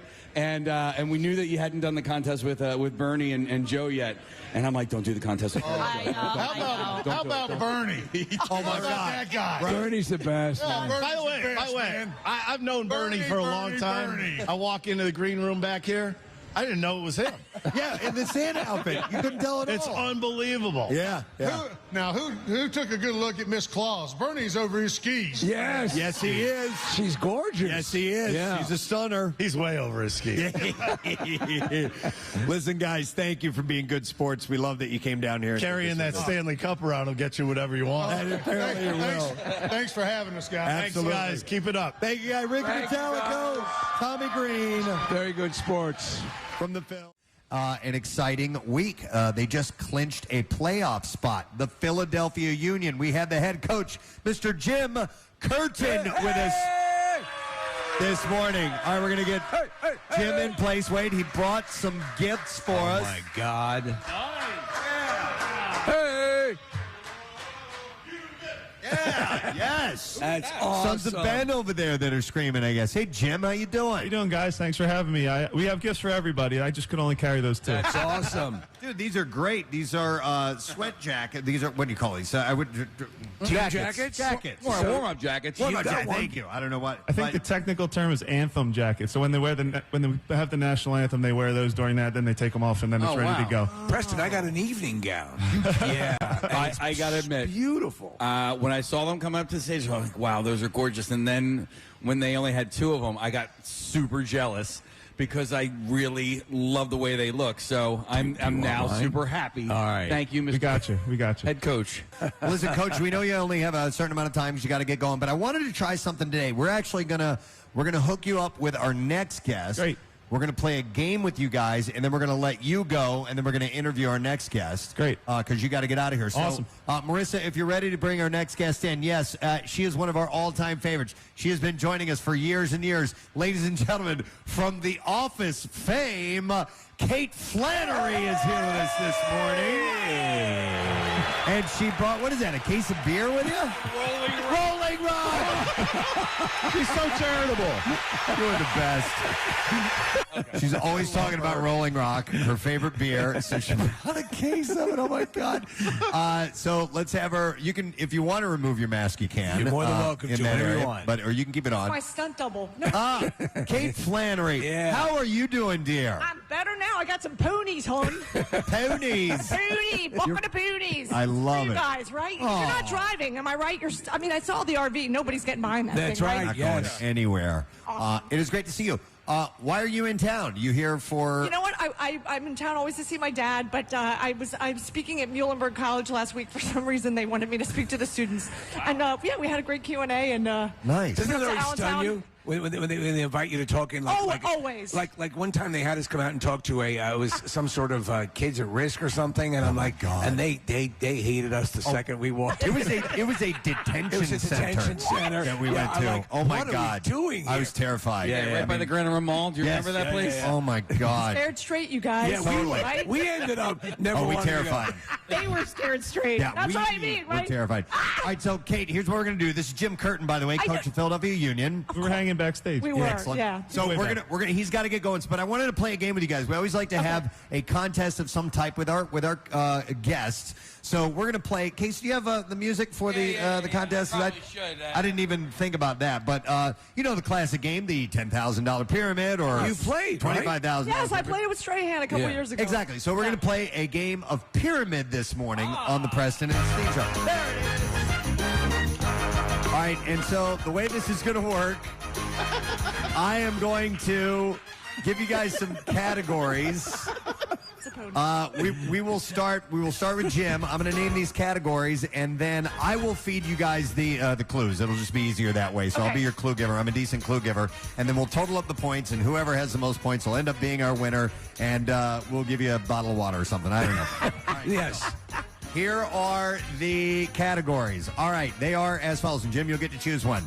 That's a big bush you have there. How about a pearl necklace? We also have, we've got a squirter. And they're not what you think. They're all sexual. No. I love oral. Let me show you my nuts. He can bang all night, or probe to penetrate your anus. Which one do you want, Jim? Poor Jim. Which one stood out to you? You're both talking about going to Catholic school, so continue. Yeah, exactly. Yeah. Everyone's listening. Give me those again. No, I'm just kidding. I'll take the last one. All right, the last one. Probe to penetrate your anus. Penetrate? I like it. Penetrate is a NASA term. All right, so these are things that have to do with the space program.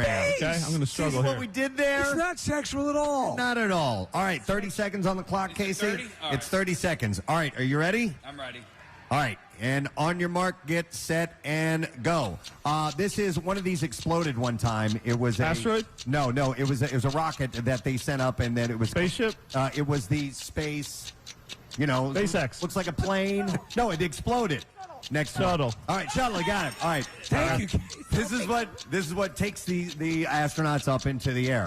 Rocket. Yes, you got it. All right, and when you go around the Earth, you are in orbit. That is correct. This is where they actually take off from. Launching pad. That's correct, yes. These are things like a GPS is on it. It circles. Satellite. Yes, he got it. He got it. He got it. 1, 2, 3, 4, 5. So 5. That's not bad. Right. And That's not bad. one for Kate. All right. Kate, that's a big bush you have there. Hey, my father's listening. How about a pearl necklace? He can bang all night. We've got a squirter. I love oral, or let me show you my nuts. Pearl necklace. Pearl necklace. I'm a lady. A lady. All right, so how about a pearl necklace? And that category is things that have to do with jewelry. Things that have to do See, I knew it. with jewelry. All right, 30 seconds on the clock, and let's begin. These are the most expensive gems. Diamonds. That's correct, yes. When you give someone you want to marry them, you give them a engagement ring. That is correct. This fits around your wrist. Bracelet. That is correct, yes. You wear these on your lobes. Earrings. That is correct. And you measure diamonds in carats. That's correct, yes. This is a green gem. Emerald. That is correct. And a small diamond earring would be called a stud. Yes. Wow. Destroyed me. That's how it's done. Anybody at Jewelers Row, if you want me to promote your business, I'm happy to represent. Steven Singer. Yeah. 7 to 5. You keeping the Yes. score over there, Nick? All right, thank you. All right, so back to the categories, Jim. Here we go. That's a big bush you have there. He can bang all night. We've got a squirter. I love oral, or let me show you my nuts. I'll do he can bang all night. He can bang all night. That's All what right. I would have chosen. That'll never be taken out of context, Jim. That category is things associated with drummers. Oh no, I'm in trouble Nah, I again. think you'll be all right. These are easy. Things associated with drummers. He can bang all night. 30 seconds, and let's begin. So they hit the drums with Sticks. Yes, correct. All right, this is metal, and it goes ting, ting, ting. You hit it. Cymbal. An animal. No, that's not it. An animal might wear it around its neck out in the field. Bell. Cowbell. We'll give it to you. All right. This is the thing you said before. You hit them. They're metal. Cymbals. Yes, that's correct.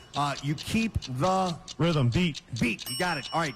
And you go to a show. It's a where everybody attends. Concert. Yes, that's correct. These you hit with your hands. You Bongos. Yes, absolutely. This is the big drum you hit with your foot. Snare. Oh shoot. The bass. Bass drum. Destin! Well How done. did that just come to you at the last minute? Sign language. 7 for Jim. Sign language that you speak. It's the best, most effective. All right, let's go back to Kate, and this will be the last one we All do. right, We'll do two it's tight categories each. now. All right. What's the score, by the way, Nick? It is, Jim currently has 12 and Kate has 7, so we'll see how she does in this round. To be honest, It's better Jim, than 5. you got to stop helping Kate on this. Because I will. All right, so the final categories. That's a big bush you have there. We've got a squirter. I love oral, or let me show you my nuts. Let me show you my nuts. All right, let me show you my nuts. And that is varieties of nuts. Oh, it's not Varieties sexual. Of nuts. All right, you ready? This is going to be hard. Let's begin. All right, these are kind of a crescent shape. They're small. Cashews. That's correct, yes. These are sometimes a red shell. Pistachios. That is correct, yes. These are large like this, and you put two in your hand, you can crack them together. Walnuts. That's correct, yes. You eat these at the ballpark all the time. Peanuts. Yeah. These are like Nutella is made out of these. Hazelnut. Yes. This is a southern nut. You make a pie out of it. Pecan. Yeah. Pecan. And these you find in Hawaii. They are macadamia. Yes. Wow. Hey, I'll tell you what. You must have rocked Strahan's world. Preston is really good at You giving. guys. Yeah. And also, I just did an episode of Magnum PI, so You were just in Hawaii. I had macadamia nuts coming out. There you go. The wazoo. I had nuts coming out my ass. Actually, that's how I was paid. I was paid in nuts. All right. With that, Jim, you're a good sport. We want to thank you for being here this morning at the Camp Out for Hunger. Thanks so much for having me, guys, and keep up the great work. Head coach of the Philadelphia Union, Jim Curtin. He's doing the round of applause. He's a good man. I appreciate this. You want me to mention Bimbo? Well, yeah, because that was a Camp Out for Hunger game. So this is a read for the Camp Out Hunger Games. And Bimbo was a longtime sponsor of the Union. They still are. And it's brought to you today, by the way, Sara Lee Artisano with their thick slices and irresistibly soft texture. Sara Lee Artisano bread makes the sandwich, always baked without artificial flavors, colors, and preservatives. Artisano is a delicious way to make the routine remarkable. Kate was just telling me all this stuff. Something. Visit your local grocery store to pick up Sara Lee Artisano bread today. This is my favorite freak. Nick, are you a fan of this bread? Love this it. bread is so awesome. And it's not made even locally. kidding. I love it.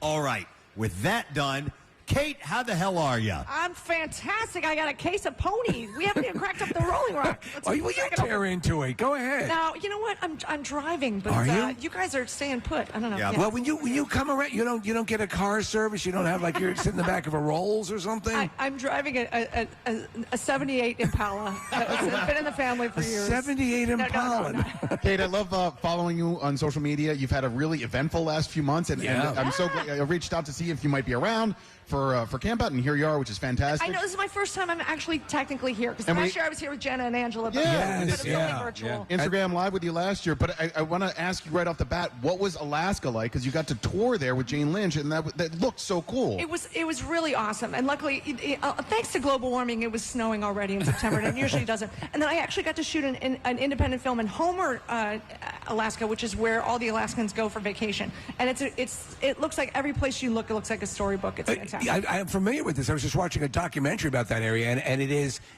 no matter where you look, it looks like a classic postcard shot of Alaska. And there's one great bar, the Salty Dog. Tell them I sent you. They know you there. Actually, I was working so hard. I cannot party when I'm on the road. Like, I'm getting so old. Like, I have to keep it together. Jane Lynch will kill me if I don't have my shit together.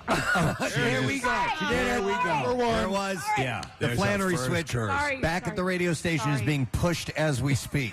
Alaska, by the way, my wife and I took a trip years ago when we first got married to Alaska, and I still contend it may be the greatest vacation we ever took. It is, you've got to get to it to really believe, because you just said, no, that place, that can't exist. Right. It can't look that way in real life, and it looks even more amazing. It does. Yeah. The 49th state, baby. Matt Wayne, thank you very much. And all right. Woo!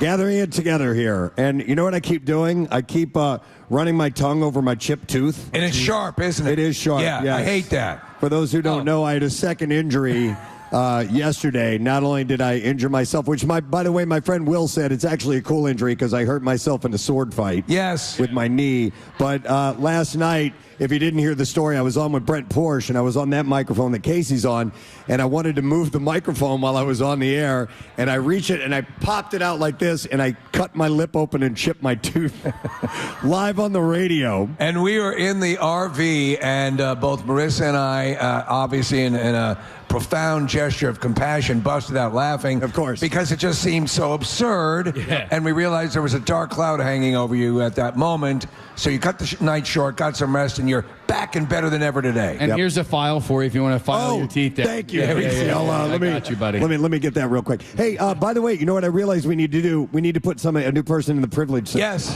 Yeah. So we have our privilege section, which is right down front. You guys, thank you. Hopefully you were comfortable, but now we need to move along, and we need to find some new people to put in there.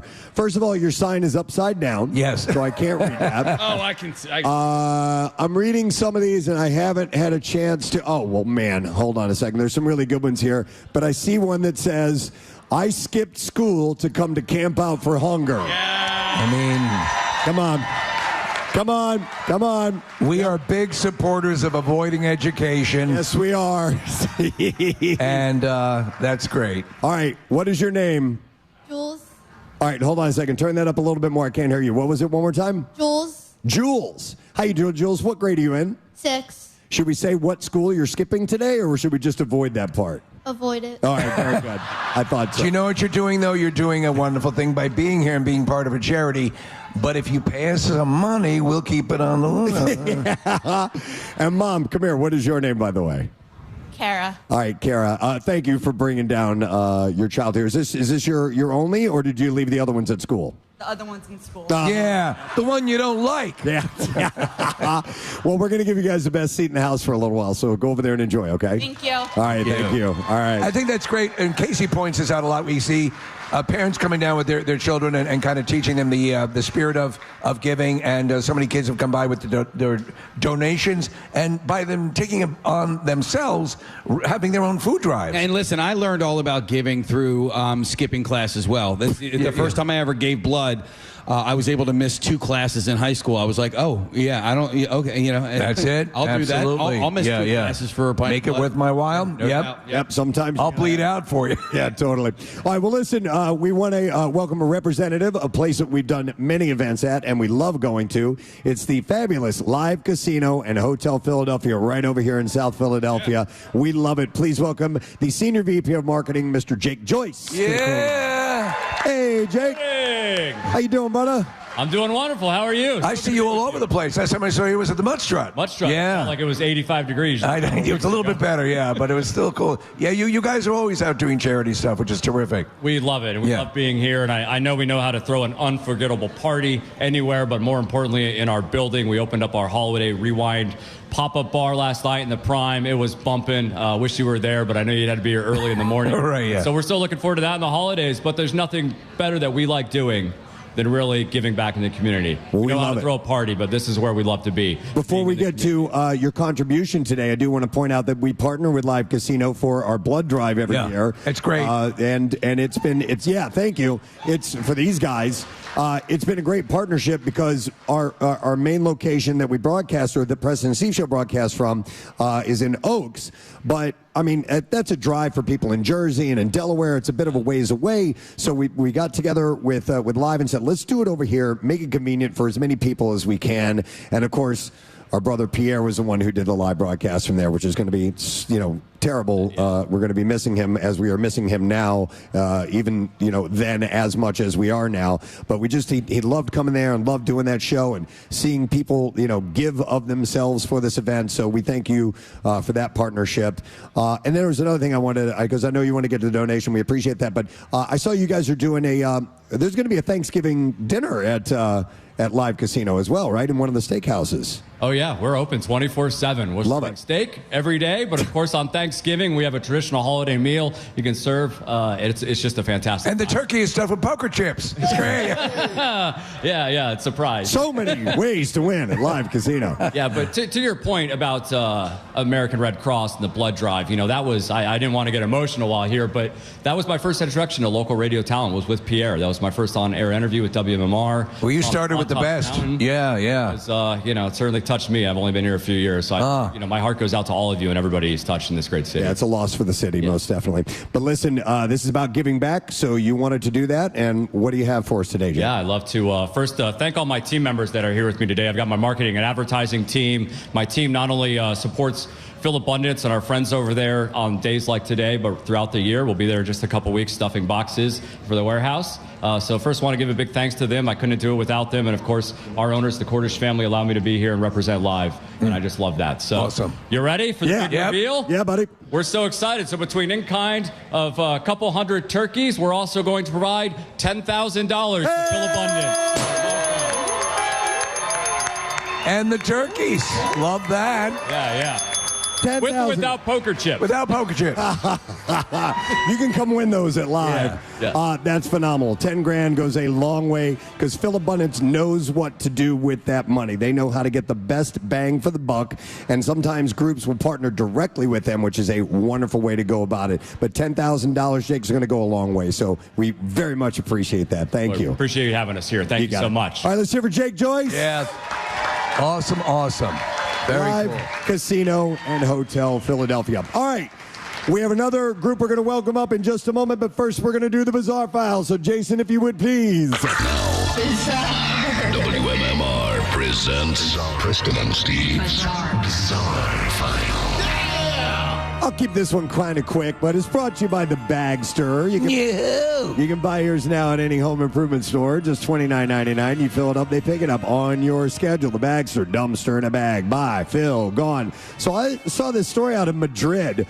Spanish police busted a criminal group that are dedicated to literally stealing your seat. Spain's national police said that they had arrested 7 people suspected of stealing more than 1,100 chairs from outdoor seating areas at restaurants and bars in Madrid. Is there some sort of chair shortage in Spain? Not that I know of, but they also stole from another municipality for over 2 months. The group is of 6 men and 1 woman. They would work at night to steal the chairs from 18 different establishments. Have these guys heard about money? The estimated impact of the stolen property was around $70,000. Oh, well, there you go. Yeah, so they're nice chairs. I Yeah, guess. they got to be. Yeah. So the suspects who face charges of theft and belonging to a criminal organization resold the chairs in Spain, but also in Morocco and Romania.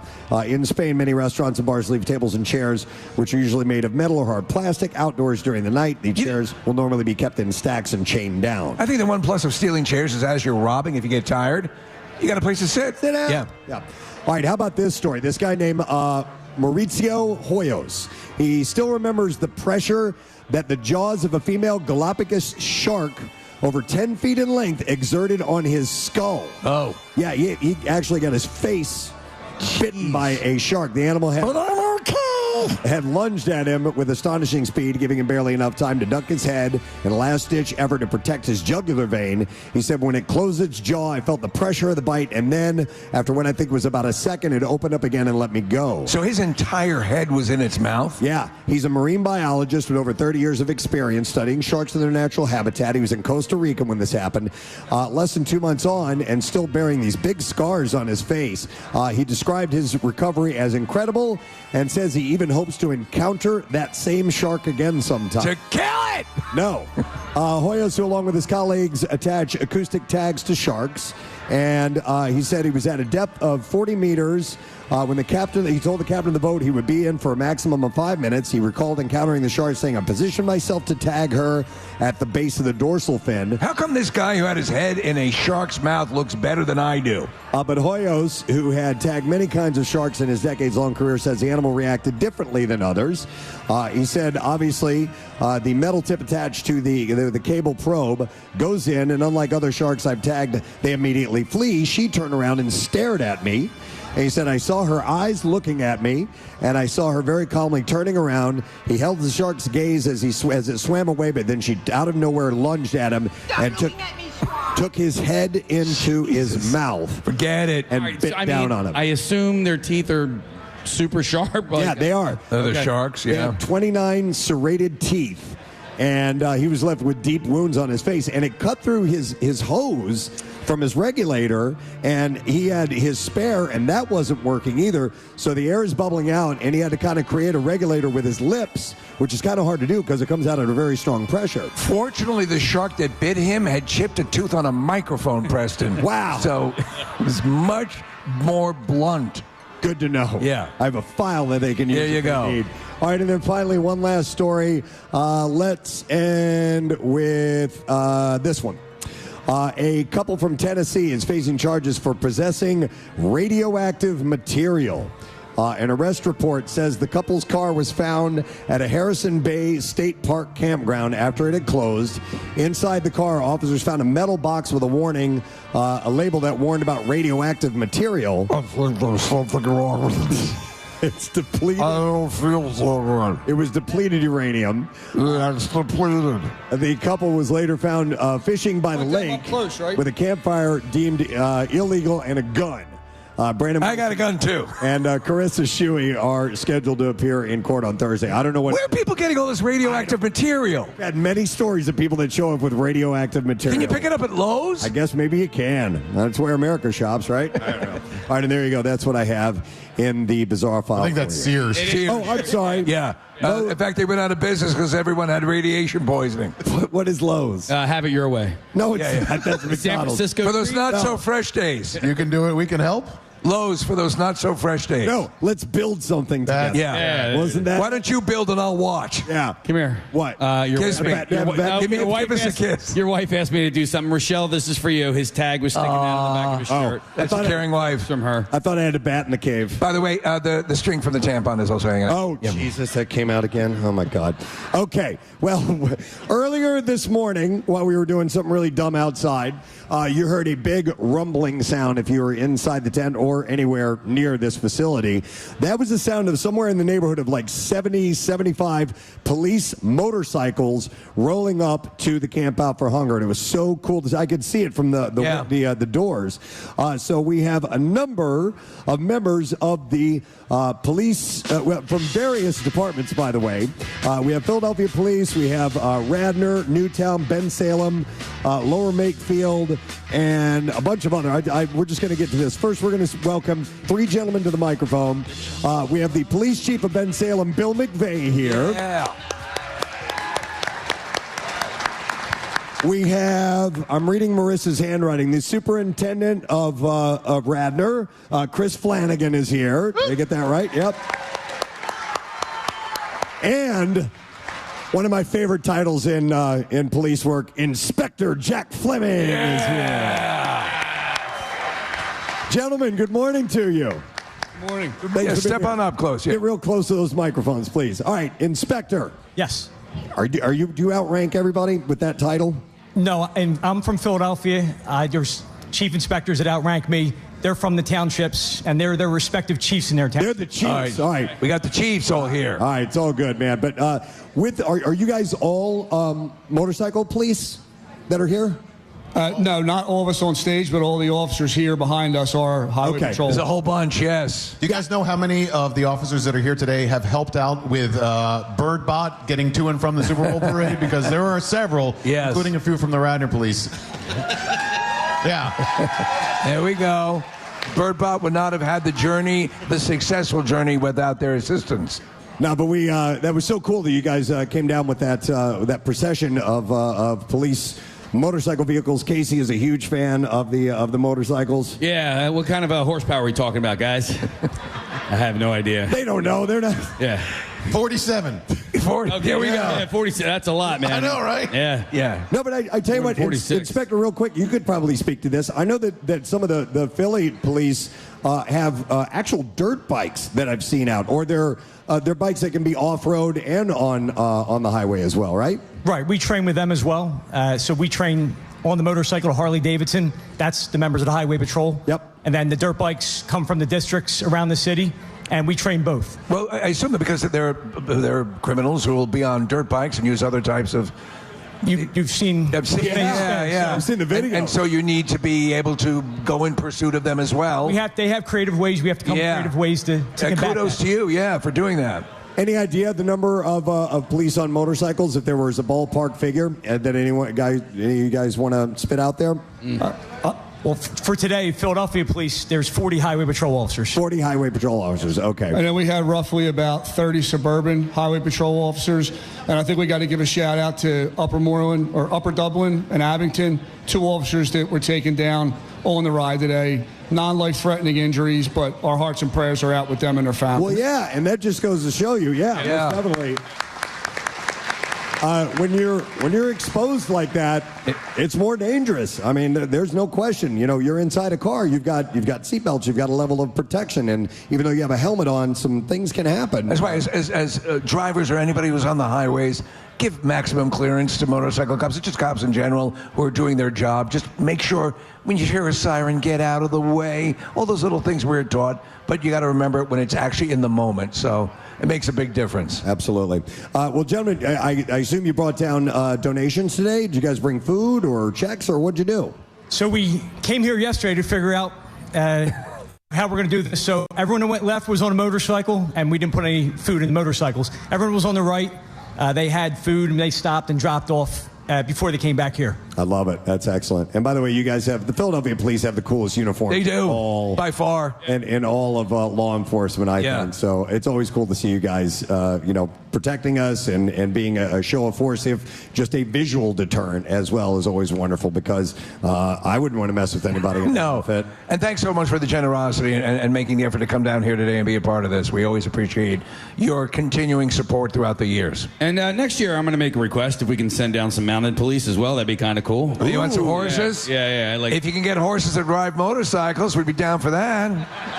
That'd be pretty cool. The inspector can take care of all that. He's done a great job coordinating this, and he'll be doing it again. The bitch is getting them to sit on the motorcycle. They always put up a fight. Are there a lot of mounted police in Philadelphia? We have a unit. I don't know the exact number. Yeah. But I would say somewhere in that 10 range, maybe. Yeah. I mean, those are good when you're talking crowd control. Yep. Fantastic for crowd control. There's nothing better than that, man, for sure.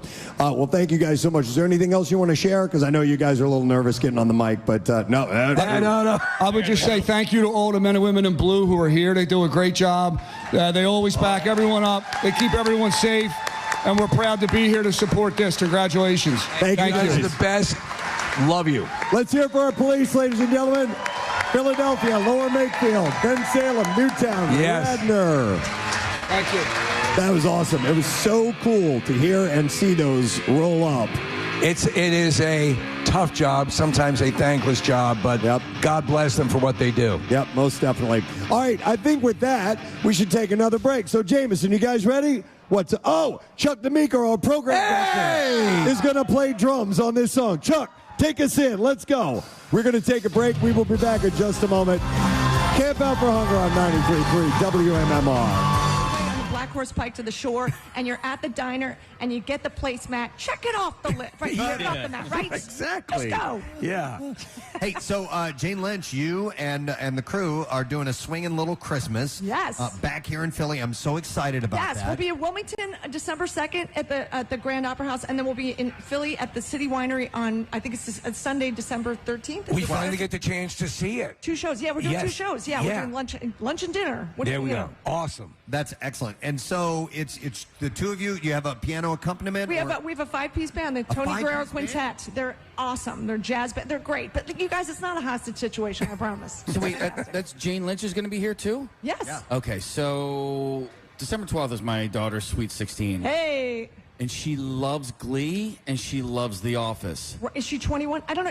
Maybe you don't have to be 21 to be in. I'll just get her a fake ID. Okay. Yeah. What am I saying? Right. Honestly. I know a place in Seattle. That was back in the 80s. I'm sorry. I may have to bring her to the show. Were you a fake ID user back in the day? I was. I got caught too. All right, you did? All right. So how did you use someone else's ID, or did you try to doctor it? My older sisters, and I still tried to doctor it like a dummy. Okay. Yeah. So we had, and I actually didn't do this because I had a different fake ID, but there was a guy who came to our campus with New Jersey IDs, and like everybody in my fraternity house had it was like $100 or whatever.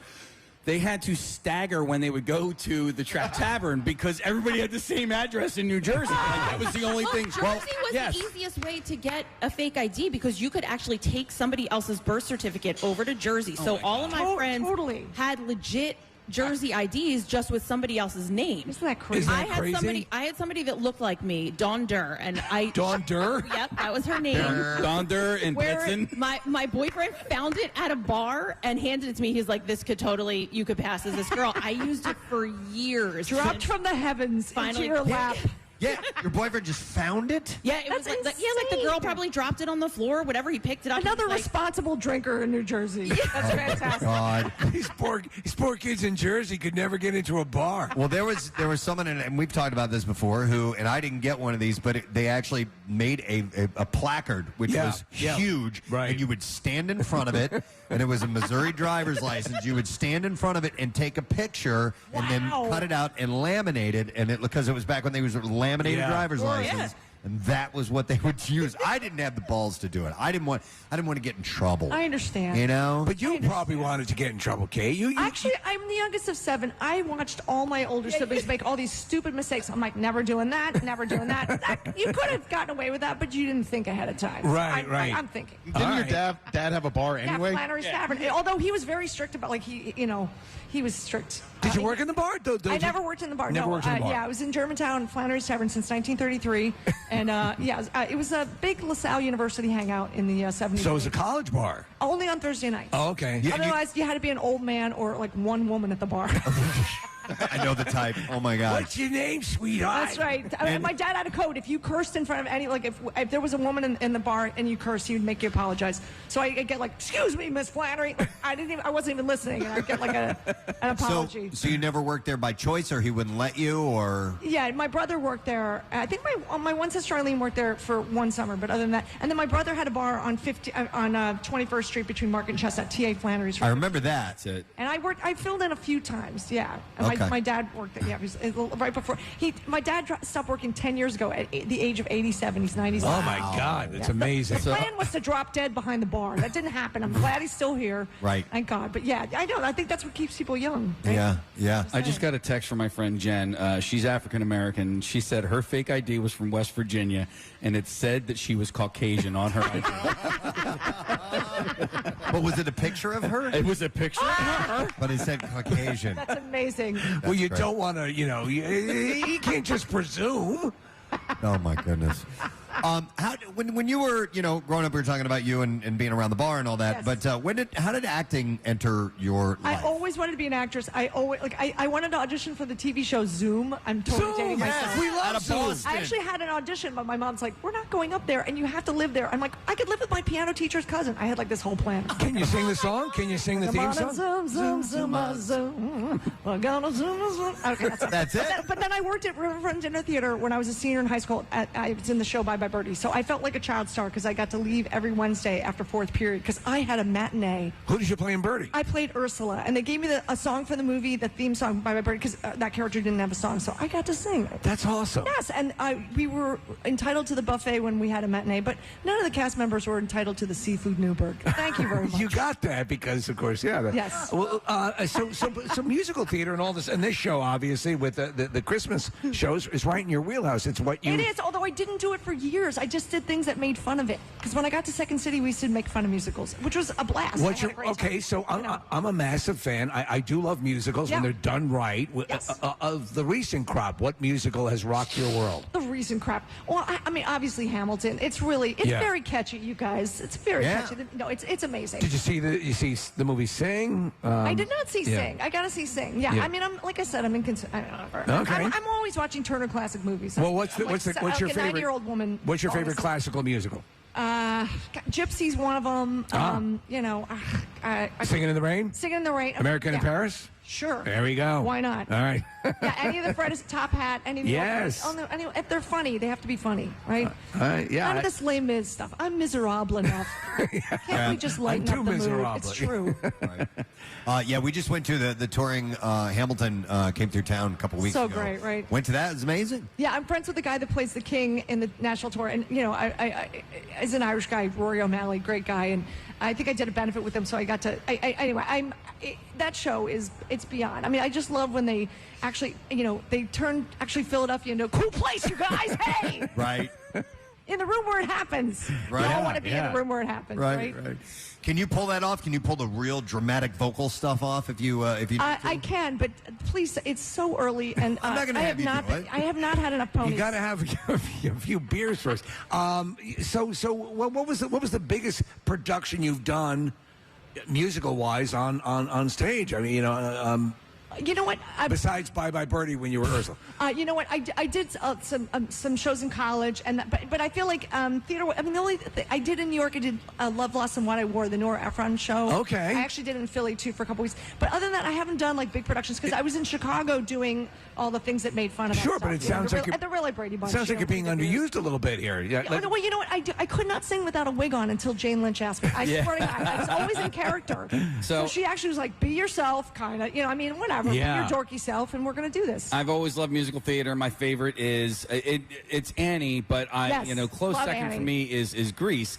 And I always wanted to be in Grease, and I wanted to be Danny Zuko, and now here I am. I'm 46 years old, and that will never ever happen. How do you know? But I was thinking, wouldn't that be funny to have a production of Grease where everybody's just old, right? Wasn't that the original though? Weren't they all like? You're right. You're right. Stockard Channing was like 42. 61. Yeah. Not a 61. Unbelievable. They brought out the ghost of Eve Arden and Sid Caesar. They're like, let's unbury him. I don't know. Yeah. Who was the most talented musically on The Office? Was it Craig Robinson? Was it Ed Helms? Or you? It's a toss-up because Craig Robinson is super talented. He is a musical genius. Yeah, and he can play tours. anything. Yeah, he has a band called the Nasty Delicious, and they are both. They were just here. Yes. The Hall Yes, Notes I had heard. a Yes, Hoagie he Fest. opened for Hall Notes, which was one of my favorite bands in high school. So I think I would have exploded if I was there. Yes. I love when Ed Helms would bust out the banjo. So he's a great musician. He's a great banjo player. I've actually done a lot of live shows with him,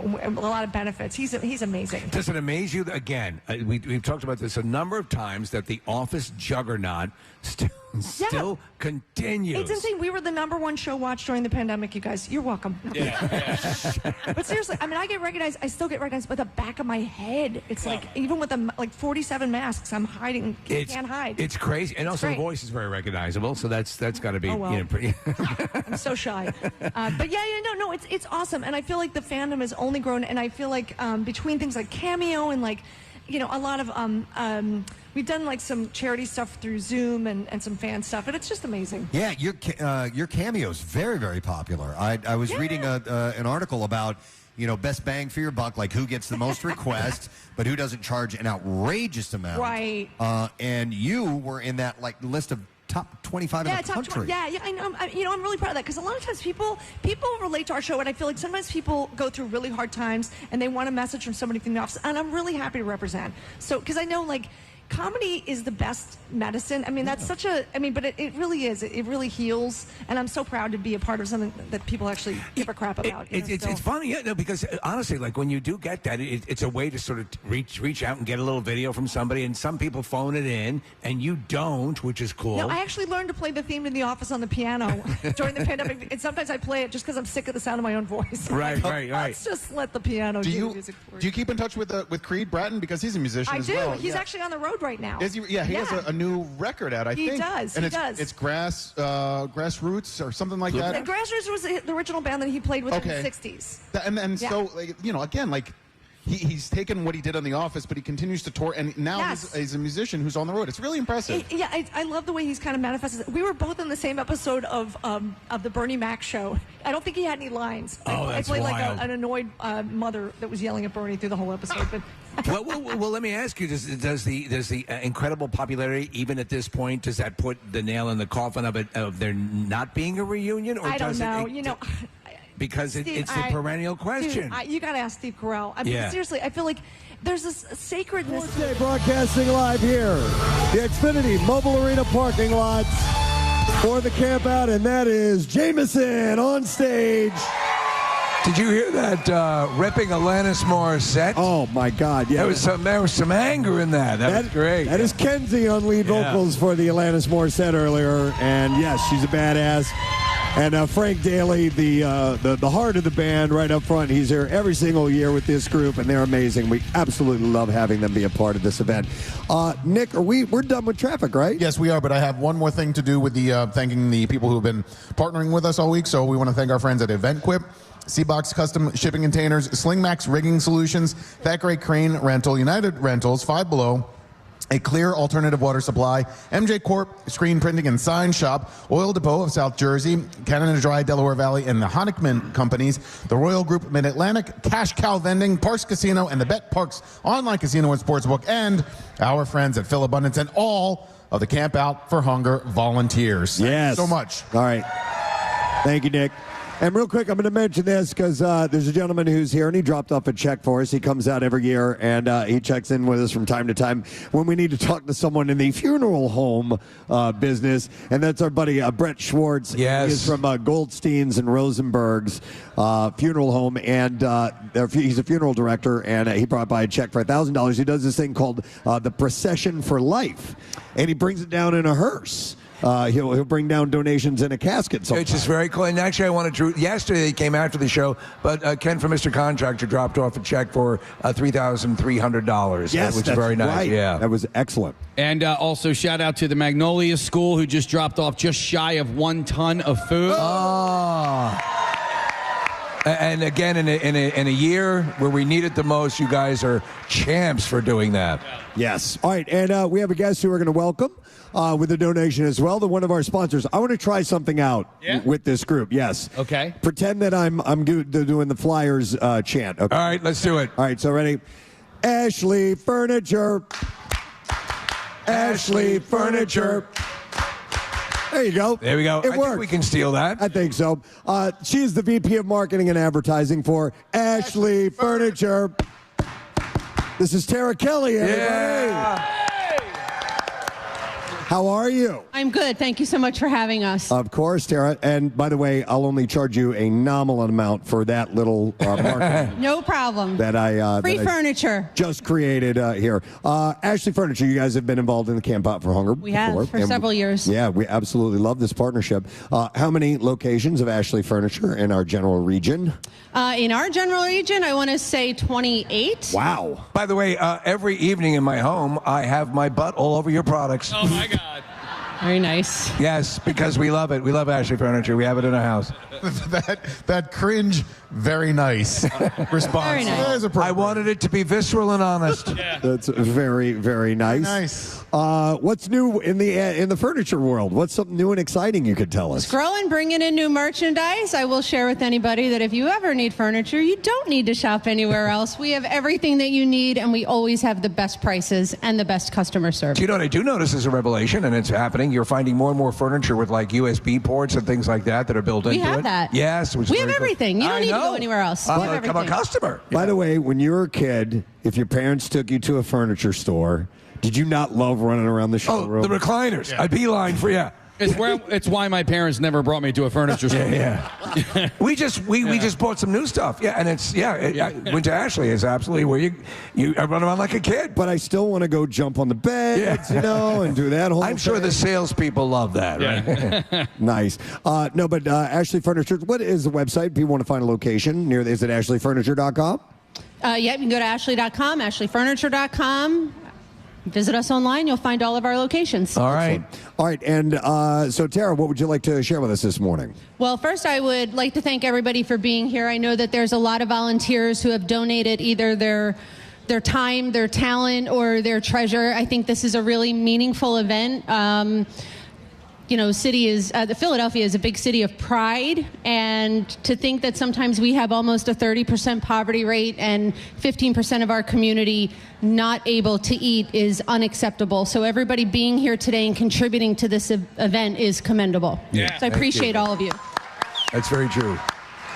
I like that. Time, talent, and treasure. I like that. I'm going to use that. Can I steal that? Time, talent, and treasure? I'm sorry? You said to people coming down and donating their time, their talent, and or their treasure. Yes. I love He just wants to change the We last brought one treasures. to teriyaki. We brought treasures with us. Time, talent, and teriyaki. No, that's great. And Tara. Tara, there we go. It's a festival of teas. So, Tara, you guys would like to make a donation today? We would like to make a donation today of $5,000 to Phil Abundance.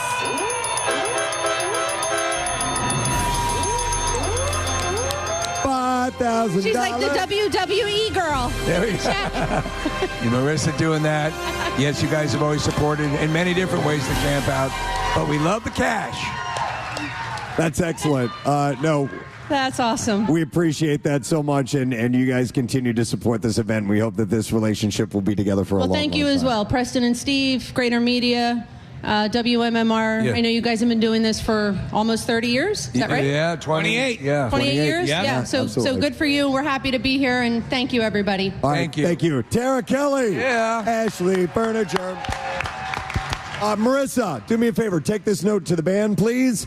We have a couple things that we're going to do before we move on to anything else. And one of them is we will get to the lesson question. And I'm going to ask Nick to pass that information along as I tell you what you're going to win. Hang on. I'm a little discombobulated here. All right, our lesson question prize. You're getting bobulated. We have a pair of tickets as MMR rocks Luke Spiller, Wednesday, November 19th at the Ardmore Music Hall. Tickets are on sale now, ardmoremusichall.com. Nick, what's our question for today? What kind of bird does Casey want to choke out? Okay.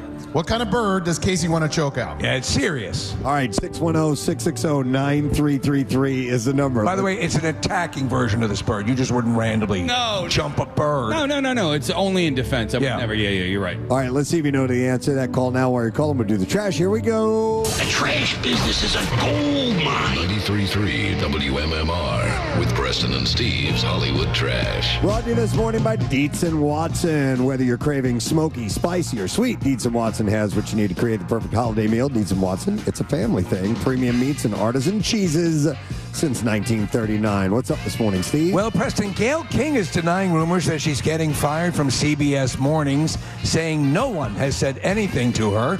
King says yesterday she showed up to work just like any other day and went to her office, which is now in a dumpster. Hey! After Matt Khalil's ex revealed his penis is the size of two, quote, Coke cans, he has been getting offers from adult websites. Khalil is passing on those offers, saying his penis is a private matter between him and the women he is splitting in half. Oh, wow. My God. And finally, 83-year-old Joy Behar has been missing from The View for the last 3 days, causing some concerns. Behar herself took to social media to explain that every 22 years, she must spend 3 days feeding on human babies. And that's your Hollywood Trash. All right, thank you very much, Steve. All right, we will attempt to get an answer to our question. I don't remember the answer, so Nick, I'm going to try this. Here we go. The question again, please. What kind of bird does Casey want to choke out? All right, we will go to Cody. See if we can get that answer. Hi, Cody. Good morning, it. Good morning. All right, Cody. What kind of bird does Casey want to choke out? I believe it would be an emu. He's right. That's correct, yes. Hang on, bud. Going to set you up with those tickets, and you are going to go and see Luke Spiller of the Struts Wednesday, November 19th at the Ardmore Music Hall. Tickets are on sale now via ardmoremusichall.com. All right, let's get into music news, please. Now, Preston and Steve's Music News on 93.3 WMMR.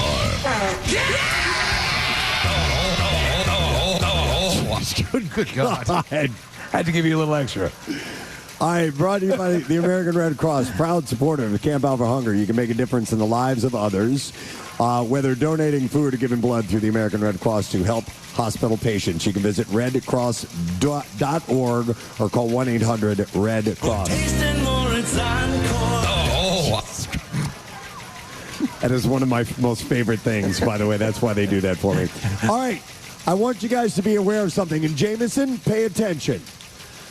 Today, November 13th, is National Hug a Musician Day. Oh, get over here, guys. So I want you guys to go down to the front here, and I want anybody who feels compelled to come over and hug a musician right now. Because for what they do. It is National Hug a Musician Day. So step up, give these members a hug. There you go. We want to see the love. That's beautiful. All right, so...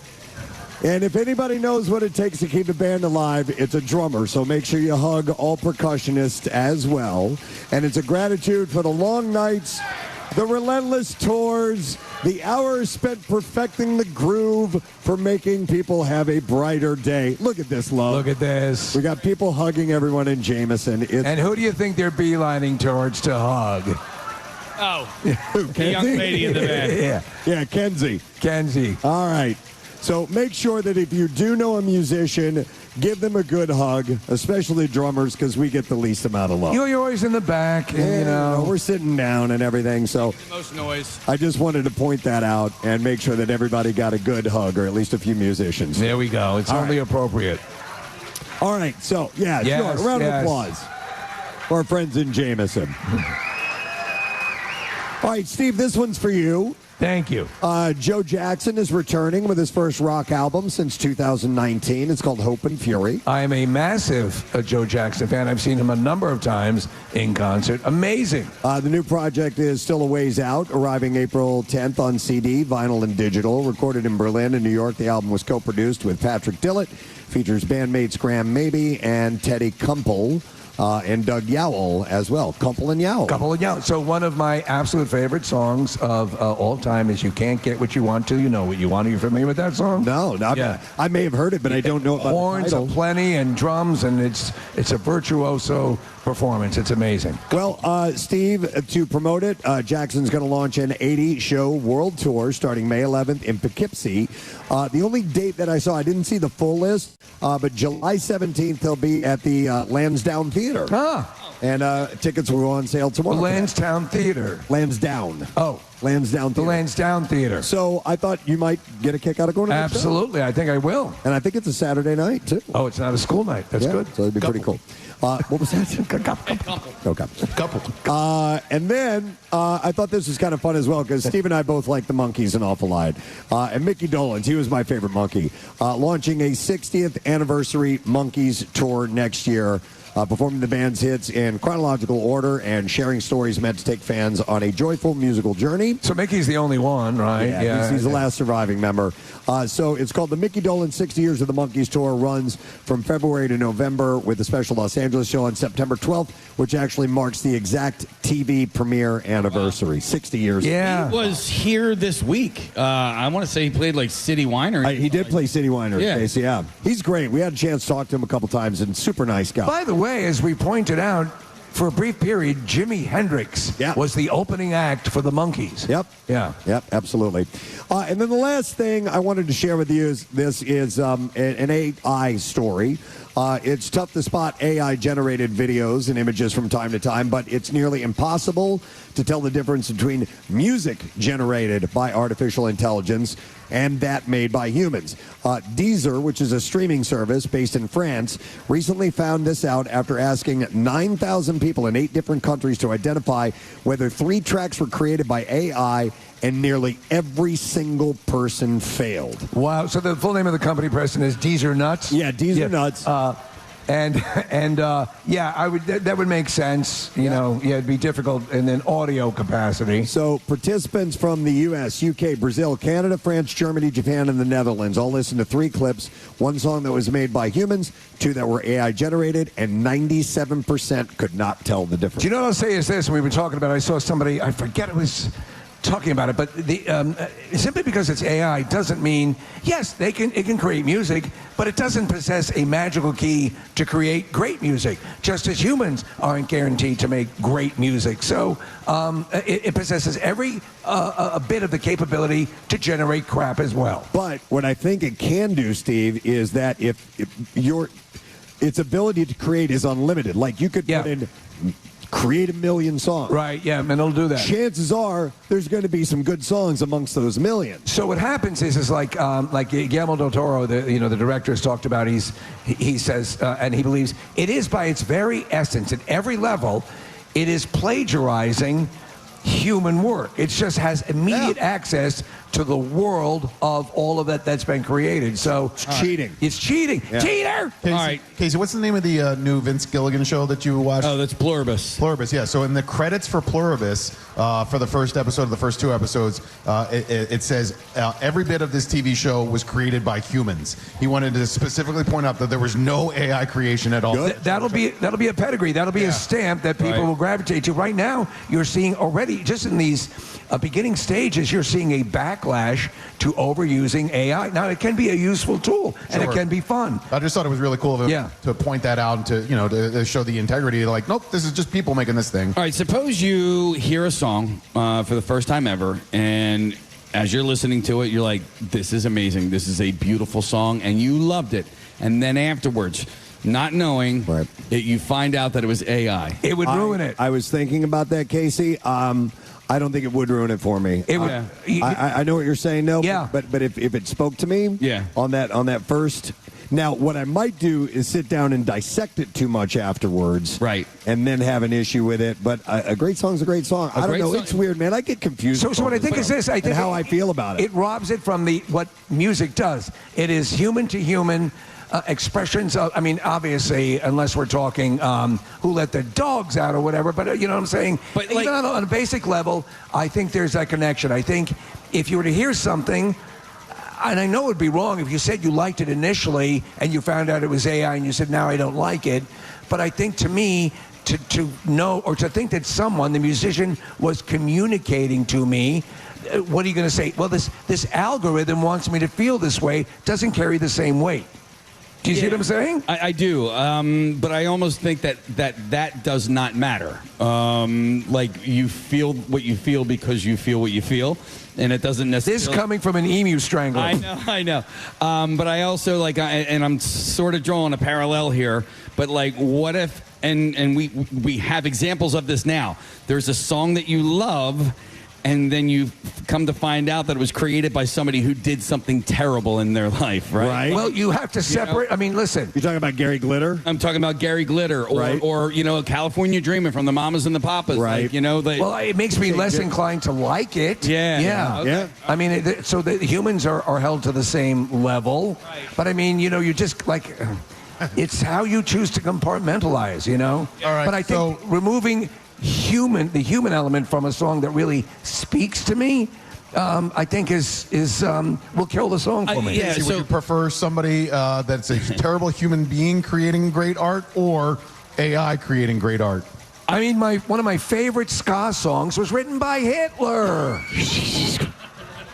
And I had to get rid of it because that's conflicting. It's just conflicting. Exactly. Listen, I don't think that this is going to. Humans are still going to make music, and that's what my uncle told me. Yeah. Okay. We got way more serious than I We're thought. going to break up into discussion groups. No, we're not. Yeah. Here's what we're going to do.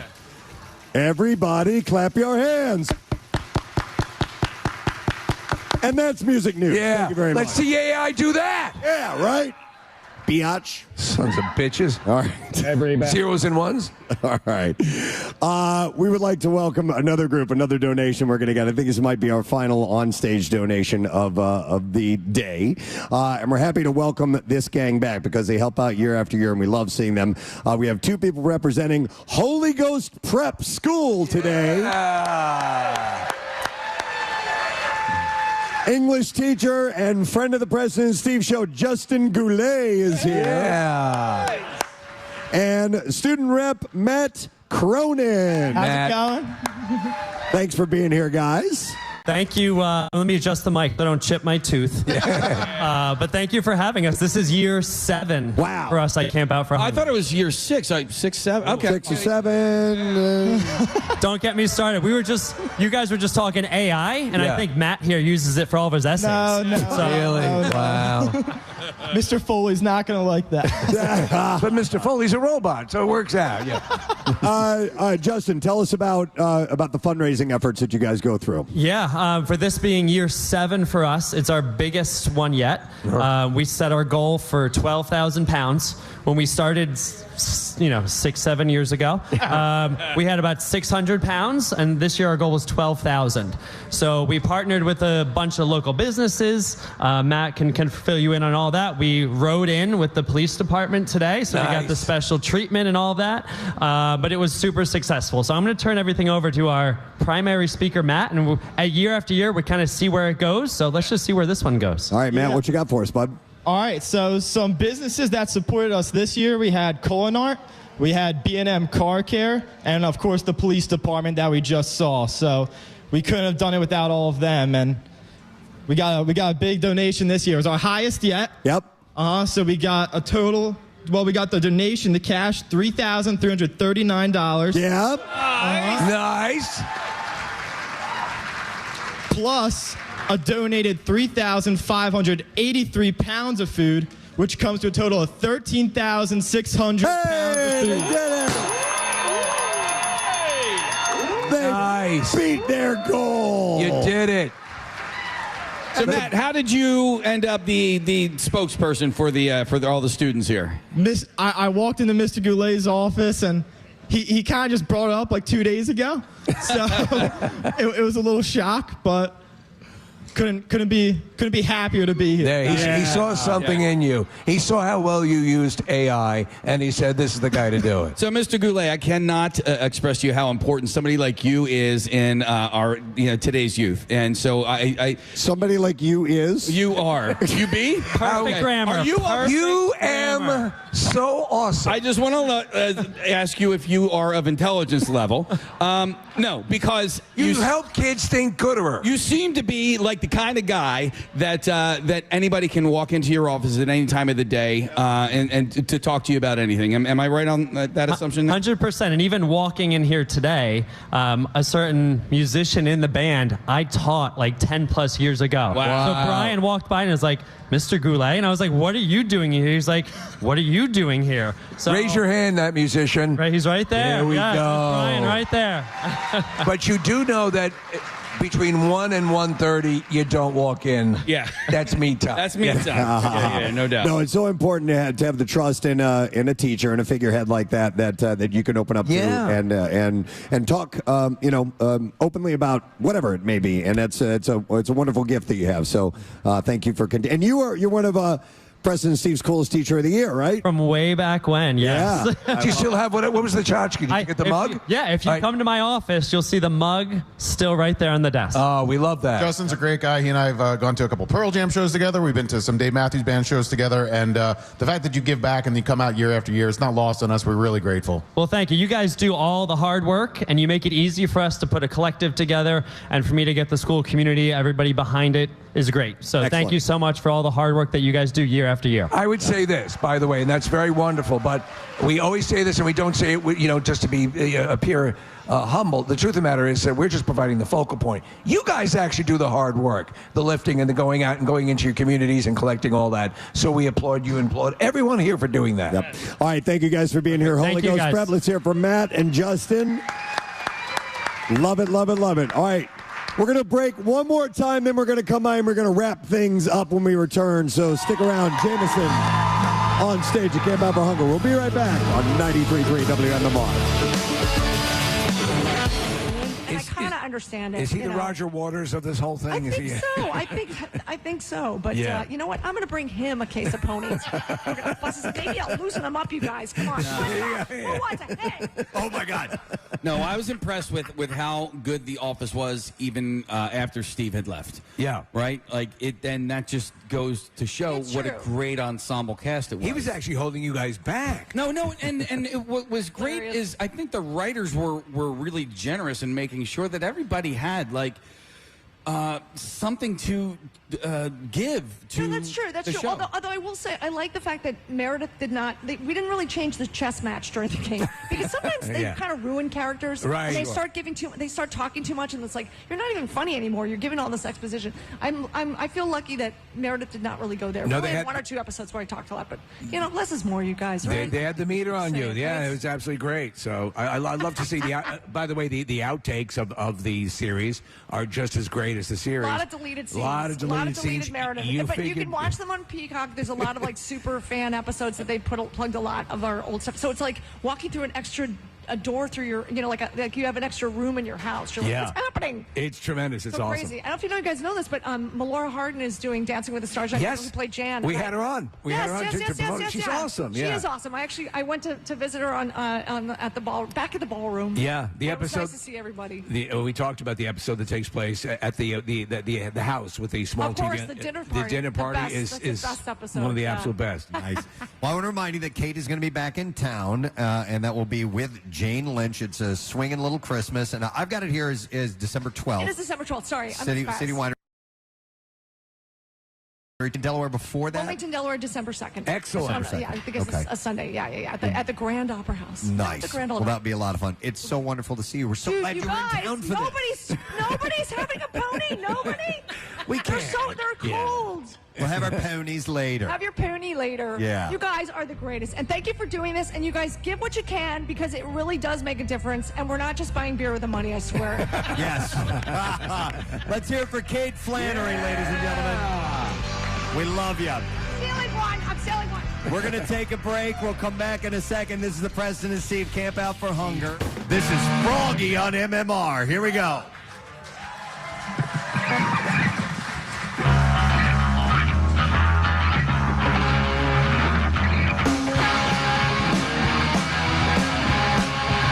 I love nachos. Nachos from 7-Eleven. I know that they're bad for me, but when I eat them, I'm in heaven. 7-Eleven nachos. 7-Eleven nachos. 7-Eleven nachos. Liquid topping tastes so good. Post-band practice, I buy them. I eat them in Fiona's kitchen. Best worst nachos in the world. They're the only thing I want. 7-Eleven nachos! 7-Eleven nachos! 7-Eleven nachos! You would have some if you could.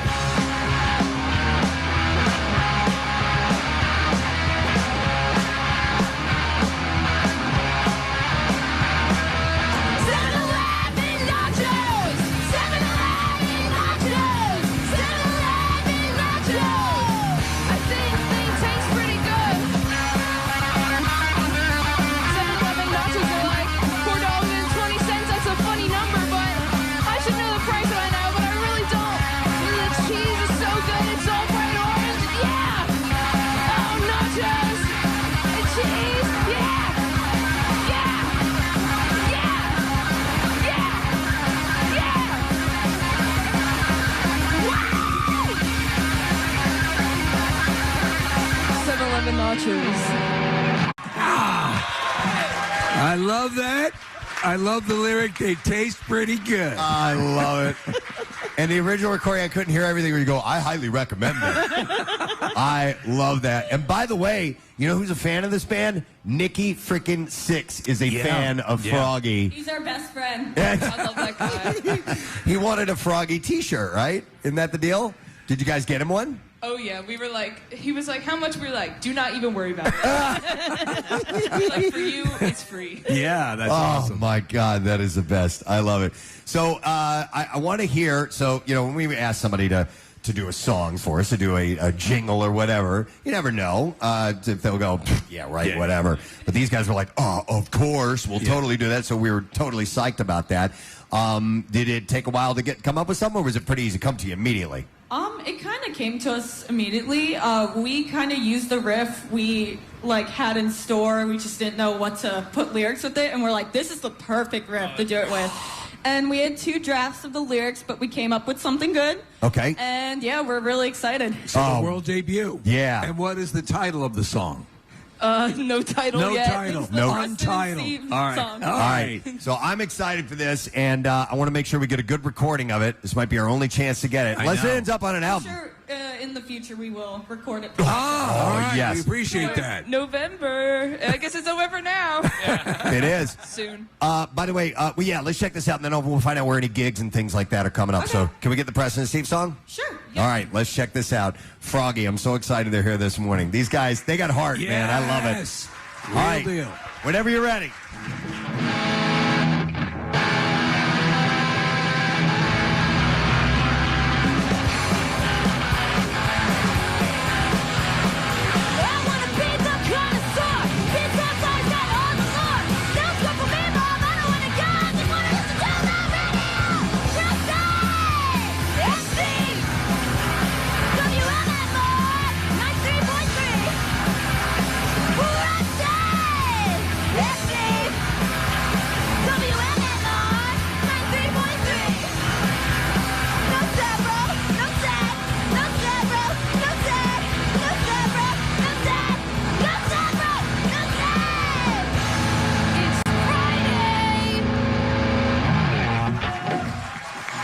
We got to have that.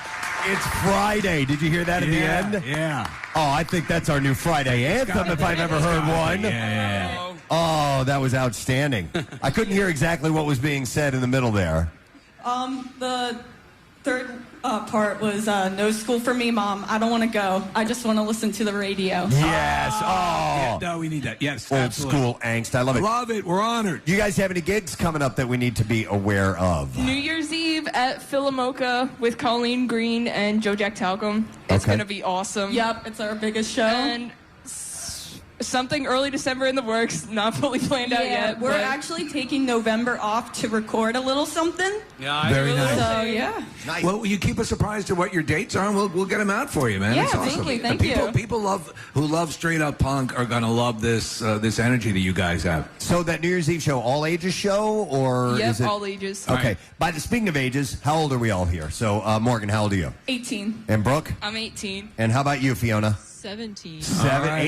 18, and 17 years old. They're so damn good, though, man. They really are. It's great. Hey, what are you guys doing the second or third Saturday in May of 2022? Nothing that I know of. All right. Free. Yeah, just I'm free. keep those Saturdays open. Just, Dude, that would be awesome. Oh, I'm like, what is he talking about? What is The second- barbecue. Got it. And barbecue. Yeah. Sometimes it takes Froggy.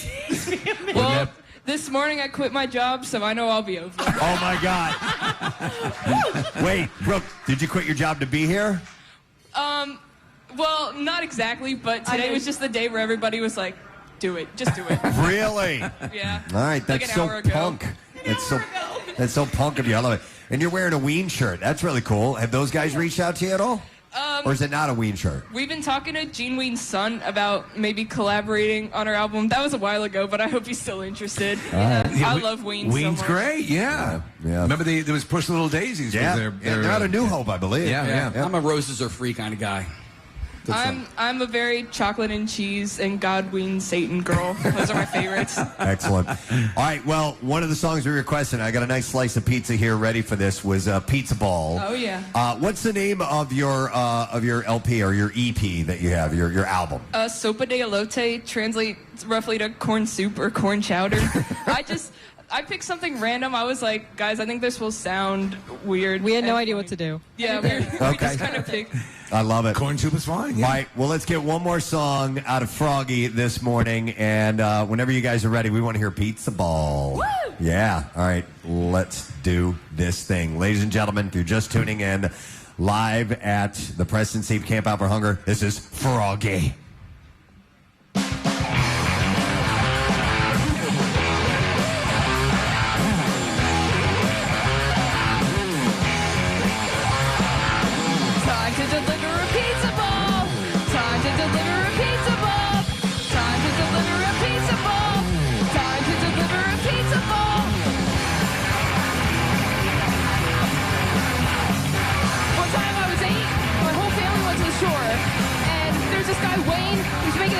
Chowder. It was what he was known for. And it tasted so freaking good. I had like 10 bowls of that clam chowder. And I tell you what, I woke up in the middle of the night and I said, Mom, and I threw up all over the floor. Someone carried me away, and that's all I remember from that night. Yeah! Time to deliver a pizza ball. Time to deliver a pizza ball. How about that? Our Camp Out for Hunger in day number 4, and Jameson on stage. So good. So amazing. Love that version of Zombie that they do. Outstanding, man. Oh, my goodness. I know. Case, you look like you want to say something. Yeah, this is Rodney handed me this note, so I don't know if they're still here. Is the Philadelphia Creating Performing Arts High School still here? Are they still in the building? Yay! So, yeah, we got Kappa here. By the way, my cousin is a graduate from Kappa as well, and the MDTV Skills USA team. They're here to support Camp Out for Hunger. They're led here by Scott Kaufman. Scott Kaufman. There you go. Thank you guys for being here. Excellent. Thank you, guys. I'm loving looking across the crowd, and every now and then something just catches my eye out of nowhere. I did not know that Michael Myers, the deadly killer, was sitting right there in the third row. Do you want a trivia question here, Preston? Sure. What is Michael Myers also known as? Oh, I have no idea. The Shape. The Shape. That's what they would call him, I yes. didn't know that. The horror movie jargon. He was known as The Shape. Did you know that, Michael? He knows it. Who is that next? What is that next? That's Little Michael. That's Little Michael Myers. Little Mikey Myers. Little Mikey Myers. He'll eat anything. Did you guys know? Here's a fun trivia fact. The New York Giants are in last place in the NFC. Is he in the Giants jersey? Yeah, he is. And Michael Myers. They just fired their head coach. Yeah. There we go. It'll make you kill anyone. Yeah. Oh, my God. And I got to point out that there's a sign over here. It says Beavers Against Hunger. Our friend Mel is wearing. Is that a Bucky's beaver outfit? They sell those? Didn't know That's that. awesome. Or did you hand knit them? Preston, by the way, congrats to Mel and the YouTube community. They had a team last night at Quizzo, hosted by Johnny Goodtimes, and our YouTube listeners won Quizzo last night. Yeah. Stateside Live. So they're going to go see the Flyers. They got 15 tickets to go see the Flyers in February against the Ottawa Senators, club box tickets. And thanks to Johnny. He did such a great job hosting Quizzo last night. And Nick, thanks for hanging out and doing the run of that. I went over and said hi to a lot of the people, but it was a nice turnout, even though there's obviously a Flyers game going on. But Mel, by the way, is a winning machine. Yeah. As you remember, she won a car on The Price is Right. Oh, that's right. Yeah. Oh, yeah. Shout out to Bill's Best. That's where Mel learned how to play Quizzo, and she honed her skills. So Bill's Best.